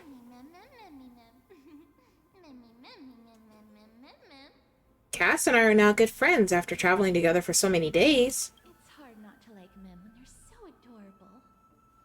Well, at least she likes cute things, I guess. This is amazing. It seems as if their voices become more intelligible after the battle with Nikador. After spending the last few days together, I feel like I'm gradually gaining the ability to understand what they're saying. Even if it's just a little.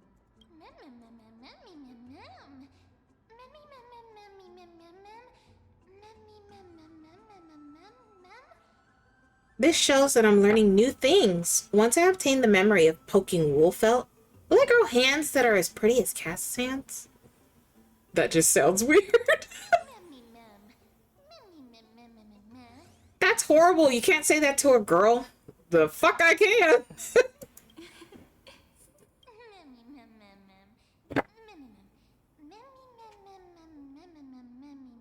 I was just kidding. Anyway, I believe that this trip to the Grove of Epiphany will definitely be a fruitful one.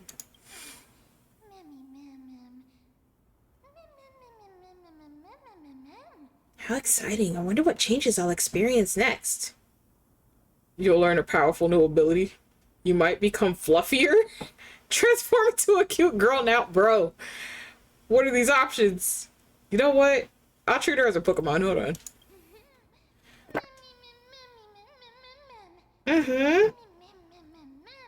Being adorable isn't enough. I need to be strong, too. Remember, anything that's too cute and adorable, you want to punch it. Or kick it. One of the two. Is everybody awake? Little Gray, little Cass, and a little pink puppy? Pink puppy. Hmm.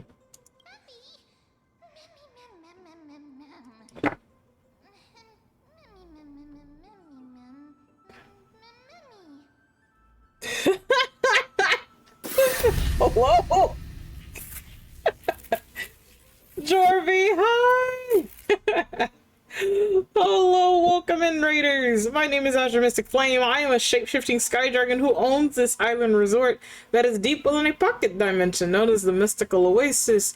You wonderful mystical beings will be helping me to uncover majority of this massive island, which will unlock sound alerts, PNGs, and so much more. Jorvy, dear, how was stream, hun? What did you end up doing today? Oh, you were also playing Star Rail. Nice. Are you caught up in story now, Jorv? How goes the story catch up? Me also doing it today as well. I am enjoying the story as it stands. I've been trying my best not to do a lot of theory crafting in this episode. So I've had to literally bite my tongue on certain things because, again, for someone that plays Honkai Impact 3rd, I do know a lot of this lore and where it's intertwining and weaving and where it's fucking going, and it's wild to me, but it is wonderful. But yeah, we are going through story. I still have a few dailies left to do. It hasn't unchecked yet, so we're going through this until I finish my dailies. But Jorv, as well as the Raiders who came in with Jorvy, I hope you all had a wonderful time. Please do take the time out to stretch, hydrate, whatever you need to do. If you must go, it is appreciated that you stayed with the raid. Get your extra bonus points while you can. But do have a wonderful time zone if you are going, if you are staying with us. Please be sure to take a small break if you need to. We'll be here for a little bit of time as we're continuing to go through story. And hopefully you enjoyed your time with Jorvy. I'm so intrigued with the story and the theories as well. Yeah, I told chat if that's something that they would like to go through, we can definitely go through that another episode, another day, but we will not be doing theory crafting today.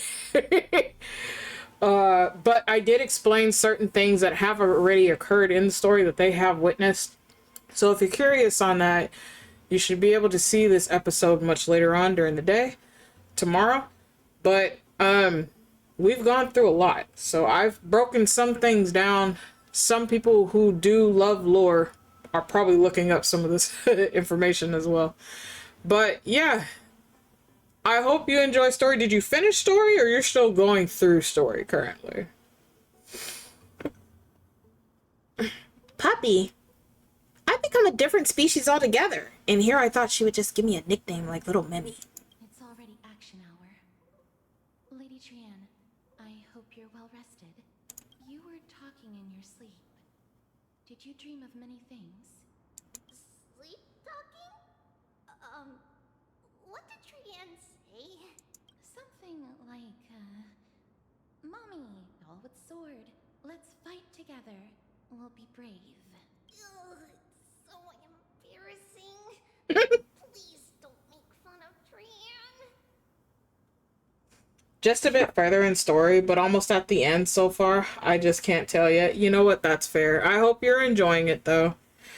But yeah, Jorvie, I appreciate you for sharing your beautiful community with us here at the Oasis. Please be sure to do your wellness check, sir, if you have not done so. Your mother might still be asleep, or she might be lurking. Regardless of, I'll get a hold of you if you don't do your wellness check before she does. So, yeah. Thank you, sir. I appreciate you.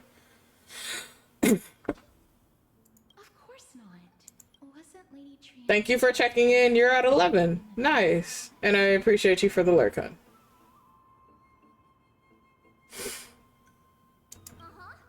Mama was the strongest holy maiden in all of our history.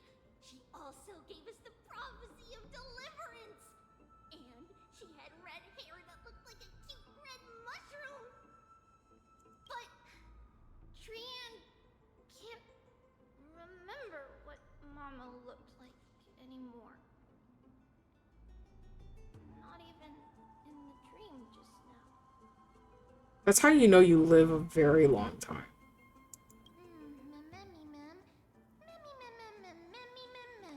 In that case, Azure and I will lend Trian a hand. But you don't have hands, only paws. It's just a figure of speech. Think about it. There are so many memories scattered all over this world. Surely at least one contains an image of Trian's mama. If I keep a lookout for it while searching for memories along our journey, then Azure can go boom! And not only will Trian be able to remember what her mama looks like, she'll even be able to talk with her, right? Trian thinks that's a great idea. Can the pink puppy help Trian out? Only if you promise to stop calling me Pink Puppy.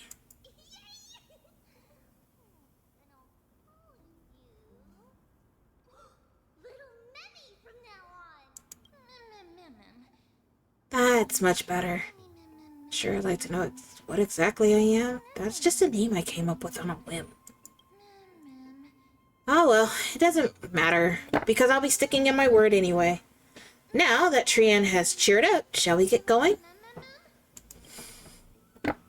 Oh boy. Trian remembers that we need to help Aggie ask the big tree whether Circes would be willing to visit Akama.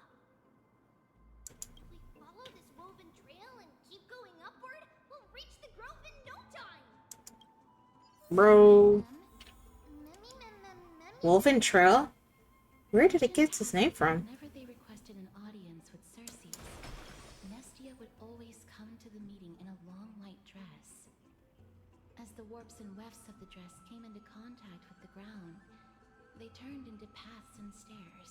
Interesting. May this romantic path bring good tidings to Akama. When the broken cocoon Faint light emulates with the sigh left behind. Seems to remember the butterfly that once chased the light of reason, willingly forsaking eternity for fleeting embrace. Interesting. What the fuck is this? Hello? Huh.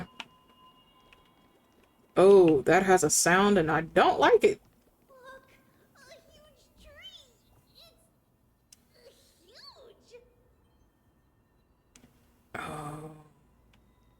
They said Cersei's.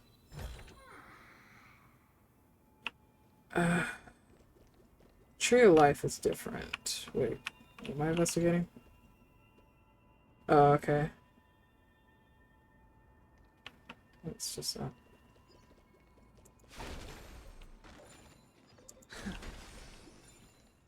Bro. Oh, it's so majestic. Azure, hurry up and capture this moment. A giant tree bowed slightly in the silent forest, tilting and falling into the wilting green waves. A passing breeze rustled through the leaves, as if it was sighing, softly fading into the lightest ocean above, above on high. I can fucking read. Would March 7 appreciate this sublime scene? You're uncertain. Don Hung, perhaps? Never mind. Every time he encounters a tree as big as this one, it would be a deeply troubling situation.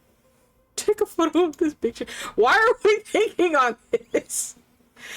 Bro, I can't. Whatever. I never fail to impress. This photo deserves an award.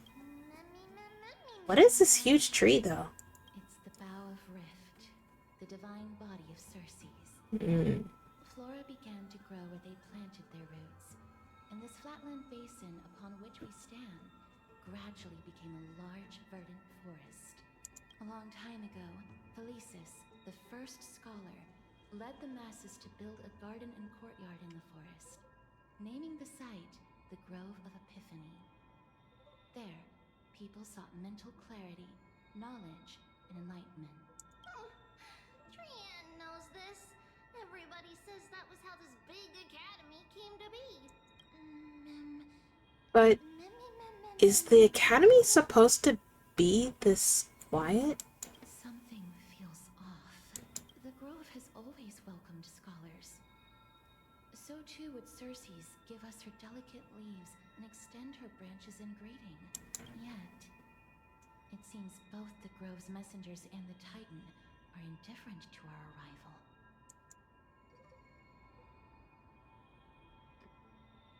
What an inconsiderate Titan. I'm not gonna be that much of an asshole. So we have no way in. There should still be a way in. I'm just a little surprised. Maybe everybody's still asleep because classes haven't started yet. They don't want to be disturbed, so they shut the entrance. I don't think so, Trian, but For now, let's look around and see if we can find out what's happened. This place is too quiet. What in the world is going on? sacred tree. What? The dreams of giants sank into the earth and grew into towering colossus like me. Knowledge, like seeds born on the wind, causes flowers to bloom across the land and withered branches to sprout anew. The world pours itself upon me like a spring. My eyes are clever, yet I cannot see myself.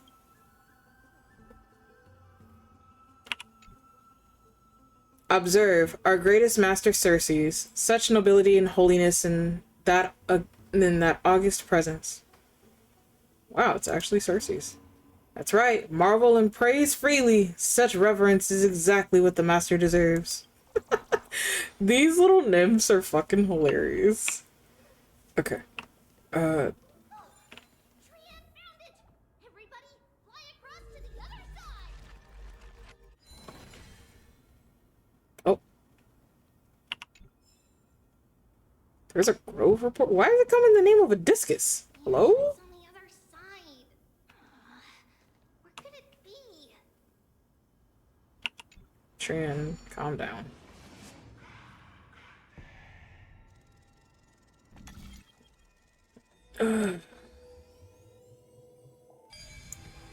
Alright. I knew you would find it. The courtyard of Storgy should be just ahead of us.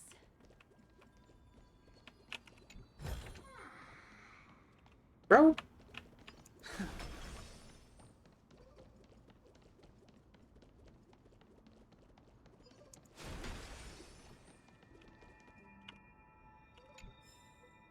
Decree of the Seven Sages.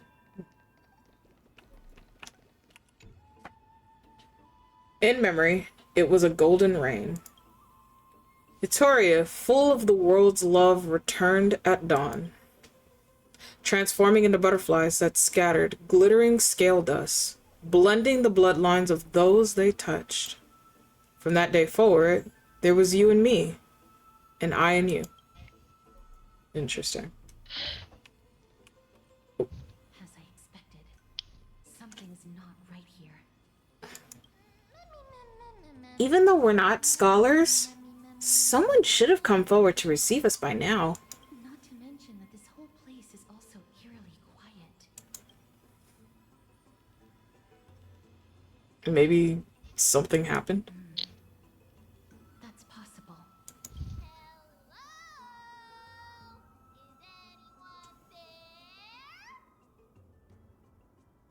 Again, the mindset of a child.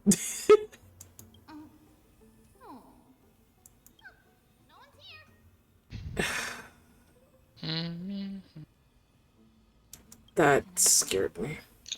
Lady Trienne, could you lend me that golden spindle? Do you remember? Lady Aglaya said this. While you're in the grove, the golden thread of the weft can also render all things around you visible, regardless of whether they're corporeal or not. This is achievable because the grove is not only where the roots of Circes are, but also where the chrysalis of gold manifests. Oh, Nestia, with the weft as my vow, I beseech you, entwine my body with your golden thread and affection.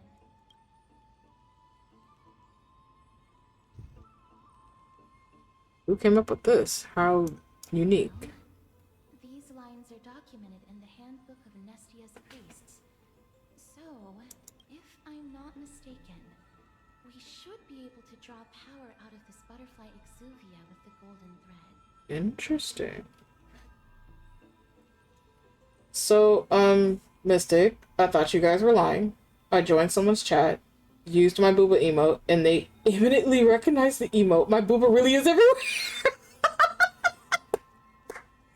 It's such a unique emote, and it's rarely seen. So anytime a really unique emote pops up, especially when you find a really good artist, that will float around across the fucking cosmos like wildfire. So that is why. So yes, I'm proud of you, Trixie. Your booba is now everywhere. Good job. Oh shit. 9 times out of 10, it's always gonna be names of people you don't recognize because they don't show up in your chat or they don't talk. But you will definitely see everything. There isn't a reaction. Did it not work? But that shouldn't be. Huh? Everybody look over there. Something's happening. Are they white dryad flowers? Is that what you want to call these things? I'd give it a totally different fucking name. I wouldn't give it that. Of course, I would go the opposite direction because exploration. What is this? Oh, there we go. Nautilus recruitment practice. Interesting.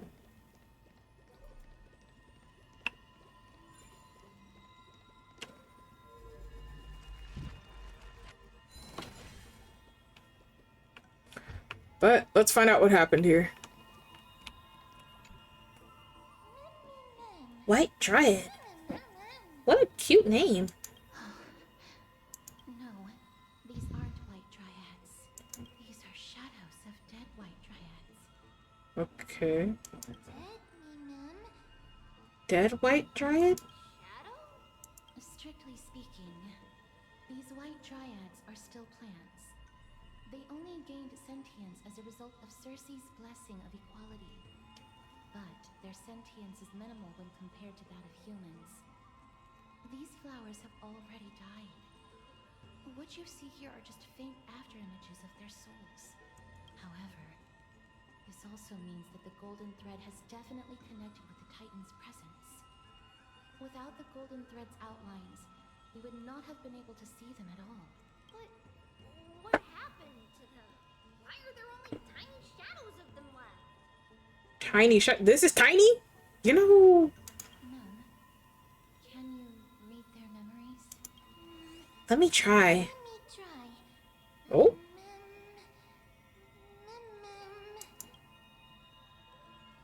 Got anything? Almost. Black cloak, sword toward the great tree. Look, chat, she's actually talking. That's it. Their memories are too faint for me to see anything. I can only vaguely make out these words. I have a bad feeling about this. Yeah. The deathly fog of Thanatos is fast approaching. Trianne will be on high alert.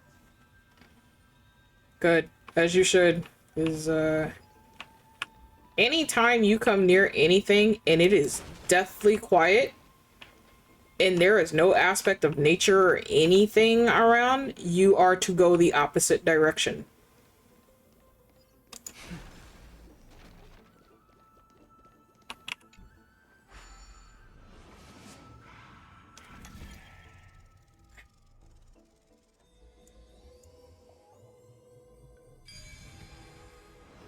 Interesting. The smell of death is becoming more and more intense. Figured that was the case. On the steps. Oh. Good.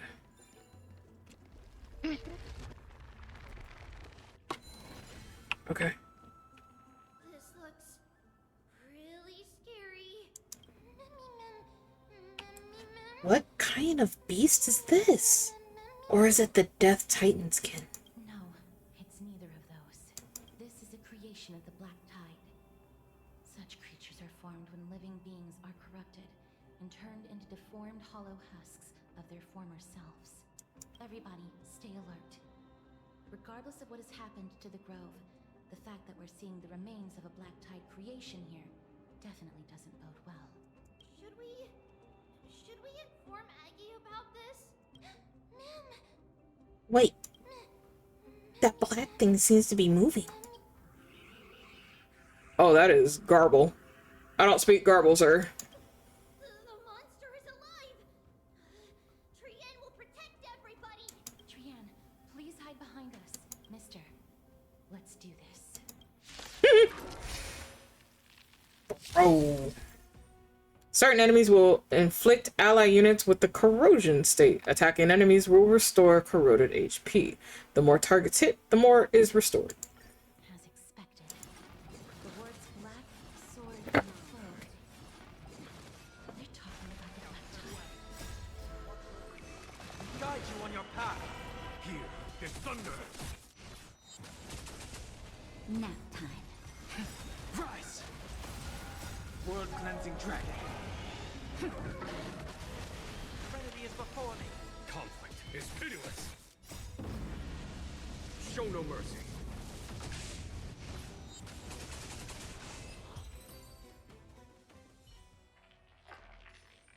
You defeated it. Little Gray, little Kaz, you're so strong. These monsters. They aren't supposed to show up here, right? To think the Black Tide has spread this quickly to the Grove despite its remote location. I'm afraid a world where strife has fallen is far more dangerous than we ever imagined. Oh no. Does this mean that Akuma is also in danger? No, I mean, nowhere is technically safe. Looking at this mess, it seems the scholars at least succeeded in fending off the first wave of attacks. But at what price? Goodness.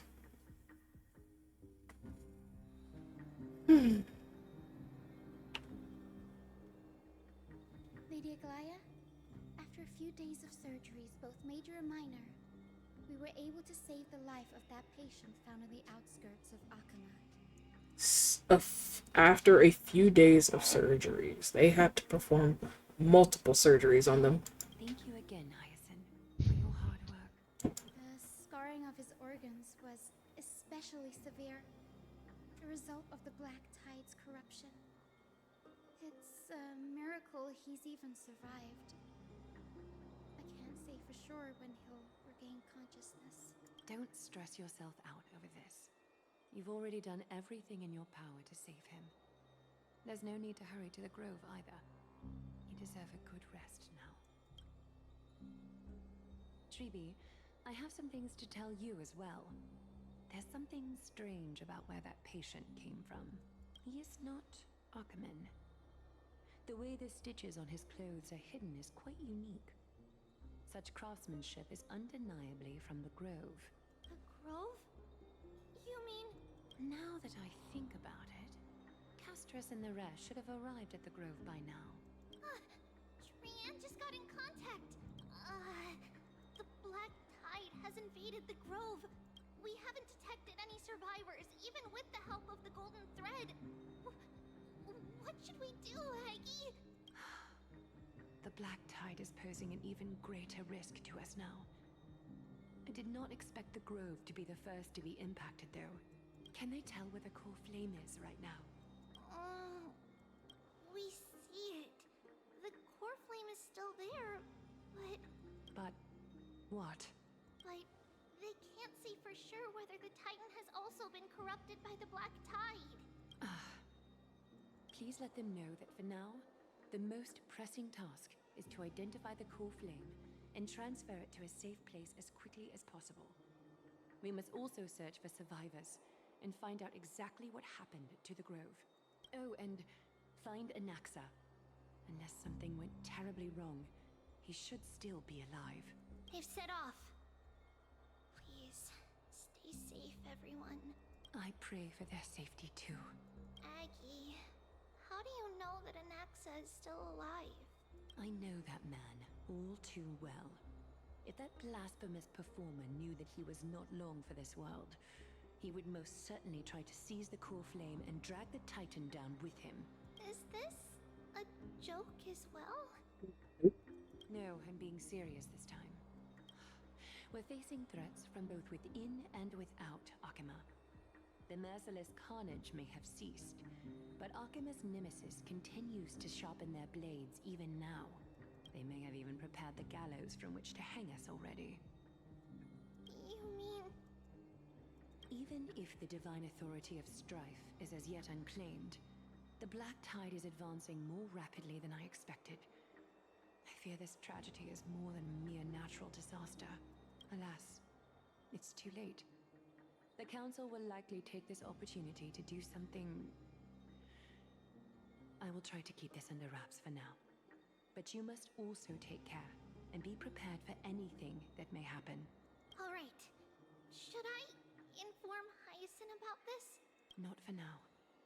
She must be exhausted after performing surgeries non-stop for so many days. I don't want to overwhelm her with this bad news.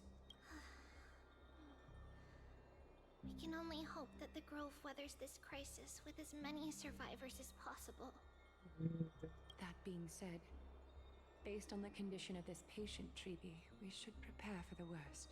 It's likely he is the only one who managed to escape from the Grove against all odds.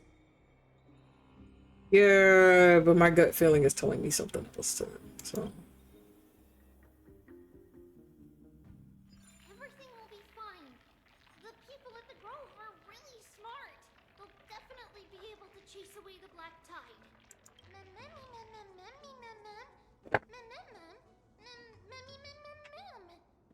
Goliath said that Anaxa is still alive. If that's true, then there's still hope for everyone else, too. Who is this Anaxa, anyway?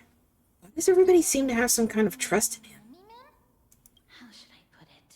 Lady Aglaya doesn't trust Anaxa at all, I'm afraid. He sounds like a big shot. Despite being a chrysosaur, Anaxa resolutely believes that titans and prophecies are a load of nonsense. Okay. During our regular citizens' assemblies, he always votes to oppose the Fling chase journey. Oh, I think I know who this is. Okay. Huh? And he's still able to conduct research here? Didn't you just say that the Grove is an academy that was established around a Titan? Trian knows the answer to that. Everybody says that Circes, who symbolizes reason, is the most tolerant of novel ideas. Apart from Kefali, they're the Titan who treats us the best. Well, it looks like Circes must really be open-minded if they're accepting of even this kind of novel idea. Yes, that is how we formed an agreement with these titans who bear no harm toward humanity. If they agree to support us on our flame chase journey, we will wait till the final moments of the journey to restore their core flames. With the exception of Orynyx, that is. They didn't lend us their power willingly. Yeah, I can imagine why.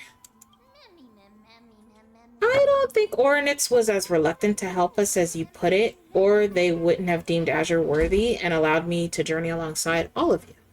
That is true.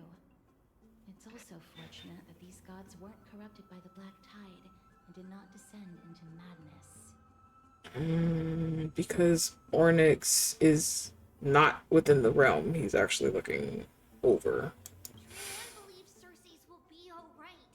After all, everybody says that the people of the Grove are really smart.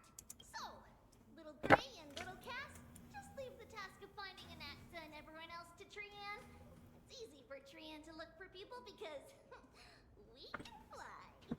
Good idea. In that case, please bring the weft along with you, Lady Trian. The golden thread will be much more effective from up above. Please promise us that you'll take care of yourself. Okie doke. If Trian gets in trouble, we'll look for all of you. In return, if you get in trouble, remember to call for Trian, okay? We'll come right over and open the gate for you. That's the other thing I wish to mention. Do not open the gate unless you have no other choice, Lady Trian. Your body is not in good shape at the moment. Okay. We will keep that in mind. Trian was just trying to help. Of course, we know that. After all, Lady Trian is a demigod, the most powerful among all of us here. Remember all those brave heroes in the tales you've heard. They would always save their strength until the very last moment. That way, they could ensure that nothing went wrong with their plans. Isn't that right? In that case, brave Trian shall clear the way for all of you. Little Trian is so motivated. I mustn't fall behind. I use something to help all of my friends that only I have. Orynyx's power. I wonder if I'll find any memories. Maybe I'll find some useful memories here. Let me try.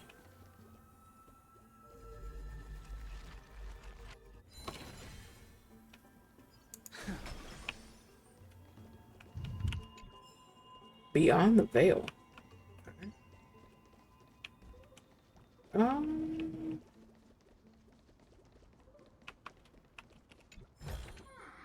This could serve you well. Alright. We know not to touch that. Oh.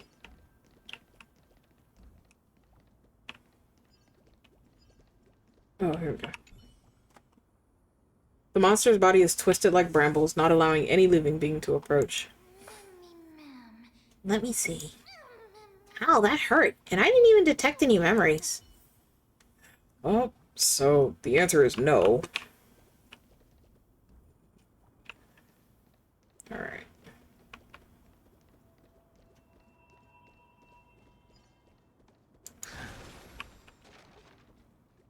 Okay. The black-colored monster has fallen like a toppled statue.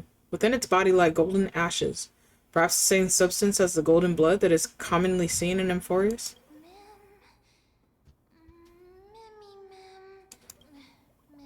It's no good. I didn't see anything. So when you're covered up in the black tide, you won't... Everything is erased. Or at least hidden. May not necessarily be erased, but they can't access it.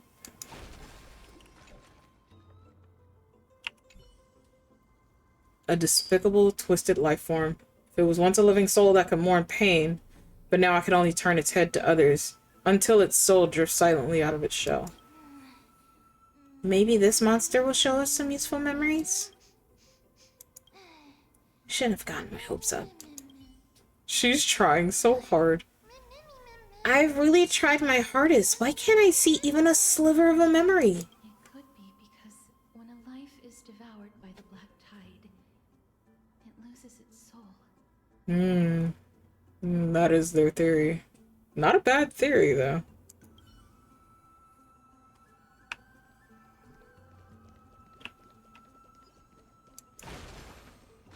Not a bad theory at all. Life's impermanence strikes without warning. Even as a bug in this garden of reason, one must maintain daily self-examination. Who am I? Where am I? What should I eat? Bro. Fucking bugs. Okay. Oh. Interesting.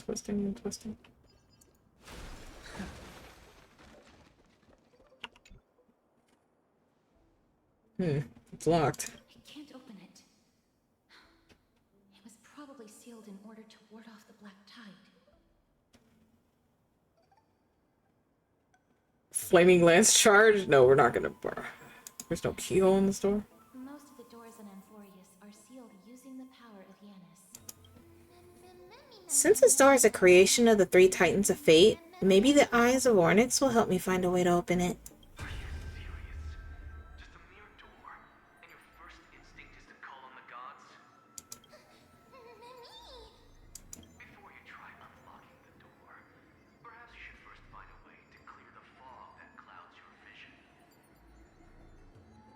Anaksha. You scared me. Are you the echoes of a memory? There you go.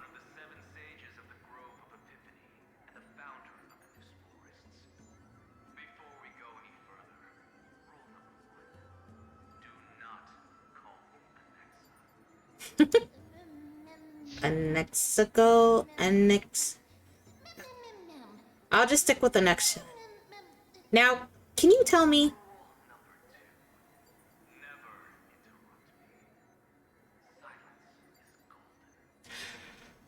Alright, Kaya, here we go. Let's go. What a difficult person.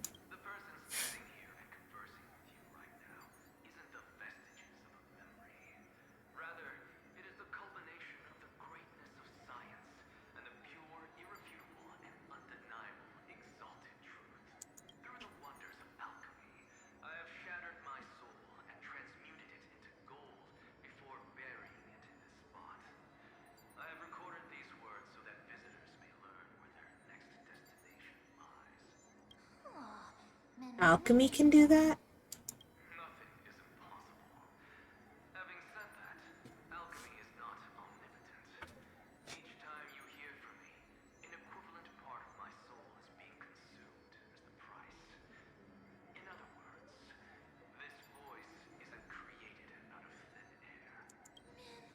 But how is that you can respond to me? Are you really the echoes of a memory?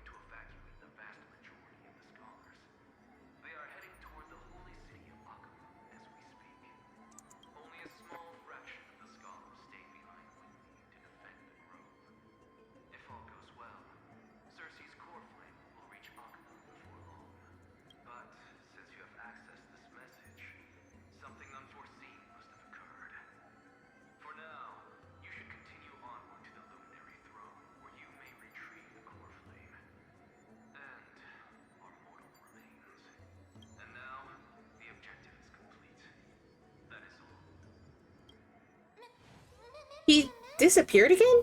Did he finish what he wanted to say? Mister, judging from your reaction, you must have found a useful memory. Recount what you saw in the memory. That's a lot to digest at once. I'm sorry. Please give me some time. He said his name is Anaxagoras. Don't have to take that too seriously. For some reason, he's especially particular about his full name.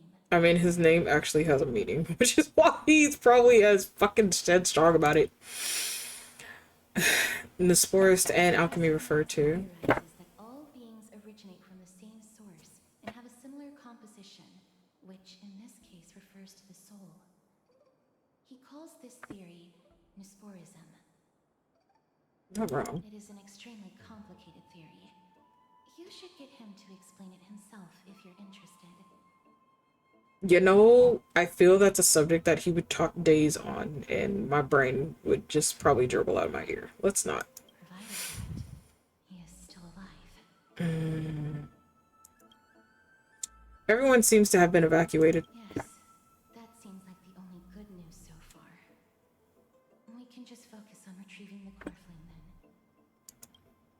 Perhaps Anaxa did not manage to survive. Do not wish to consider this possibility. But it is still a possibility nonetheless. That's something we have to consider too, regardless of. Perhaps they were just unable to transfer the core flame, but managed to escape. The fact that I want to theory craft that so bad. We have to go to the Luminary Throne. The Luminary Throne? What sort of place is that? Why would there be a throne in an academy? Not in a literal sense, man. It is located at the top of the giant tree and is where Circe's core flame is kept. According to Anaxa, the core flame should still be there, but making our way there won't be as simple as the professor made it sound. Of course not. Oh, but on the bright side, it sounds like a place that's easy to defend and difficult to attack. If that's really the case, I think that everyone, including Anaxa, will definitely be alright. Right. Let's see whether he left any similar directions for us along the way. Hey, the door can finally be opened. Seems that that message only served as a lock. Alchemy is truly incredible. Oop. Bro. Not liking this. I'm not liking this. I'm not liking this. And I'm not liking this.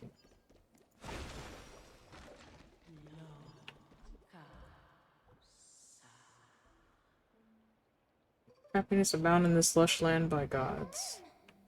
What was that sound? I believe Circe's is the answer to that. Huh. There's no one here. Did I just imagine that singing? No, you didn't imagine it. I heard it as well. Ken, for shits and giggles, I just deny it. I'm afraid that someone's probably nearby. As we are unable to ascertain whether they are friend or foe, we better remain cautious. Giants raise their glasses and a toast be held by the 12 constellations.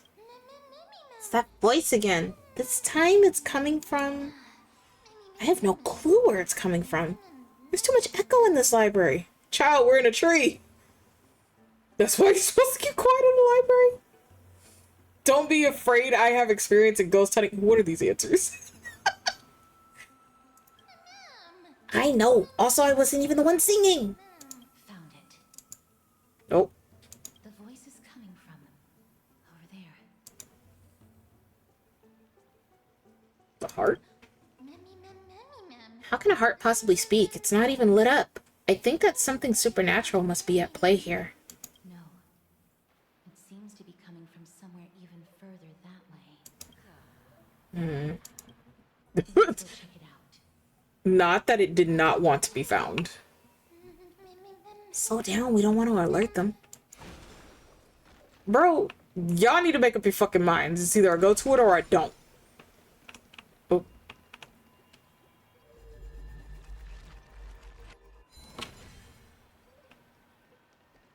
Alright. A statue resembling an old man draped in robes, seated in deep meditation. Either you speak or I'm knocking your ass over the edge. It's one of the two. Resembling an old man draped in robes, sealed in deep meditation, and capable of singing. Regardless of what you do, a stone won't be able to speak. Figured it out. Such a lively little bunny. You even smell a little familiar. You've been called a puppy, you've been called a cat, now a rabbit. What a good looking ghost. What a smooth talking child. Oh, services. I'll accept your praise. Who are you? Keep your distance and identify yourself. Otherwise, you'll face the consequences. Castress, please don't hit her.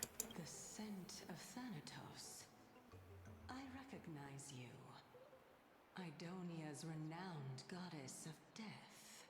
Since you are aware, stop provoking the authority of death. Answer my question. Baring your fangs at me. How cute. Just call me Calypso. I figured. Greet you on behalf of the 7 sages and the litophagists. Bro. I understand what you're saying, but are you a specter? Of course not. Just ask the fair lady beside you. She'll definitely know the reason why. Be careful. Even if the head of the Lotophagus has never shown their true identity before, you shouldn't trust this person so easily. Trust me, I don't trust anybody. The Weft could not detect her presence just now. That would be out of the ordinary if she were truly a phantom body. But if she is someone who has passed on, I should be able to tell. True. Let me test her. Do you mind if I join your private conversation? I do and I don't. That would be rather inappropriate for someone who isn't even willing to reveal their real self. Forget it. However, I'm going to ask you some questions. Please answer them truthfully. Hold on. You can do so without Oh wait, sorry. hesitation. We won't treat you as an enemy for the time being. A pop quiz? Well, that sparks my interest. Go ahead. What was the topic for the grand finals of the 752nd Great Debate? Is a flying arrow in motion or at rest? Who was your representative? Medea. She went up against Phynon of the New Sporists. I do the theory crafting and why they use the names that they do. Who won? Nobody won because the 752nd Great Debate never took place. What I just mentioned happened during the previous debate. Phynon emerged victorious and obtained his 10th consecutive debate wreath. Hey. Also, to alleviate your worries, I shall provide you with a piece of information that's more valuable than the Great Debate. Oh. Anaxa the New Sporist is still alive. I saved him, and he is now recuperating at the Luminary Throne. So, are you satisfied with my answers? This dumbfounded expression of yours is much more adorable and likable than the previous one. Damn. As the saying goes, seeing is believing. Why don't you follow me to the throne and take a look for yourself? I'll keep my eyes on you at all times. Oh, that's truly an honor. With that, the discussion is over? As long as we can keep the water wheel turning, we'll be able to use it to ascend. So, the solution is to awaken this heart. Bro. Oh, that was the wrong fucking button. Oh shit. One little sip, just a tiny taste of this honeydew of knowledge, and I'll ace the final exam. Now, since nobody's around... No, wait. Are there any more final exams? Bro, these beetles. Maybe something else. Shit. You would be on the other side. Bitch. Okay. We came through there. Let's see here.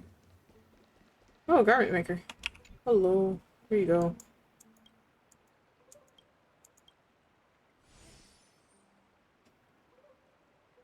And perhaps the connection of the golden threads encountered an obstacle, or the garment maker has sustained too much damage. Doesn't respond immediately. Let it take its time. Interesting. So when you are not supposed to respond to it or talk to it, it will not respond either way. That is interesting. Oh. I'm not worried about that. I was trying to collect that. Thank you very much. Okay.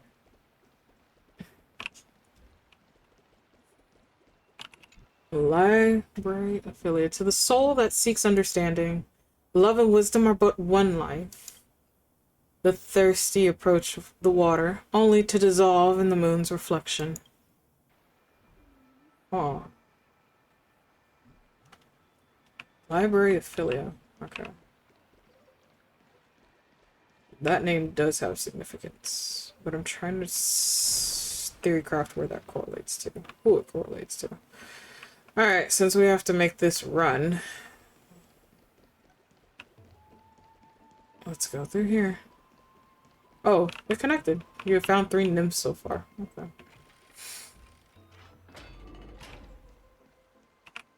It's not behind the door, right?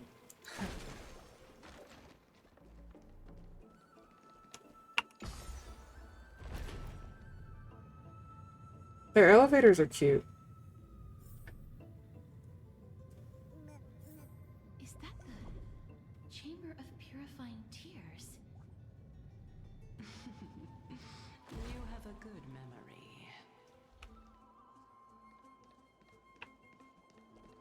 Why exactly did you bring us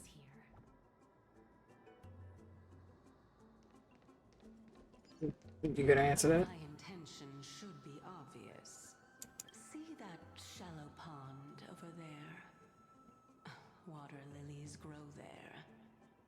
Initially, Circes watered them with their tears, while Nestia nurtured them with affectionate love.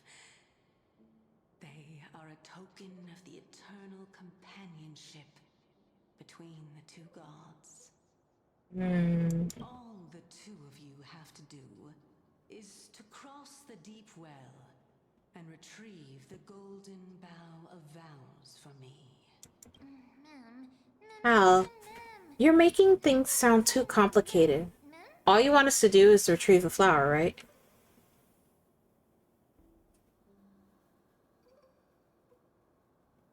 Could the deep well be a trap? You're making it sound so ominous. Excuse me for not trusting anything you gods do. We can retrieve it, but I advise you not to waste your time on any schemes. Oh my. I'm helping you to eliminate your worries and obstacles, and yet I receive nothing in return. Again, seeing is believing. Let me get to that part first before I even fucking offer anything. Besides, the bow is essential for awakening the heart and drawing water out of the source. If you can't find it this time, we can just remain trapped here for the rest of eternity. No, thank you. What's that supposed to mean? Are you planning to keep us here forever? You're overthinking things. We're all in the same boat. Meaning you're using astral projection, so you're still here somewhere. Although it would be absurd to say that I have no other motives. He looks like a soon-to-be playable character. Calypso? Yeah. She could be a probability, but from the way that the storyline is going, I would say no, for now. Okay. I'm simply making use of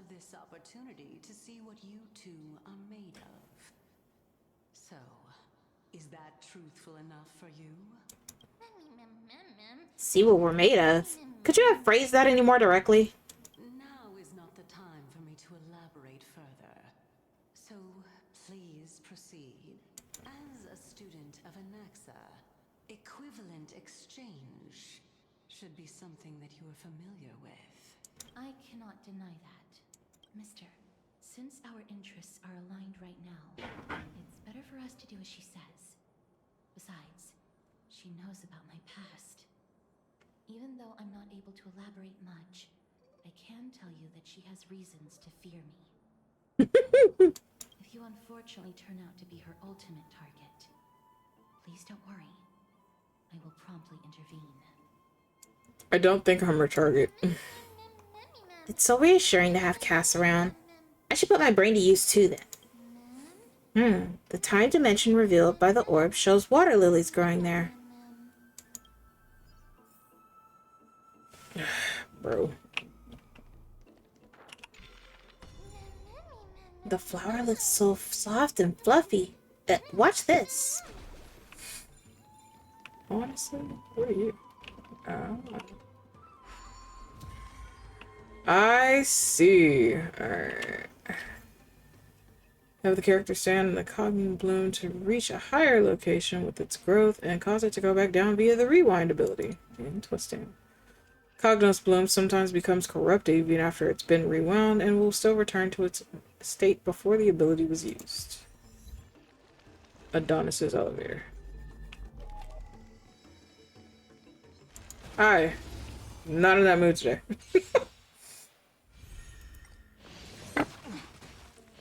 Why do things always seem to pose a fucking problem? Watch over you, guide you on your path. Here, this thunder. Show no mercy.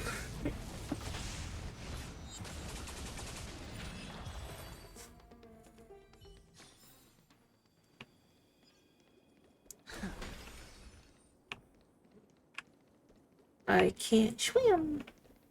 Which makes perfect sense. Oh, we left a hole. Somewhere where we shouldn't have. Alright. Oh. Slate guide to the Grove Flora. Alright.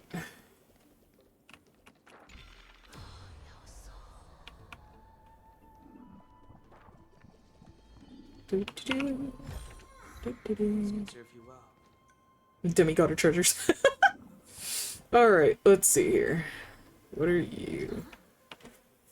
Some sides of the Ichor vessel are covered with a fragile membrane layer which will break upon impact and cause Ichor to flow out. When Ichor comes into contact with the flower bed, it will grow cognizable. Oh! When rewinding, they rewind both to their original states. Each side of the Ichor vessel might be covered in different membranes. Destroying membranes on different sides might generate different results. Interesting. Okay. Ah, I see. Depending on where you hit it.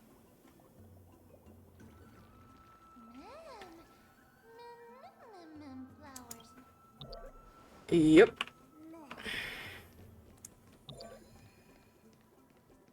Alright. Interesting. I like that idea. Why are these here? Why are you here? Oh, goodness.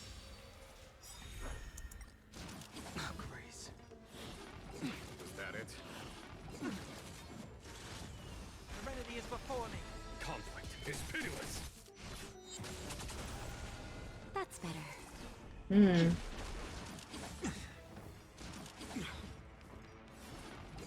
okay. Just a little something. Think nothing of it.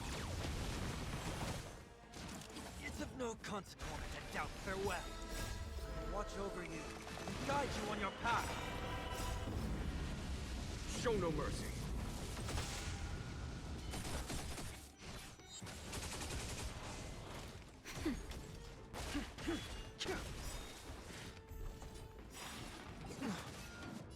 World cleansing dragon.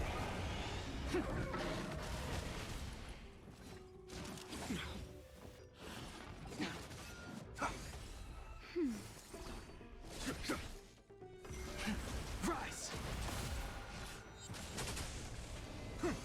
Nap time. Conflict is show no mercy.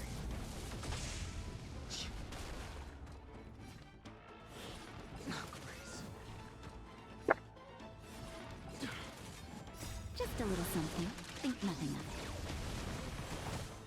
Serenity is before me. Here is thunder.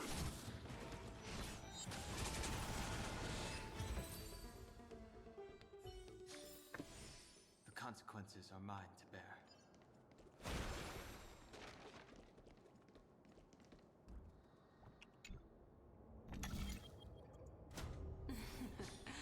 How smart.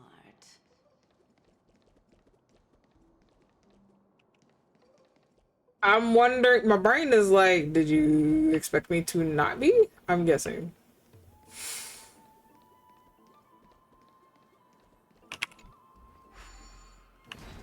Thank you. Are you eating something? Am I eating something? No. Okay, I thought I heard like a crunch on your end.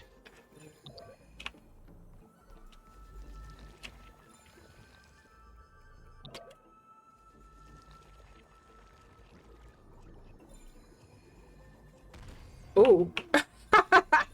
You could actually interfere with that. That is so funny.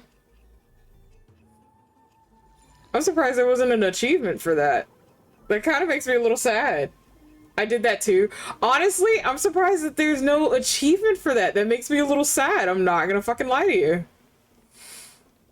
We've been bonked on the head with certain things. Like, again, if you stand in the way of certain things, it will actually hurt you. Oh, so this one just goes that way. Oh, because there's something I need to change there. But again, I'm like, dude, you should have at least changed around for me. Let's hope that this is not a trap set by her. You know, I highly doubt she's gonna set a trap. She's clever, but she's not going to do enough to do that. We've done a lot of damage to ourselves before, so I'm surprised that that didn't come up as an achievement, considering it's given us joke achievements before. So I'm actually really sad that that didn't have anything from the start. Oh, there it goes. Bro, let me see. Does Brain want to do puzzles right now? It kind of doesn't. I'm not gonna fucking lie to you. It kind of doesn't. I'm not gonna fucking lie to you, Beans.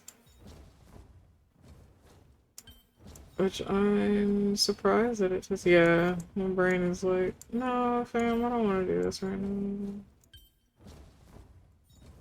now. Okay. We're not gonna do this right now, because, again, brain is like, yeah, no. It prefers to really just fight shit right now. Which, mind you, I don't mind doing puzzles. It's just right now my brain does not want to. So this is the Golden Bough of Vows. Oh, that is fucking pretty. But for some of you that play Genshin and a couple of the others, this should be of interest to you. And why it's known as the Flower of the Gods. So what we're doing is simply provoking the Titans. So lustrous and beautiful. It's even more magnificent than before. Hey, Cal, don't suddenly appear out of nowhere and scare me like that. My tiny little heart cannot take it. This is already the second time. Understood. My apologies, Pink Bunny. The Mim gets called everything under the sun. It is so fucking funny. It's Pink Bunny this time? I'm truly an all-encompassing species. Is this the legendary Golden Bough of Vows? We'll know once we test it. There's a secret passageway behind the pond. It's faster if we take that path. How do you know this place so well? Well, I'm one of the 7 sages after all.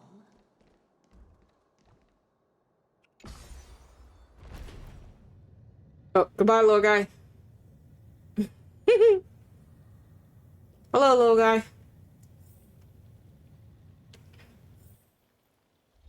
Old friends, meet yet again. No, we can't keep talking to the dead like that all the time, so.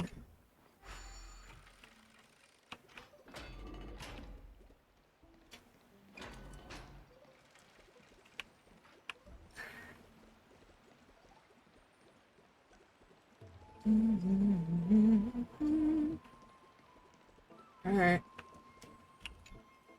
We're here. Could you kindly pluck a petal for me and place it into the pool? I was like, oh, I think I got an achievement when I let a broken statue and just repaired break again fall on me. Yeah, I've done that.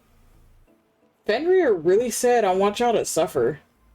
Alright, next battle, I gotta change the speed, chat. I'm so sorry. Now, can our little goddess perform that again? Huh? That being the oath of Nestia's priests. Right. Got it. Oh, Nestia. Welcome on. With the weft as my vow, I beseech you, entwine my body with your golden thread and affection. Oh, it really lit up. What is the principle behind this? It's just an ancient promise between the Titan and humans. So, what do you think? It really is the Golden Bough of Vows, and I did not set any traps for you. I mean, everything can still be a lie. That is indeed true. Why are these red now? You look like a sad, lost puppy. Even if this is indeed a scheme to get you to lower your guard, you don't have any other choice but to play along, do you? Therefore, why don't we just put everything aside and work together? We can always determine who's right and who's wrong once we overcome this. Yes, I agree. Great. Then let's ride the water wheel. However, giving us half-truths is not the right attitude for cooperation. Furthermore, according to the principle of equivalent exchange, since we have passed your so-called trial, isn't it time for you to make your intentions clear to us? I really can't bear to look at your sad expressions. Although you only cleared a simple trial, I'm willing to make an exception and treat you with sincerity. I'll allow each of you to ask a question. But not the little bunny. So, ask away. Damn, she literally said, ma'am, you cannot ask me anything. What's with this unfair treatment? Is it because I'm too smart and you're afraid of the question I'll ask you to turn Emphorius upside down? Well, in that case, mister, please go ahead. What is your purpose in testing us? A good question. I want to ascertain your ability to help me reclaim my true form. And reclaim the grove from the black tide. Well, it's your turn now, little goddess of death. My question is, was your previous answer the whole truth and nothing but the truth? I can't wait for when Mighty comes out. Are you prepared, though? Like, is this going to be your 50-50, or is this your guarantee for Mighty? There's no point in making this unnecessarily complicated. That applies to you as well. However, we do not harbor any hostility. We merely want to avoid any potential harm to us. I already lost my 50-50 for Tribby, so I'm taking my chance. You know what? That is fair. That is very, very fair. Lady Calypso, if you want us to work together more effectively, I advise you to answer my question honestly. I can get his light cone within 10 pulls. Hey, yo, Jarvie, let's go. Alright. I was completely truthful in my response just now. I have not deceived you, nor will I. With all due respect, omitting facts can also be considered deceit. I got Jeppy when I lost my 50-50. Oh, my gosh. So sorry. Is that so? Regardless, I still stand by my previous response. I love him so much. He's very good at what he does, and you can still build him. So the thing that I do love about Star Rail is a lot of people are going to attempt to do a tier system. And a lot of us who do play this game and actually do learn about the characters, their backgrounds, and as well as what we can and cannot do with them, we will tear down your tier system so fucking fast, and it's so funny to me. Jeppy still has purpose. All characters still have a purpose, even up to this point in story. So it is based on how you build them and your team composition. So again, I'm glad you got Jeppy. Like, he does really good. Obviously, for some people, they're going to prefer like some of the newer characters that come out. So you do have a Venturine who shields just as well, you know? But again, you see me still using Jing Yuan. I still use him, and he was my number one that I grabbed. So again, team compositions play the biggest role here. So, hey, if I see him come up through your rotations, then I know that's you. Then please lead the way. After all, facts speak for themselves. The truth will come to light once we arrive at the luminary throne. All right. I originally thought that you were just a beautiful flower planted in the mortal realm by the hand of shadow. But now, I see you have some prickly thorns, too. I'll just consider that a compliment. Indeed. I'm complimenting your charming naivete. All right, go ride the water wheel. I'll wait for you up there. A robbing heart, huh? Let's see, you don't actually have to take the water wheel. She does not. We do. Bro, are you kidding me? I actually gotta do this. Alright. Shit. Christ. It couldn't just let me jump on? That's rude.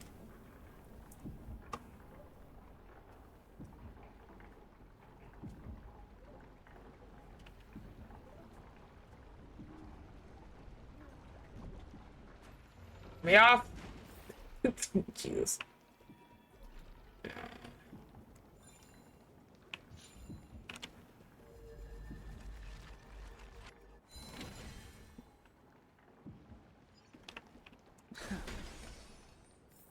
Speaking of which, don't you also have a red-haired companion? Don't. Seriously? Exactly how much do you know about us? Not too much. It's just that I seem to hear the sound of a bee buzzing around.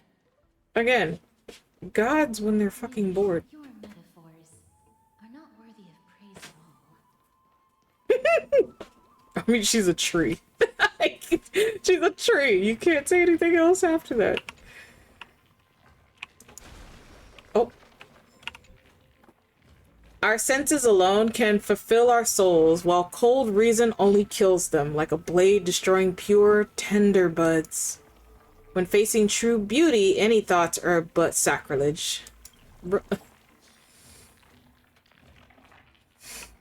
The number one thing I want in Honkai Star Rail, though, is completely pointless. Jumping.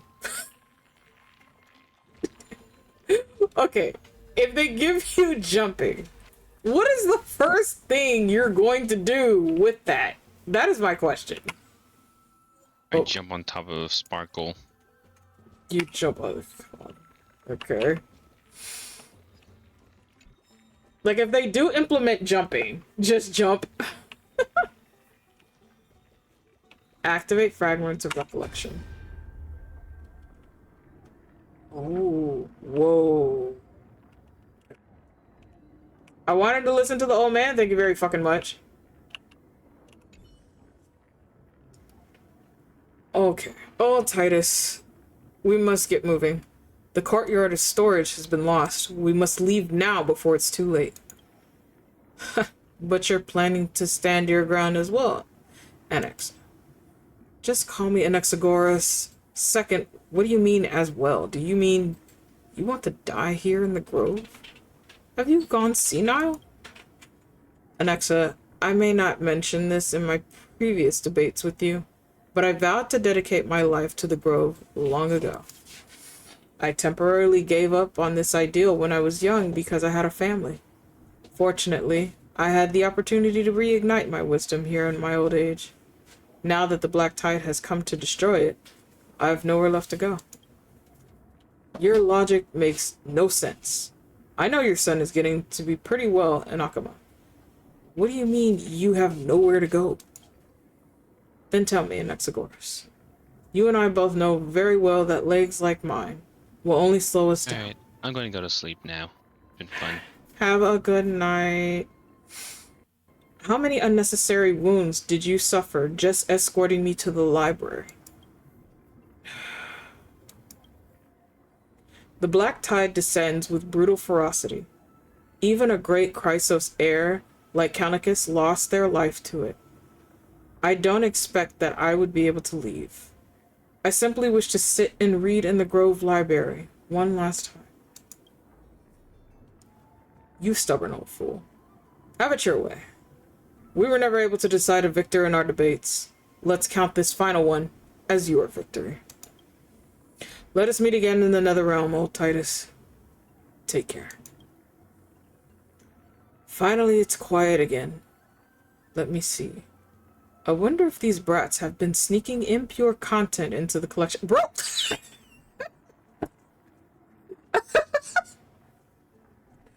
You know what? I give it to that old man. It could be the end of the fucking world and he's more concerned about any impure content being in the collections of the fucking library. You know, I can't even be mad. Just as I expected, One Punch God, the Aquila Scroll. If this were the old times, I would have burned this on sight. Forbidden Love, the Tree, and the Butterfly? Damnations. Which blasphemous fool put this here? Bro, I can't. Whatever. The little brat at home used to love this kind of stuff. I scared that out of him, though. In my final moments, I like to see just what is so special about this brain-rotting nonsense. And if you guys have not caught on to the actual titles that makes fun of, I'm so sorry. Go back and read it.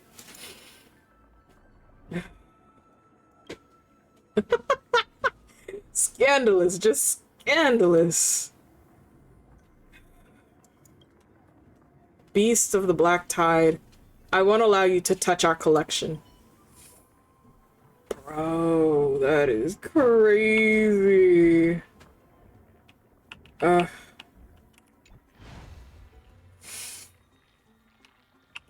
Interesting, though.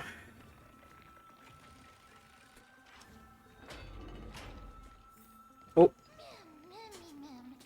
Phew, finally some fresh air. But the wind feels so chilly. Yeah, it does. Oh.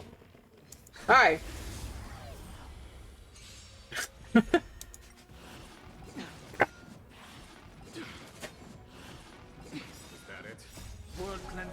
Yeah, that's kind of rude of y'all.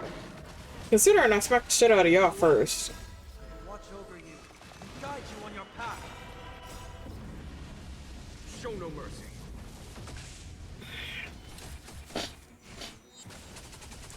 Oh, this is going. I actually need to set my stuff for work because totally forgot.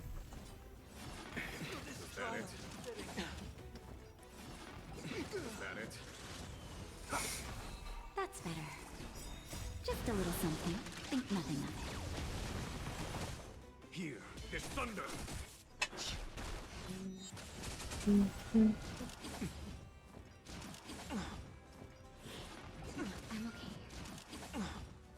Serenity is before me. Yeah. Now that I got all my stuff for work.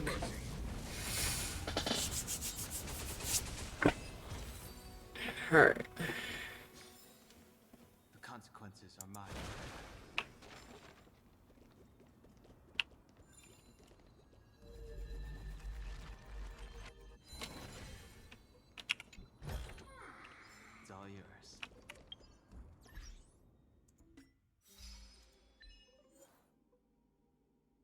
Open 120 treasure chests. Stand upon the cognizant moon for the first time. Alright. Offer a vow akin to the deepest love. Interesting. That's actually cute. I like that. Considering that is known as the heart. Oh, I know why I went in there. Okay. Do.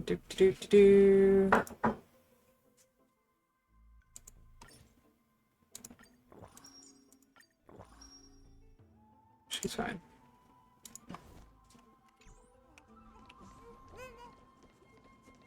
Come on, little guy. My dude is literally just looking over at the scenery. Just... No, sir. Just, no. You're not allowed. Y'all don't even belong here. So again, not allowed.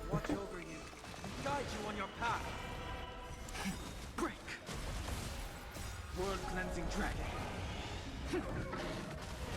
Nap time. Here is thunder. Show no mercy.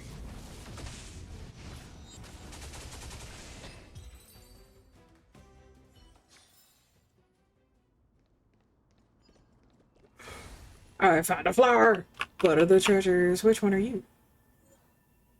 Ooh. Okay, chat. For shits and giggles, I just want to go in there. For shits and giggles, we'll actually grab somebody's, we'll grab somebody's, character real quick. Who am I giving support to today? You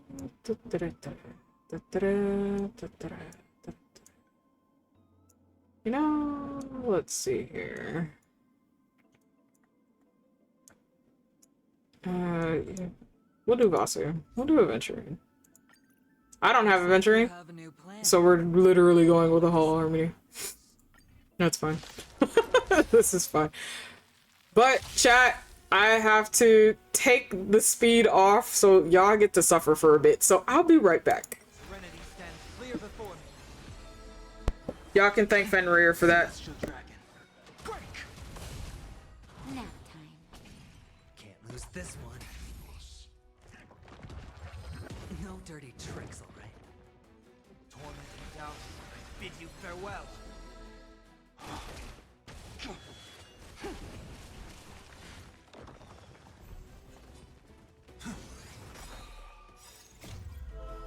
I will walk with you, watch over you, and guide you on your path. Delve hidden moon. World-cleansing dragon. Savor the vigor outside. Don't ask, just spend. Cloud-bearing dragon. Rise!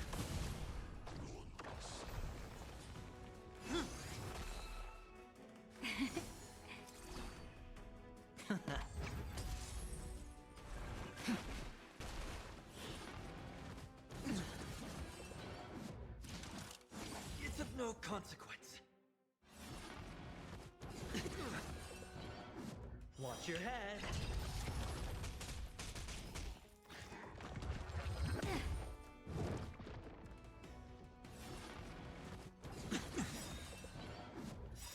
Bust. Or maybe I'll take it all. All in.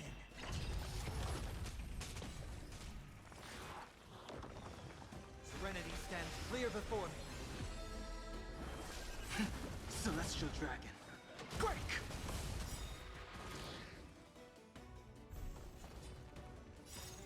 Delve hidden moon. World-cleansing dragon.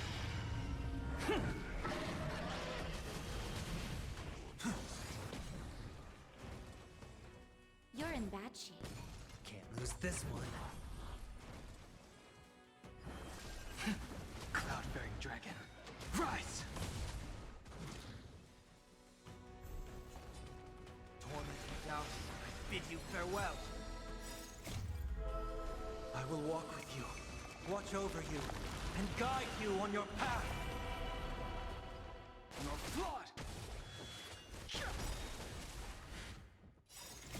Delve hidden moon. World-closing dragon.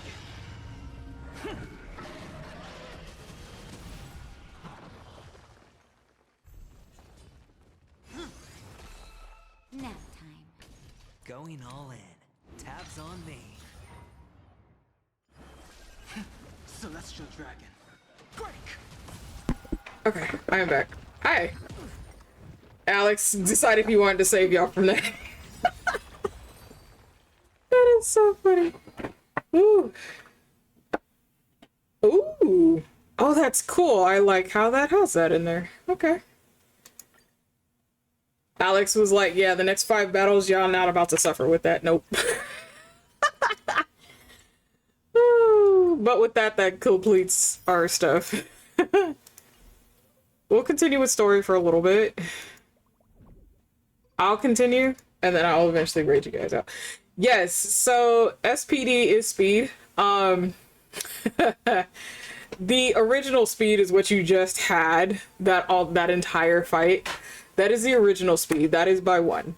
What I have it is by 0.2. So if you want chat to suffer, anytime I'm playing Star Rail and someone redeems that, the next 5 battles are that. Unless someone redeems it again to stop it. Yeah, so Alex was like, yeah, no, we're not doing that. Just nope. Yeah, that was just a set of battles, so that is 1. Y'all would have had 4 more battles to go with that. Ooh, do I want to go that route? The need to want to explore is so high, but let me do this. Because some aspect of it may tell me, no, you can't explore right now. And I've been cock-blocked multiple times from this thing. Ooh. Okay, why did part of that look like Golden Finch? I'm not gonna lie. All manner of mystic arts have their own distinctive merits. Oh. Trian! Whoa! It's little Gray, little Cass, and the pink puppy! Not the pink puppy again. Forget it. I'll just be a puppy. Be forgiving, be forgiving. Lady Trian, are you alright? Were you hurt? I edited my Monster Hunter character and he came out hot as hell. You need to send me a pic. You don't even send me the pic the first time round, sir. Squeeze the fuck out of you. No, Trian flew high up into the air so the monsters couldn't reach us. All that matters is that you're alright. Also, the spindle that Aggie gave us is so powerful that Trian seems to have found Nax. Nax? Oh. He's near the treetop. Even though our perception of him is very weak, it's not like the white dryads from before.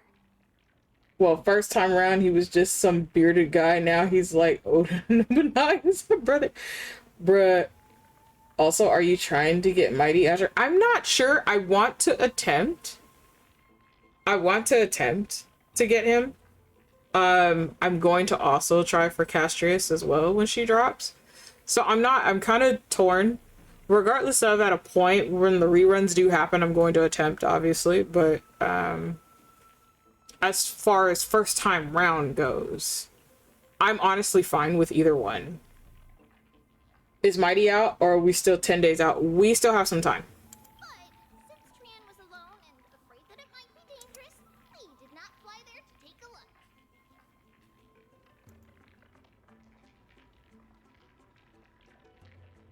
I like that look, Alex. That's a nice ass look. That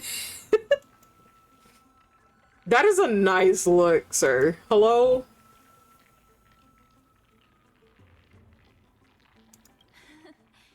It seems like Lady Trian did not forget our promise. Naxa is indeed still alive, and he's at the Luminary Throne right now. It seems like Lady Calypso did not lie regarding this. Huh? Calypso? Who's that? She seems to be the head of a lot of things. Oh, so you found a survivor! But the golden thread doesn't seem to be able to sense the person you're talking about. Because she's not who she states she is. Really, though, Lord. Pal, come to meet our other companion. Where'd she go off to? Coming and going without a trace. She's such a strange person. Gods when they're fucking bored, bro. Actually, Trian also found this. Could this be related to the person you're talking about? This is a piece of burnt cloth. Yup. Trian found it on a branch not long ago. Trian even used the golden thread to search around and found that the entire grove is giving off a similar aura. Maybe an ex left behind using alchemy in order to guide us? Trian doesn't think so. Because when Trian picked it up, we didn't see anything at all. And judging by the golden thread, the aura seems to be all around. Lady Trian, where is the aura gathered at right now? Oh,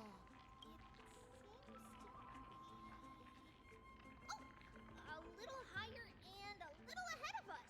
The Dome of Devotion. Calypso, just what are you hiding? One of these things is not like the other. Oh. These sage lotuses seem to be growing well. Bet their roots and seeds are nice and fat. Now, which concoction should I brew with these? Bro.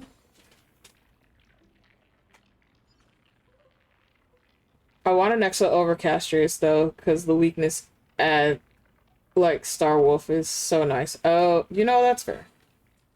Yeah, I'm wearing endgame gear, but man, does he look smoking. You know, that is very true. I give you that, sir. Can I be absolutely mean?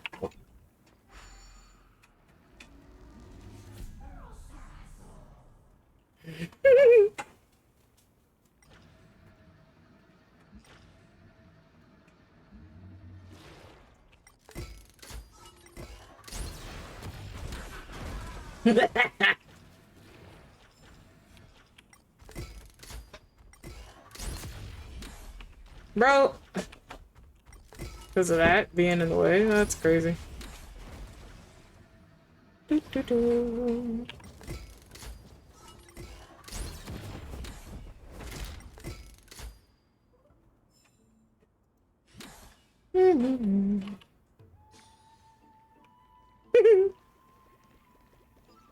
I'll deal with all that later. It was just more so just killing them. Castra's dragon is crazy cool. Yeah, I do like the look of her dragon. It is gorgeous. Oh god. Look here, bandit. The great Zagreus can suck on the left part of my fattest nutsack, bastard. I'm so tired of you.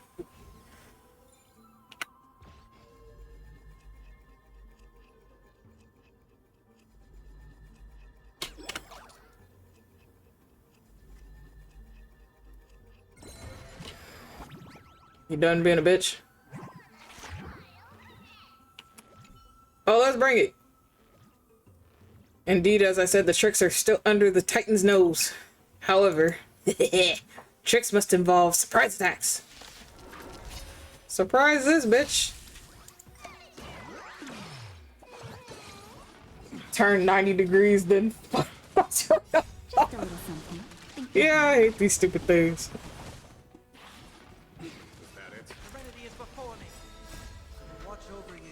That is a nice look. I do like that look, Alex, a lot. Nap time. Rise! World cleansing dragon.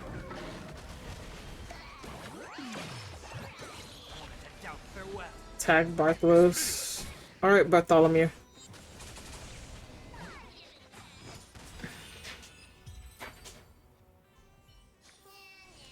The consequences are mine to bear. Fine skills and agility. The treasure chest stolen from under the Titan's nose is yours. Admitting defeat so easily? Of course, it's all part of the game. Tricks that go outside the game would be a problem. Even Ancestor Zagreus once said, the ultimate meaning lies within the game. Only the game can make its meaning point back to itself. That tone doesn't sound like Zagreus. Maybe it wasn't what Zagreus said, but what I said? No, I, Bartholos, will never speak like that. It must have been Zagreus. It must have been what Zagreus said. Alright, we're old friends now. Take your treasure and devote yourself to your own game. We'll meet again. How about we not?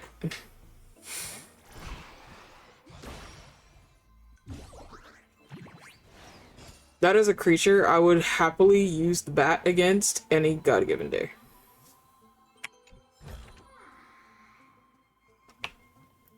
But it has to have a concoction because, again, you're just slime. I like how the hand just sits there. Okay. Yeah, I'm surprised he came out that good. You did great.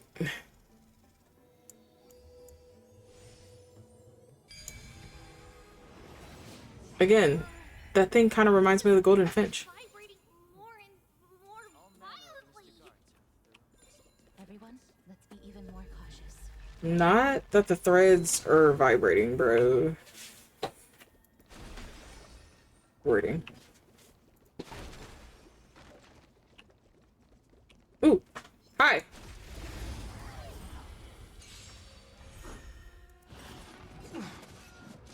Well, at least Alex saved you guys, because you guys would have had this fight in normal pace. And slow motion. And I don't think y'all would have wanted that. Show no mercy.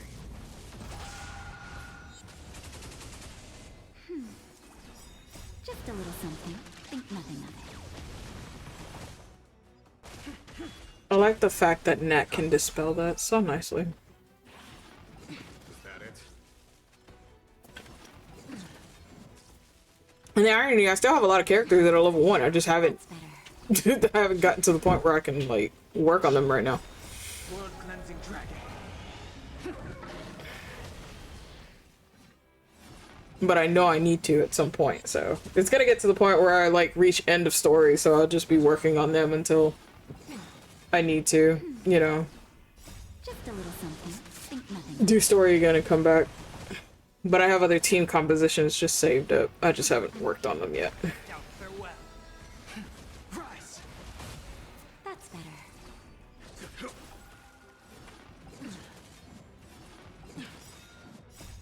Watch over you and guide you on your path. Show no mercy. Serenity is before me. Conflict is pitiless.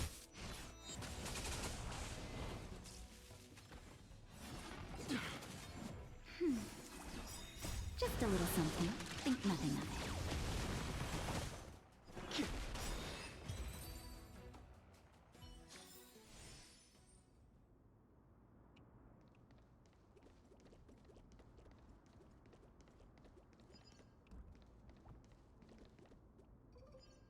So I was seeing things.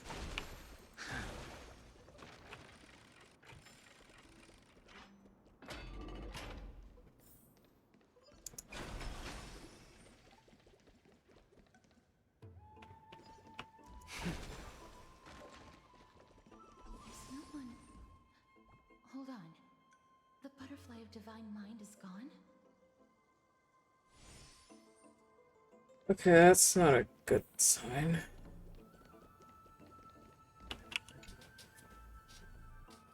Love spoke to me. I am the untamed wind, arriving unbidden to embrace your flame.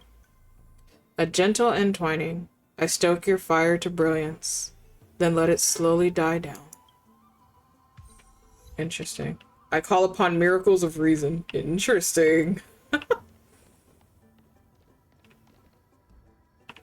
thought there was a bug on there. I was about to say, that's kind of fucking rude, fam. That can't be. Was it for fending off the black tide? Or perhaps... What exactly is this butterfly of divine mind? how should I put it? It's considered a safeguard for the Titan's core flame. This butterfly is created from Nestia's remaining divine mind and bears the responsibility of guarding the core flame. Legend has it that someone can only pass the trial of the butterfly by proving they possess pure and unselfish love within their heart. Only then can they awaken the great tree to open up the path to meet Circes. But how are we going to prove it? Well, telling the Titan I love you work? Mem is good at doing that. Sorry, but even I don't know how. After all, this is a secret among secrets that only a select few in the entire grove and even Amphorius know. Rather than worry about this, Lady Trianne, did the golden thread react to anything around here? No. That unknown thing seems to be even farther ahead and higher up. But isn't that a dead end up ahead? Perhaps we can try again. Let's see if the butterfly will still react to the golden bough of vows despite having dissipated. If it's indeed the token mentioned in the legends, there should be a reaction. You take a single petal from the golden bough of vows and offer it with both hands. The butterfly didn't even move 1 inch. Just hang on a little longer, a sincere heart will prevail. Even in the native myths of Amphorius, it all boils down to sincerity brings miracles. Show genuine intent and the butterfly will surely respond. Yet, regrettably, it remains unmoved. I did what I could, but the butterfly didn't even move 1 inch. Do we also have to use some kind of special spell? Let me give it a try. Oh, Nestia, with the weft as my vow, I beseech you, entwine my body with your golden thread and affection. Butterfly still didn't move 1 inch. Trianne. Lady Trianne, and even Mem? Where have they disappeared to? Little Gray, little Cass, look over here, quick! Mummy is about to burst into flames! Oh, The voice seems to be coming from the Star Chase atrium. bro. What'd y'all fucking do? I leave my eyes off for y'all like 2 seconds, not even 2 seconds.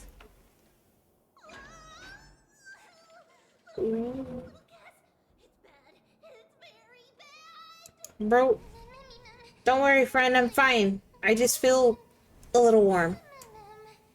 Oh, But it would be best if you keep me from becoming a snack to these little guys. where the fuck did these things come from? Sorry, I shouldn't have called you guys little things. Calm down, I'll be right there. What exactly happened just now?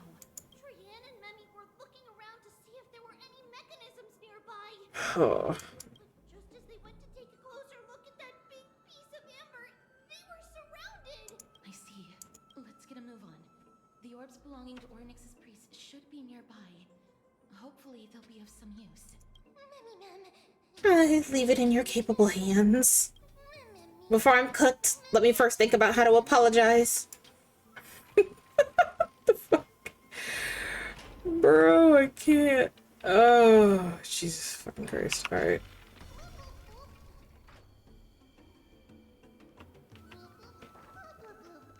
You know.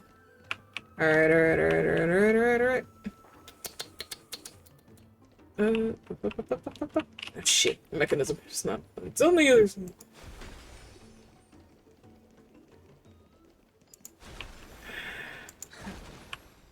Okay. I need you.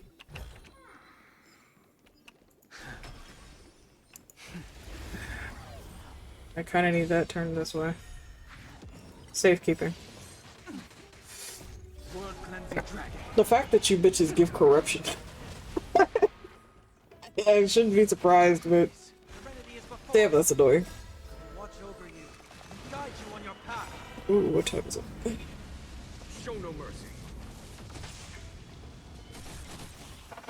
Alright.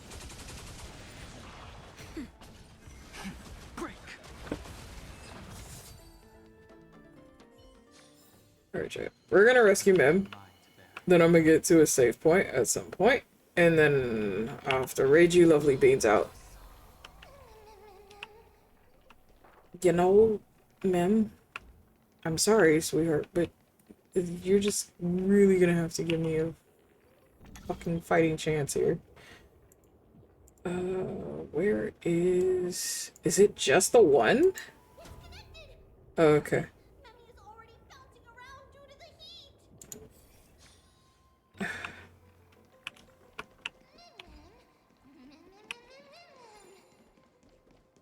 Oh no, sweet little dance. My apology. I'm sorry, Mim. It's almost as if anything we do. Oh, we won't be able to do anything. Where is the thing? Where is the thing? Where is the thing?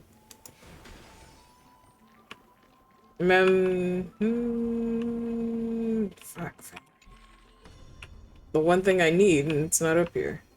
You got to be shitting me, bruh. Rewind. Where Bijou? That is what I'm looking for. Oh. Take a look at my work. Can you guess what I drew? What the fuck is that? A big tree, a canopy, a mushroom? I say a canopy. Correct. But it could also be a big tree. A mushroom. A blank wall often proves more fascinating than images with clear meanings. The essence of art lies in leaving an emptiness behind. You know... Okay. Okay. Okay. What did... Okay.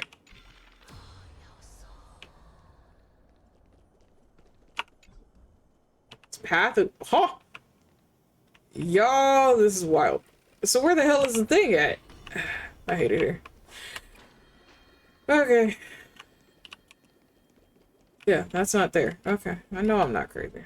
I am, but not to that extent. Or I'm just gonna make myself lose my mind. That's there. This needs that.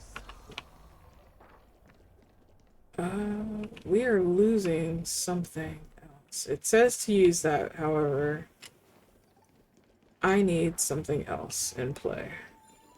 Well, that is it. Gimme.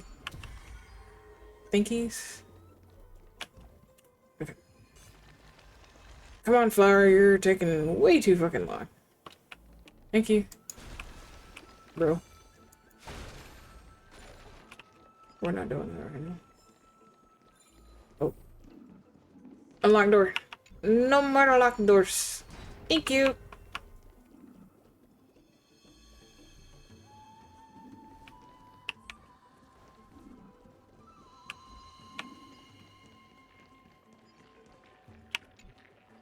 Purify. Grazie. Ooh.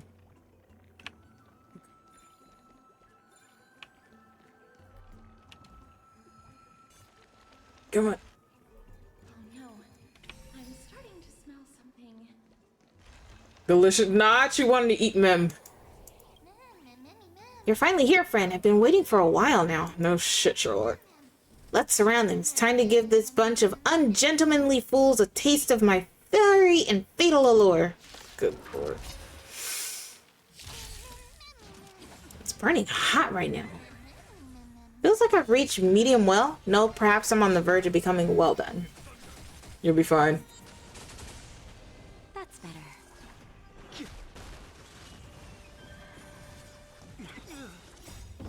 Bro, you're disgusting. Mem looks delicious. Just a little something. Moonless night. I mean, Mem would technically literally be actual food. They'd be the emergency ration that Paimon is. Except Mem's not annoying to that point where I want to eat her. So Mem is not annoying to that point where I want to eat her, so I wouldn't use her as emergency ration. I'd keep Mem around. However, Paimon, always emergency food. Will forever be emergency ration. Any given time of day. Show no My choices will always lead to you being food. Yeah, Mim is definitely not annoying like Paimon 100%. Bro, that's fucking rude. Here is thunder. Look here, Pegasi. That has a crescent moon for part of its body. That's interesting. Hence the moonless night. Precision and grace. That did not take much effort. Was this supposed to be a challenge? Just kidding. I just wanted to marvel at how Azure and Kaz always manage to resolve crisis so effortlessly. I'm just so only third best, you know? Actually, there's 4 of us. Oh, right. Sorry, I forgot about Trien. That's rude. I'm glad that everyone is all right. Speaking of which, this piece of amber is a remnant of Nestia's core flame. It's a remnant? Where's the rest of the fucking core flame? To get to the throne at the treetop, gather the embers before you with the golden bough of vows, and present it to the divine butterfly. Whoa, where did you come from? You finally appeared, Lady Calypso. Yes, it's been some time. The battle just now was a true delight, and I feel quite elated. Did she fucking set the gods when they're fucking bored, bro? It seems like I'll really be able to rely on all of you to reclaim my true form. Never mind. Lady Trien, how does the golden thread react to her?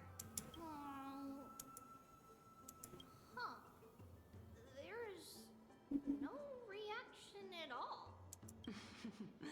Obviously. After all, the fragment that you picked up just now is completely unrelated to me. That is beside the point. All right.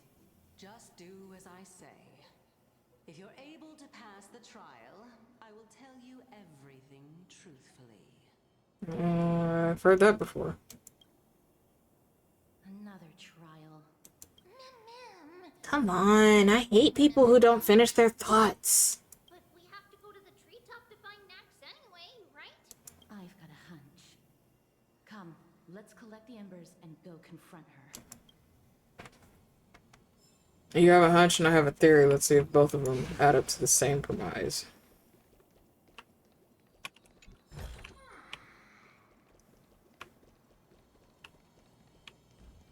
Give me this. According to Calypso, we just have to gather the embers before us with the golden bough of vows. As the golden water lily touches the ember, flames spill from its petals. Curiously, the fire does not consume the entire flower. Only faint sparks gather at the tips, subtly burning. How incredible. So we just have to present it to the butterfly? Yeah. But again, theory crafting.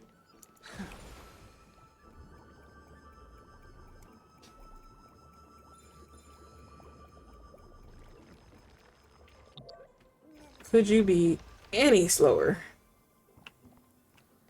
I thank you. But again, could you be?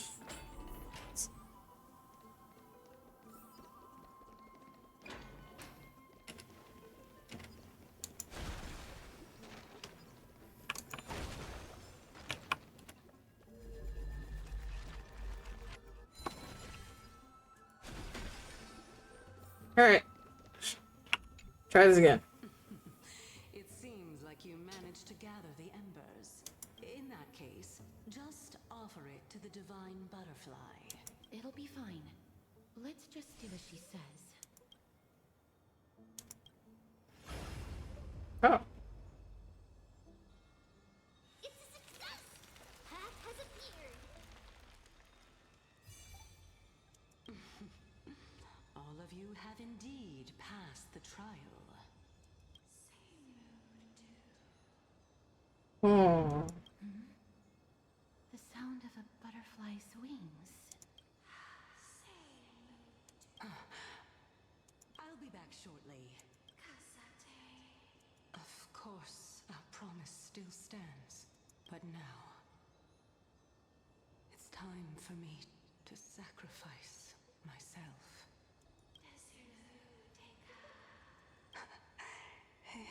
the west wind ever ends, let that be the place where we reunite. Farewell, my love. Fucking knew it. Lady Calypso, this is... It's nothing much. Thank you so much for your help. Now, it's time for me to fulfill my part of the... Well, in that case, I can start. You're actually Cersei's, right? Told you. What's going on? You're the Titan? Oh my. The children of humanity have passed the final trial at last. I said it from the beginning. I was wondering when you were planning to expose me. How did you know? The riddle-like trials, your distrustful yet sincere character, referring to Nestia as your love, and the head of the Litophagus is actually called Medea and not Calypso. Since you knew from the start that I was not who I said I was, why did you wait until now to expose me? Because I did not believe that Cersei's would walk this world in a human form. I was also afraid that the Titans were under the control of the Black Tide and would do us harm. Also, to make a claim, one must have evidence. This is the precious knowledge that I acquired during my time at the Grove. Again, to make a claim, one must have evidence, regardless of what it is. You're gonna talk shit? Make sure you have evidence to prove it, to back it up. And enough of it documented. Otherwise, going by hearsay, we will throw it out the window. Excellent. To think we were able to gain a new chance at life in the midst of death. Fate truly is a mysterious thing. Well, shouldn't you also tell us why you went through all the trouble of setting up these riddles? Oh, the reason's quite simple. I needed your help, and just like how you were wary of me, I had to ensure that you were not villains who were trying to get their hands on the core flame. I also had to ascertain that you were capable of dealing with the threat at hand. Is this threat related to the Black Tide? Indeed, and it's even more related to that lost item from before. Its owner is a quiet and paranoid hunter who seems to have been reborn from the Black Tide and is attacking along with it. Ooh.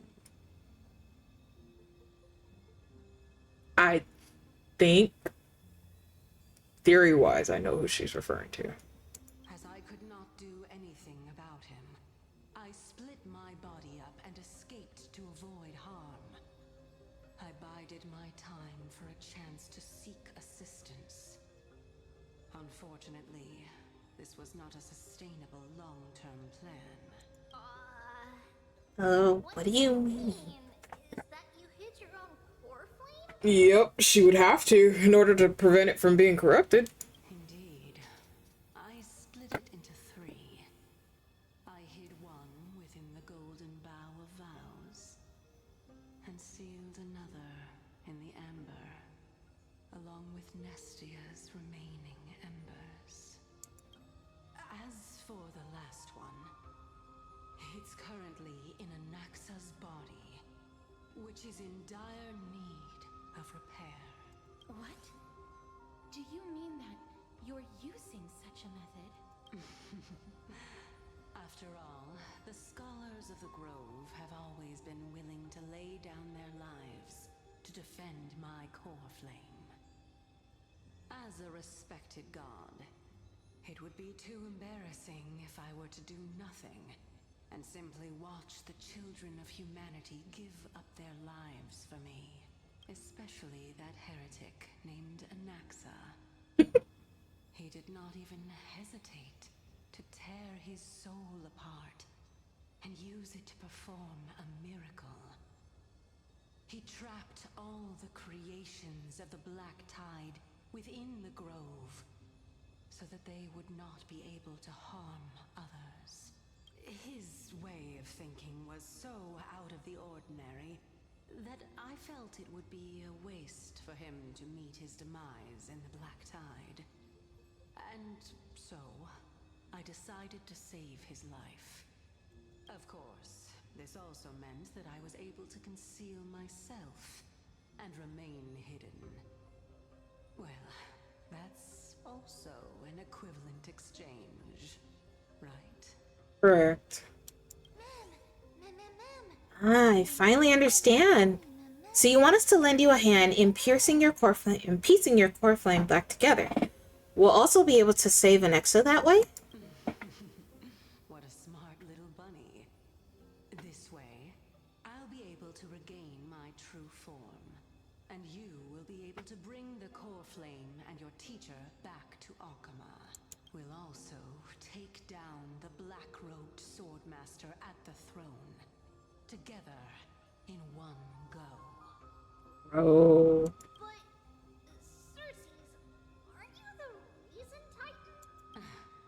Even if I do not have the authority of strife, I'm still a...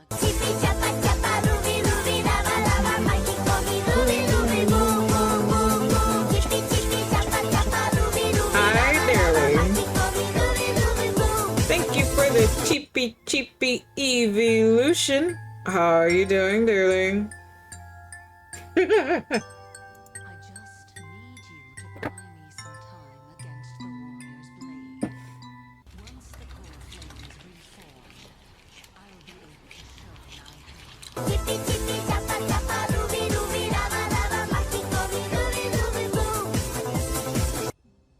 Not that I'm in Spain without the S. I'm so sorry.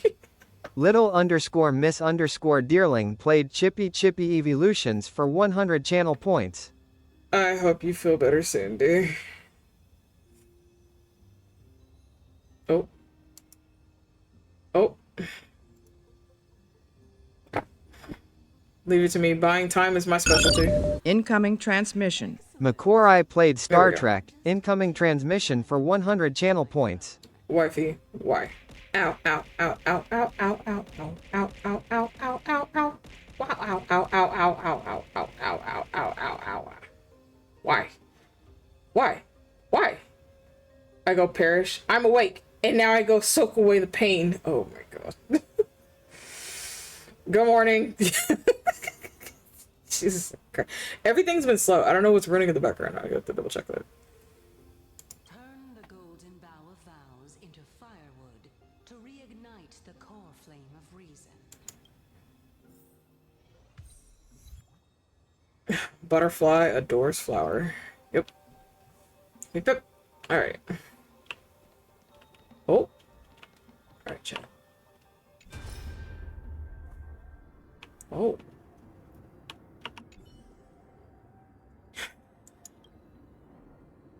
One strike. That's all it took. What kind of a monster is that black-clad swordsman? They vanished without you, Arakama. Our defenses crumble. We can't hold. Run, Signing. Save yourself. No, I'm not leaving without you. This won't be our end. No, listen to me. Just go. Don't talk like that. You're Chrysos' heir, remember? I've spent my whole life chasing your shadow, looking up to your golden blood. Don't you dare give up now. Here, try grabbing onto my shoulder. Signing. Behind you? No. When did the Black Tide monsters? The others? They're all... You never listen. Just like when we were kids. Guess we're both troublemakers, sis. Dad never caught a break with either of us, did he? Remember how you used to drag me into your schemes? Sister. It doesn't matter anymore, sis. We'll all end in the same way.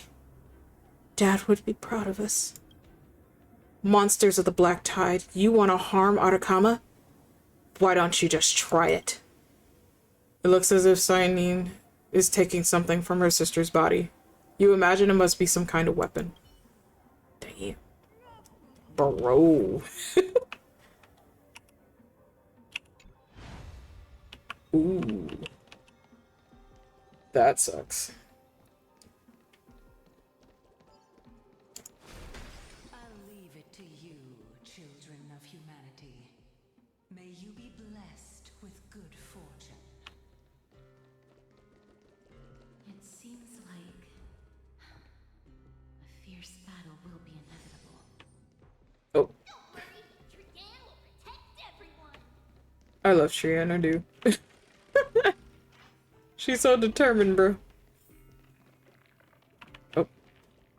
Is there anything here? No. I checked behind doors because I've actually had games where they were clever enough to hide a treasure chest right behind a door. And because you usually just run past, you don't pay no attention to it, you 9 times out of 10 will miss it. Okay.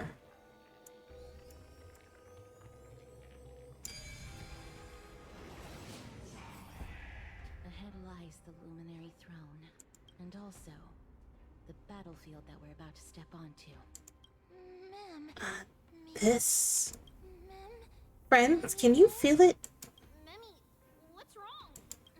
The memories here have a very intense smell. It's the scent of burl rush, sand, in the blazing sun.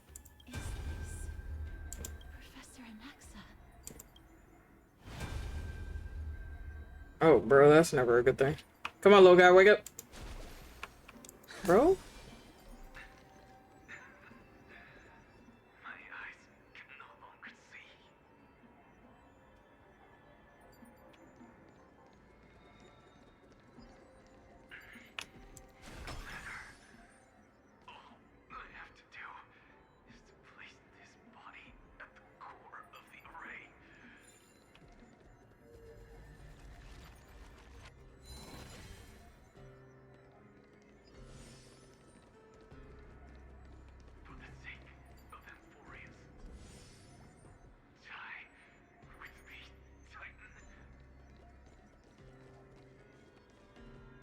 Whoa.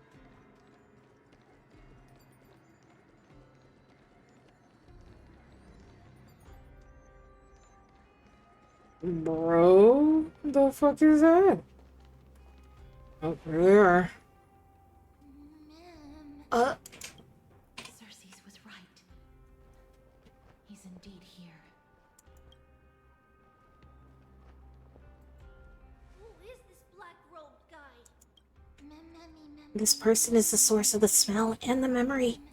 No, he's basically the memory itself. The burning paradise, the shattered sun, and carnage, death, and destruction. Oh. Everyone, brace yourself. This must be the hunter reborn from the black tide that Cersei's was talking about. The black sword and cloak. The owner of the piece of cloth. The north wind that sent over the deathly fog of Thanatos. You're not demigods. Stand down or die. Bro? Quick, run. It's just us. We won't be able to defeat them.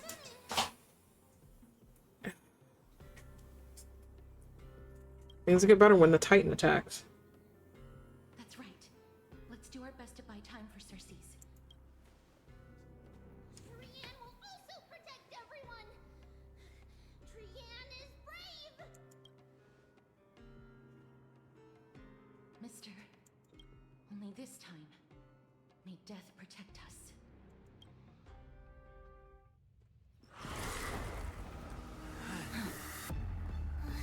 Be careful.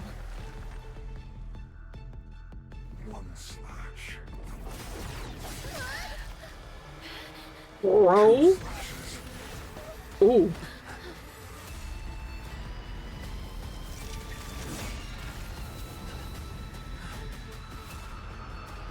Three slashes. Are enough. Ooh. The Judgment of Demise. I like this guy. And yet I'm not going to in 2 seconds.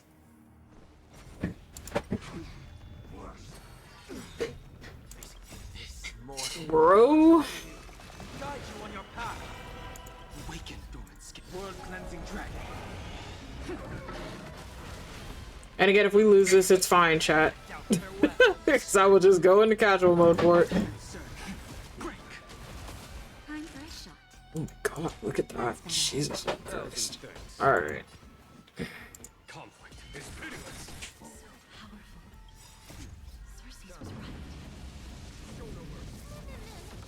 Where is she? Is the core flame still not pieced together yet? Just a little something. Oh, goodness gracious. Alright. Serenity is before me. Sent a storm.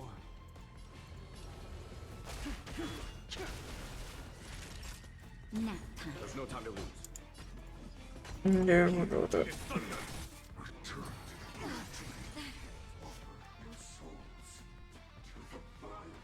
Huh. Woo! Evilness. I love how it constantly shows us with the fucking bat.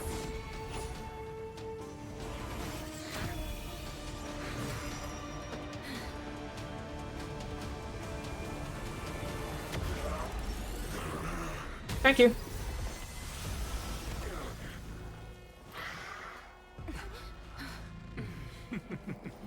Can't be killed in a single blow. You are indeed no ordinary human. Bro. Children of humanity. Let's destroy this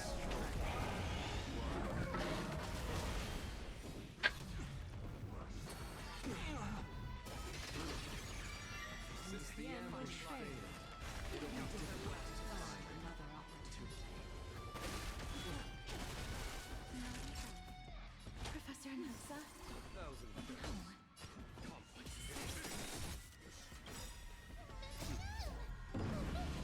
You're finally here. I missed you so much. Bro. I've heard the call. Serenity is before me.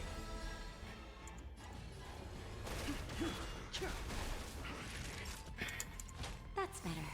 1,000 thanks. Everyone, watch each other's back. This mortal. Watch over you. Guide you on your path. Just in time.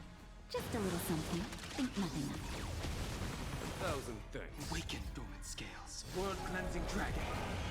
Will overcome the thorns. Torment and doubt farewell. Sent a storm. Time for a shot. That's better. 1,000 thanks.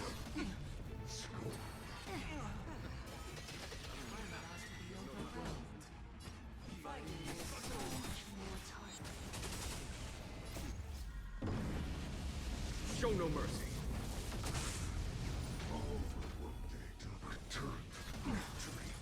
I've heard the call. The strength. Actually, let's not do that.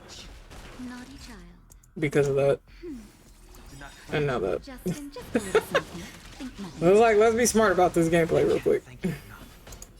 Conflict is pitiless.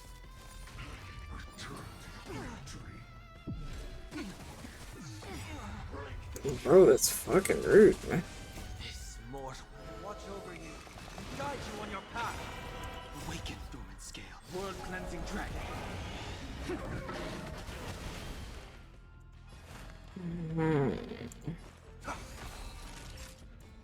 That's better. Here is thunder. Ooh, got rid of my gnat though. That hurts. Serenity is before me. This is going to hurt more than it probably should necessarily. But as I said, I will switch to casual mode real fucking fast, just to complete story. I'm pretty sure he's about to be a weekly boss either way it goes.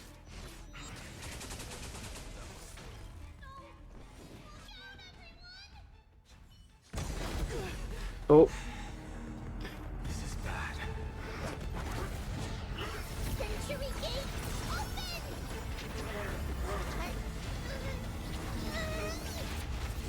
She is trying.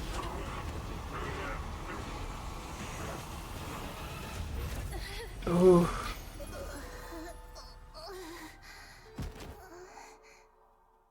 Dude.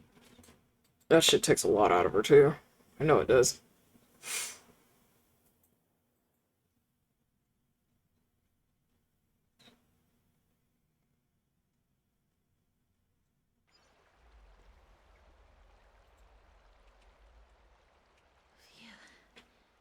That was a close call. Thank goodness that we returned to Akama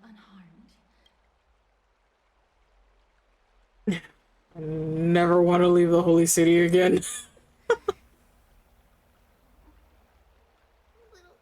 Cass, my head, it still hurts. You probably drained almost all of your energy. I'm surprised you're even still in this form right now. Sorry. I know you told me not to open the gate. Please don't blame yourself, Lady Trianne. If it weren't for you, we would have already met our end at the Grove. I feel awful. I need to go back to get some rest. Lady Trianne, you haven't been well since you woke up. Are you sure you can make it back on your own? All this noise and commotion. Akama hasn't changed a bit, has it? Are you Professor Anaxa? There's no need for doubt. The Titan no longer speaks. It is I, Anaxagoras of the New Sporists. Indeed. You are the only one who would refer to yourself like that. Professor, let me be frank. The mission Lady Aglaya entrusted us is to search for survivors, uncover the truth about the disaster at the Grove, and retrieve the core flame of Circes. That does not surprise me. And now, I'm a survivor who witnessed the entirety of the disaster, as well as the defenseless bearer of a core flame. Are you going to bring me to Aglaya to fulfill your duty? I mean, I'd chuck your ass at her. She already knows you're here. That is indeed my duty. But I prefer not to present you to her as a captive or spoil of battle. Fine. There's no need to make your life difficult. I'm not against meeting that woman. You sure? You sound reluctant. But I have some things to take care of first. The families of some of my fellow Grove scholars live in the Holy City. Before we meet Aglaya, I want to visit them. Why do you have to do it before meeting Aglaya? Because Lady Aglaya will probably be against it. You know, that's fucking fair. Let me guess. That woman will not only prevent me from visiting the families of the deceased, but will also suppress any information about the Grove. She's always been that cold-hearted. I can see this from both sides of the scale. My fellows at the Grove gave their lives defending the core flame and fighting the Black Tide alongside me. Their families deserve to know the truth. That's very fair. You intend to do it without her knowledge. Do you really think that woman would treat me well, even if I behaved and proved my loyalty? I wouldn't mind seeing a bit more anger on her face. It entices the guy. Well, I think this is a man who angers all of them anyway. Are you going to stop me, Kesterus? I will accompany you, but please understand that Lady Aglaya has her own considerations. You truly have the makings of a fine scholar, putting yourself in other people's shoes like that. Let's go. I won't go overboard. So, after all these years, you and Lady Aglaya are still... Neither of us is narrow-minded. You should know the root cause of our conflict.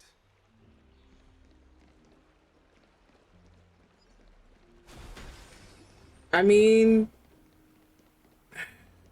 Don't want to.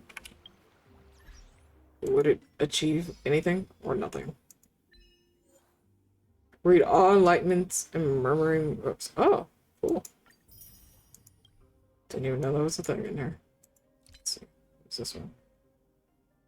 Plastic Butterfly Divine Trial. Remove 2 of Ornyx's marks by using ultimates in a single battle. Nice. Fight off the nameless sword sent alongside the Titan. Cool beans.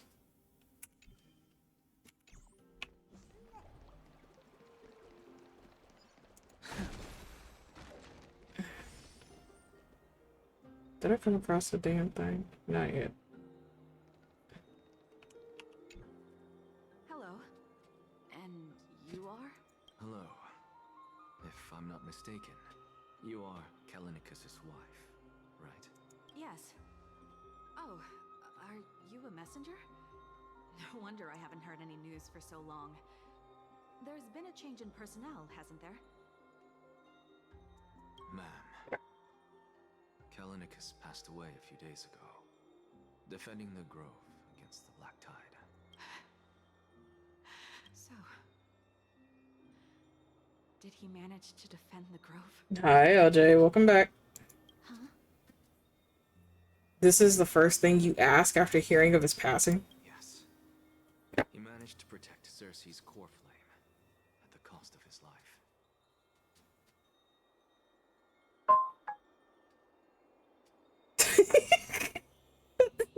LJ? I see.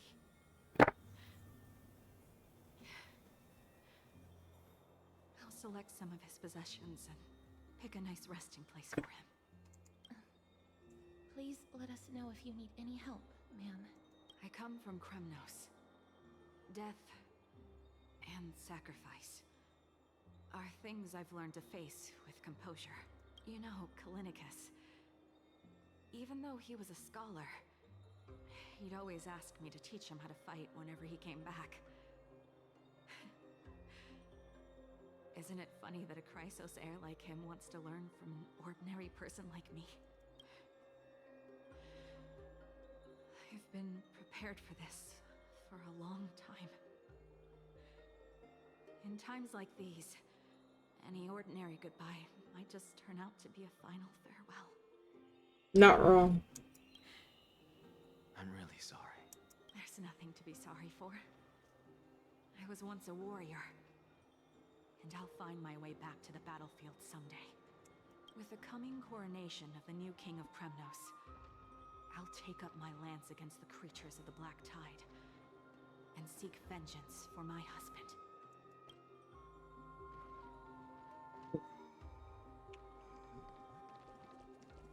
Wait, there's a fragment here too? Whoa. Whoa. So, did you come creeping in here after Almighty? I don't know about anywhere else, but that conspicuous body of yours is bound to be noticed by Marmarel Palace. Is there something I can do for you? Nothing in particular. I feared you wouldn't be preparing to bathe with that immortal body of yours. You're here, and that's all that matters. It is strange, though, now that I say it. I thought that the Black Tide would have no effect on you. Oh.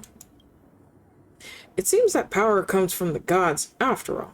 Even if they themselves are at its mercy, it is only natural that they are unable to protect you. Yes. So, is the Black Tide your only weakness? No. I see. You're trying to get rid of me. I'll change the subject. There's something that I actually wish to ask you. There are a few in the city that can match me in battle, and chances to battle non-humans are few and far between in my travels. Because of this, it has been hard for me to observe the weaknesses in my swordsmanship. Until I met you.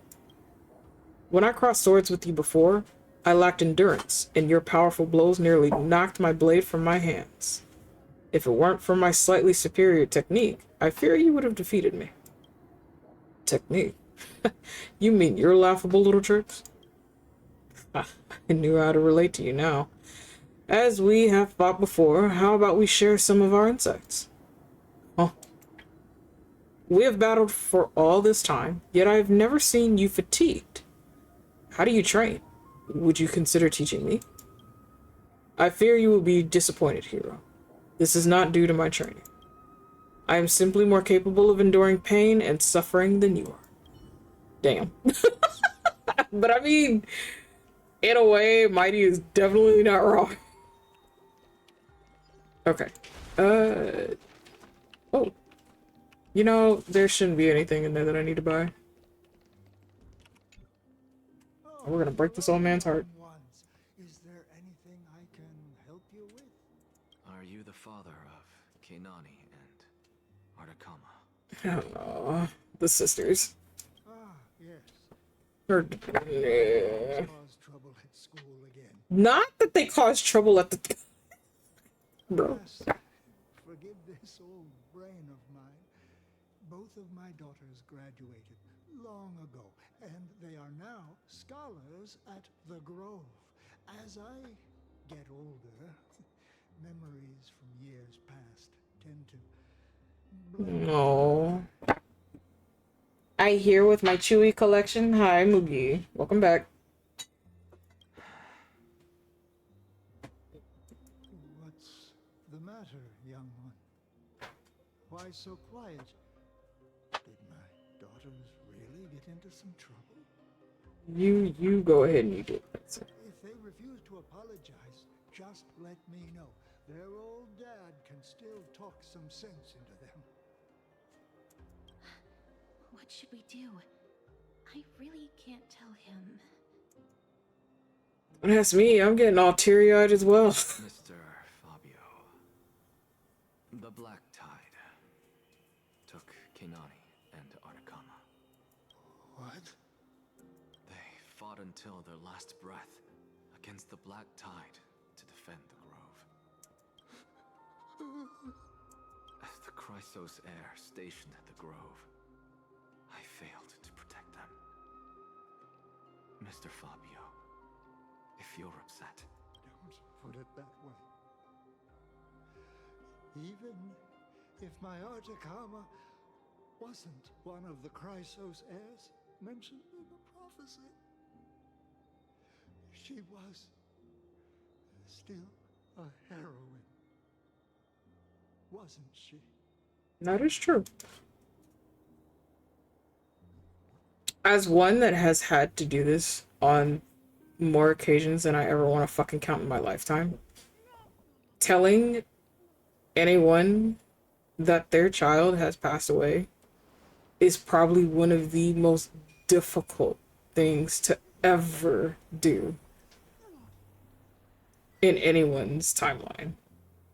That is probably the hardest pill I have had to swallow on so many occasions. And seeing it in game, it's like, oh, I don't want to do that. I don't want to do that to that old man, and it's rough. It's rough. What's Dad talking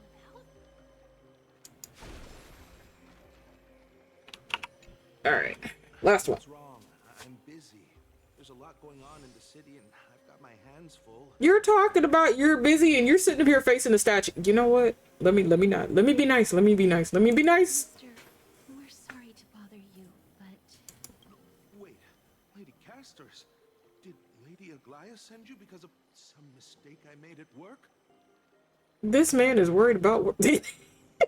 Are you slacking off on the job, sir? What the fuck is going on? Keep your cool, Titus. I'm Anaxagoras from the Grove of Epiphany, and a colleague of your father, old Titus. A few days ago, your father passed away. Wait, what? My old man died? That's no shocker. At his age, he was due for the River of Souls any time. Just up and left me behind. That old man. I've been telling him for ages to stay in the Holy City and enjoy his retirement.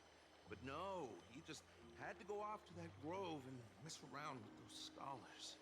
Still wouldn't budge after all those arguments. That stubborn old thing. I already got him a retirement home and was waiting for him to come around. All my effort is wasted now, and he didn't even give me a chance to say goodbye. That bull-headed old man, stubborn as a mule. That is it. That's all the colleagues' families that I remember. Those who sacrifice their lives and their families are truly admirable. Good work, Mr. and Professor Anaxa. Let's go. Take me to see Aglaya. All right. I'll lead the way.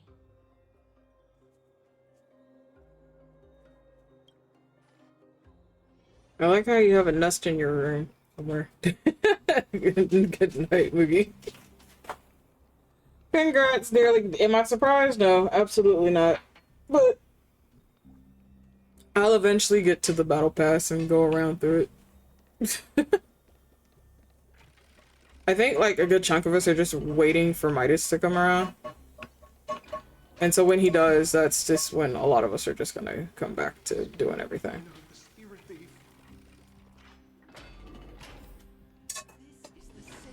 Wait. Catch where? Hello? What the fuck? Where'd it go? Butterfly. So cute. I am a leopard too. I am Miss Daisy. My beast. Okay. Do I look like a leopard? I just put on a golden outfit. I got this from a reward raffle. I'm not showboating. Oh my god. I'm like, wait, hold on. There's something here. And leopards where? These are all seals. Okay. You know, I think we're done with the game fucking with us right now. Now I can eye fucking Fletcher because I didn't collect anything until I got to level 100. Wait a minute. That's crazy. Dylan was like, I'm gonna wait. Since this pass is a lie. Literally said I'm gonna wait because this pass is a lie. You know what? That's fucking fair. That's fucking fair. Oh, alright, chat. Okay, my OBS is literally fucking chugging, bro. Why? I have no idea, and it shouldn't be, but it is. Oh, I'd be so glad to get rid of this, and hopefully Mel does a better job and doesn't take up 20 fucking resources. Let's pass y'all along to somebody. Give me a second, chat, because I gotta see who's actually playing something. I know everybody and their mother's playing Wilds right now. Because Garbo, yeah. Can I get the ending stuff up, my dear? If you don't mind, please. Let's see. I'm gonna pass all you beans, too. I really don't think anybody else is playing Star Rail right now. So. Excuse me, excuse me.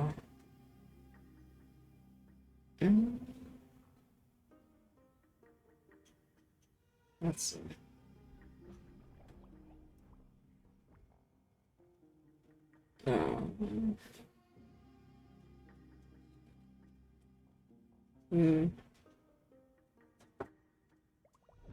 I rated those beans just a little while ago.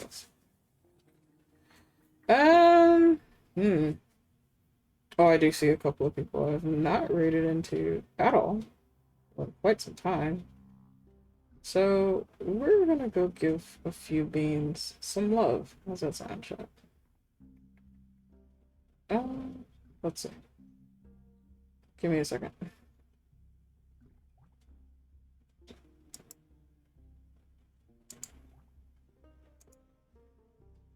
Alright.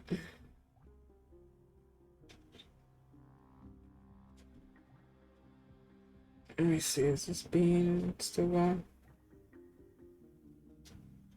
Oh, yeah. Just the fact that I get to read into that bean. Which has been a minute. Okay. All of my socials are there, chat. I will be updating tomorrow, so if you are in the VIPs and the subs area, you guys will get a nice little surprise tomorrow. So I hope you guys are ready to see that. The Discord, again, will have my PNG progress stuff, as well as the profile and everything else will be updated as soon as I finish this PNG reference sheet. There we go. I know words. Copy down the first raid message if you don't have a sub. Copy down the second raid message if you do have a sub. I can spell. I'm failing horribly. We're going to go raid Celine or Pegasus Witch VT. I haven't raided this bean in quite some time. Please show them lots of love. They're a sweet bean in a million. But thank you guys for coming over today. Tomorrow we'll do some artwork. Hopefully I'll probably have to do a hard reset on this PC tomorrow. But yeah, we should be doing some artwork and chit-chatting and vibing. It'll be open VC for moods if they want to come in and join us. But until then, chat, you lovely beings, have a wonderful time zone and enjoy your time with Celine. Have a good night, everybody.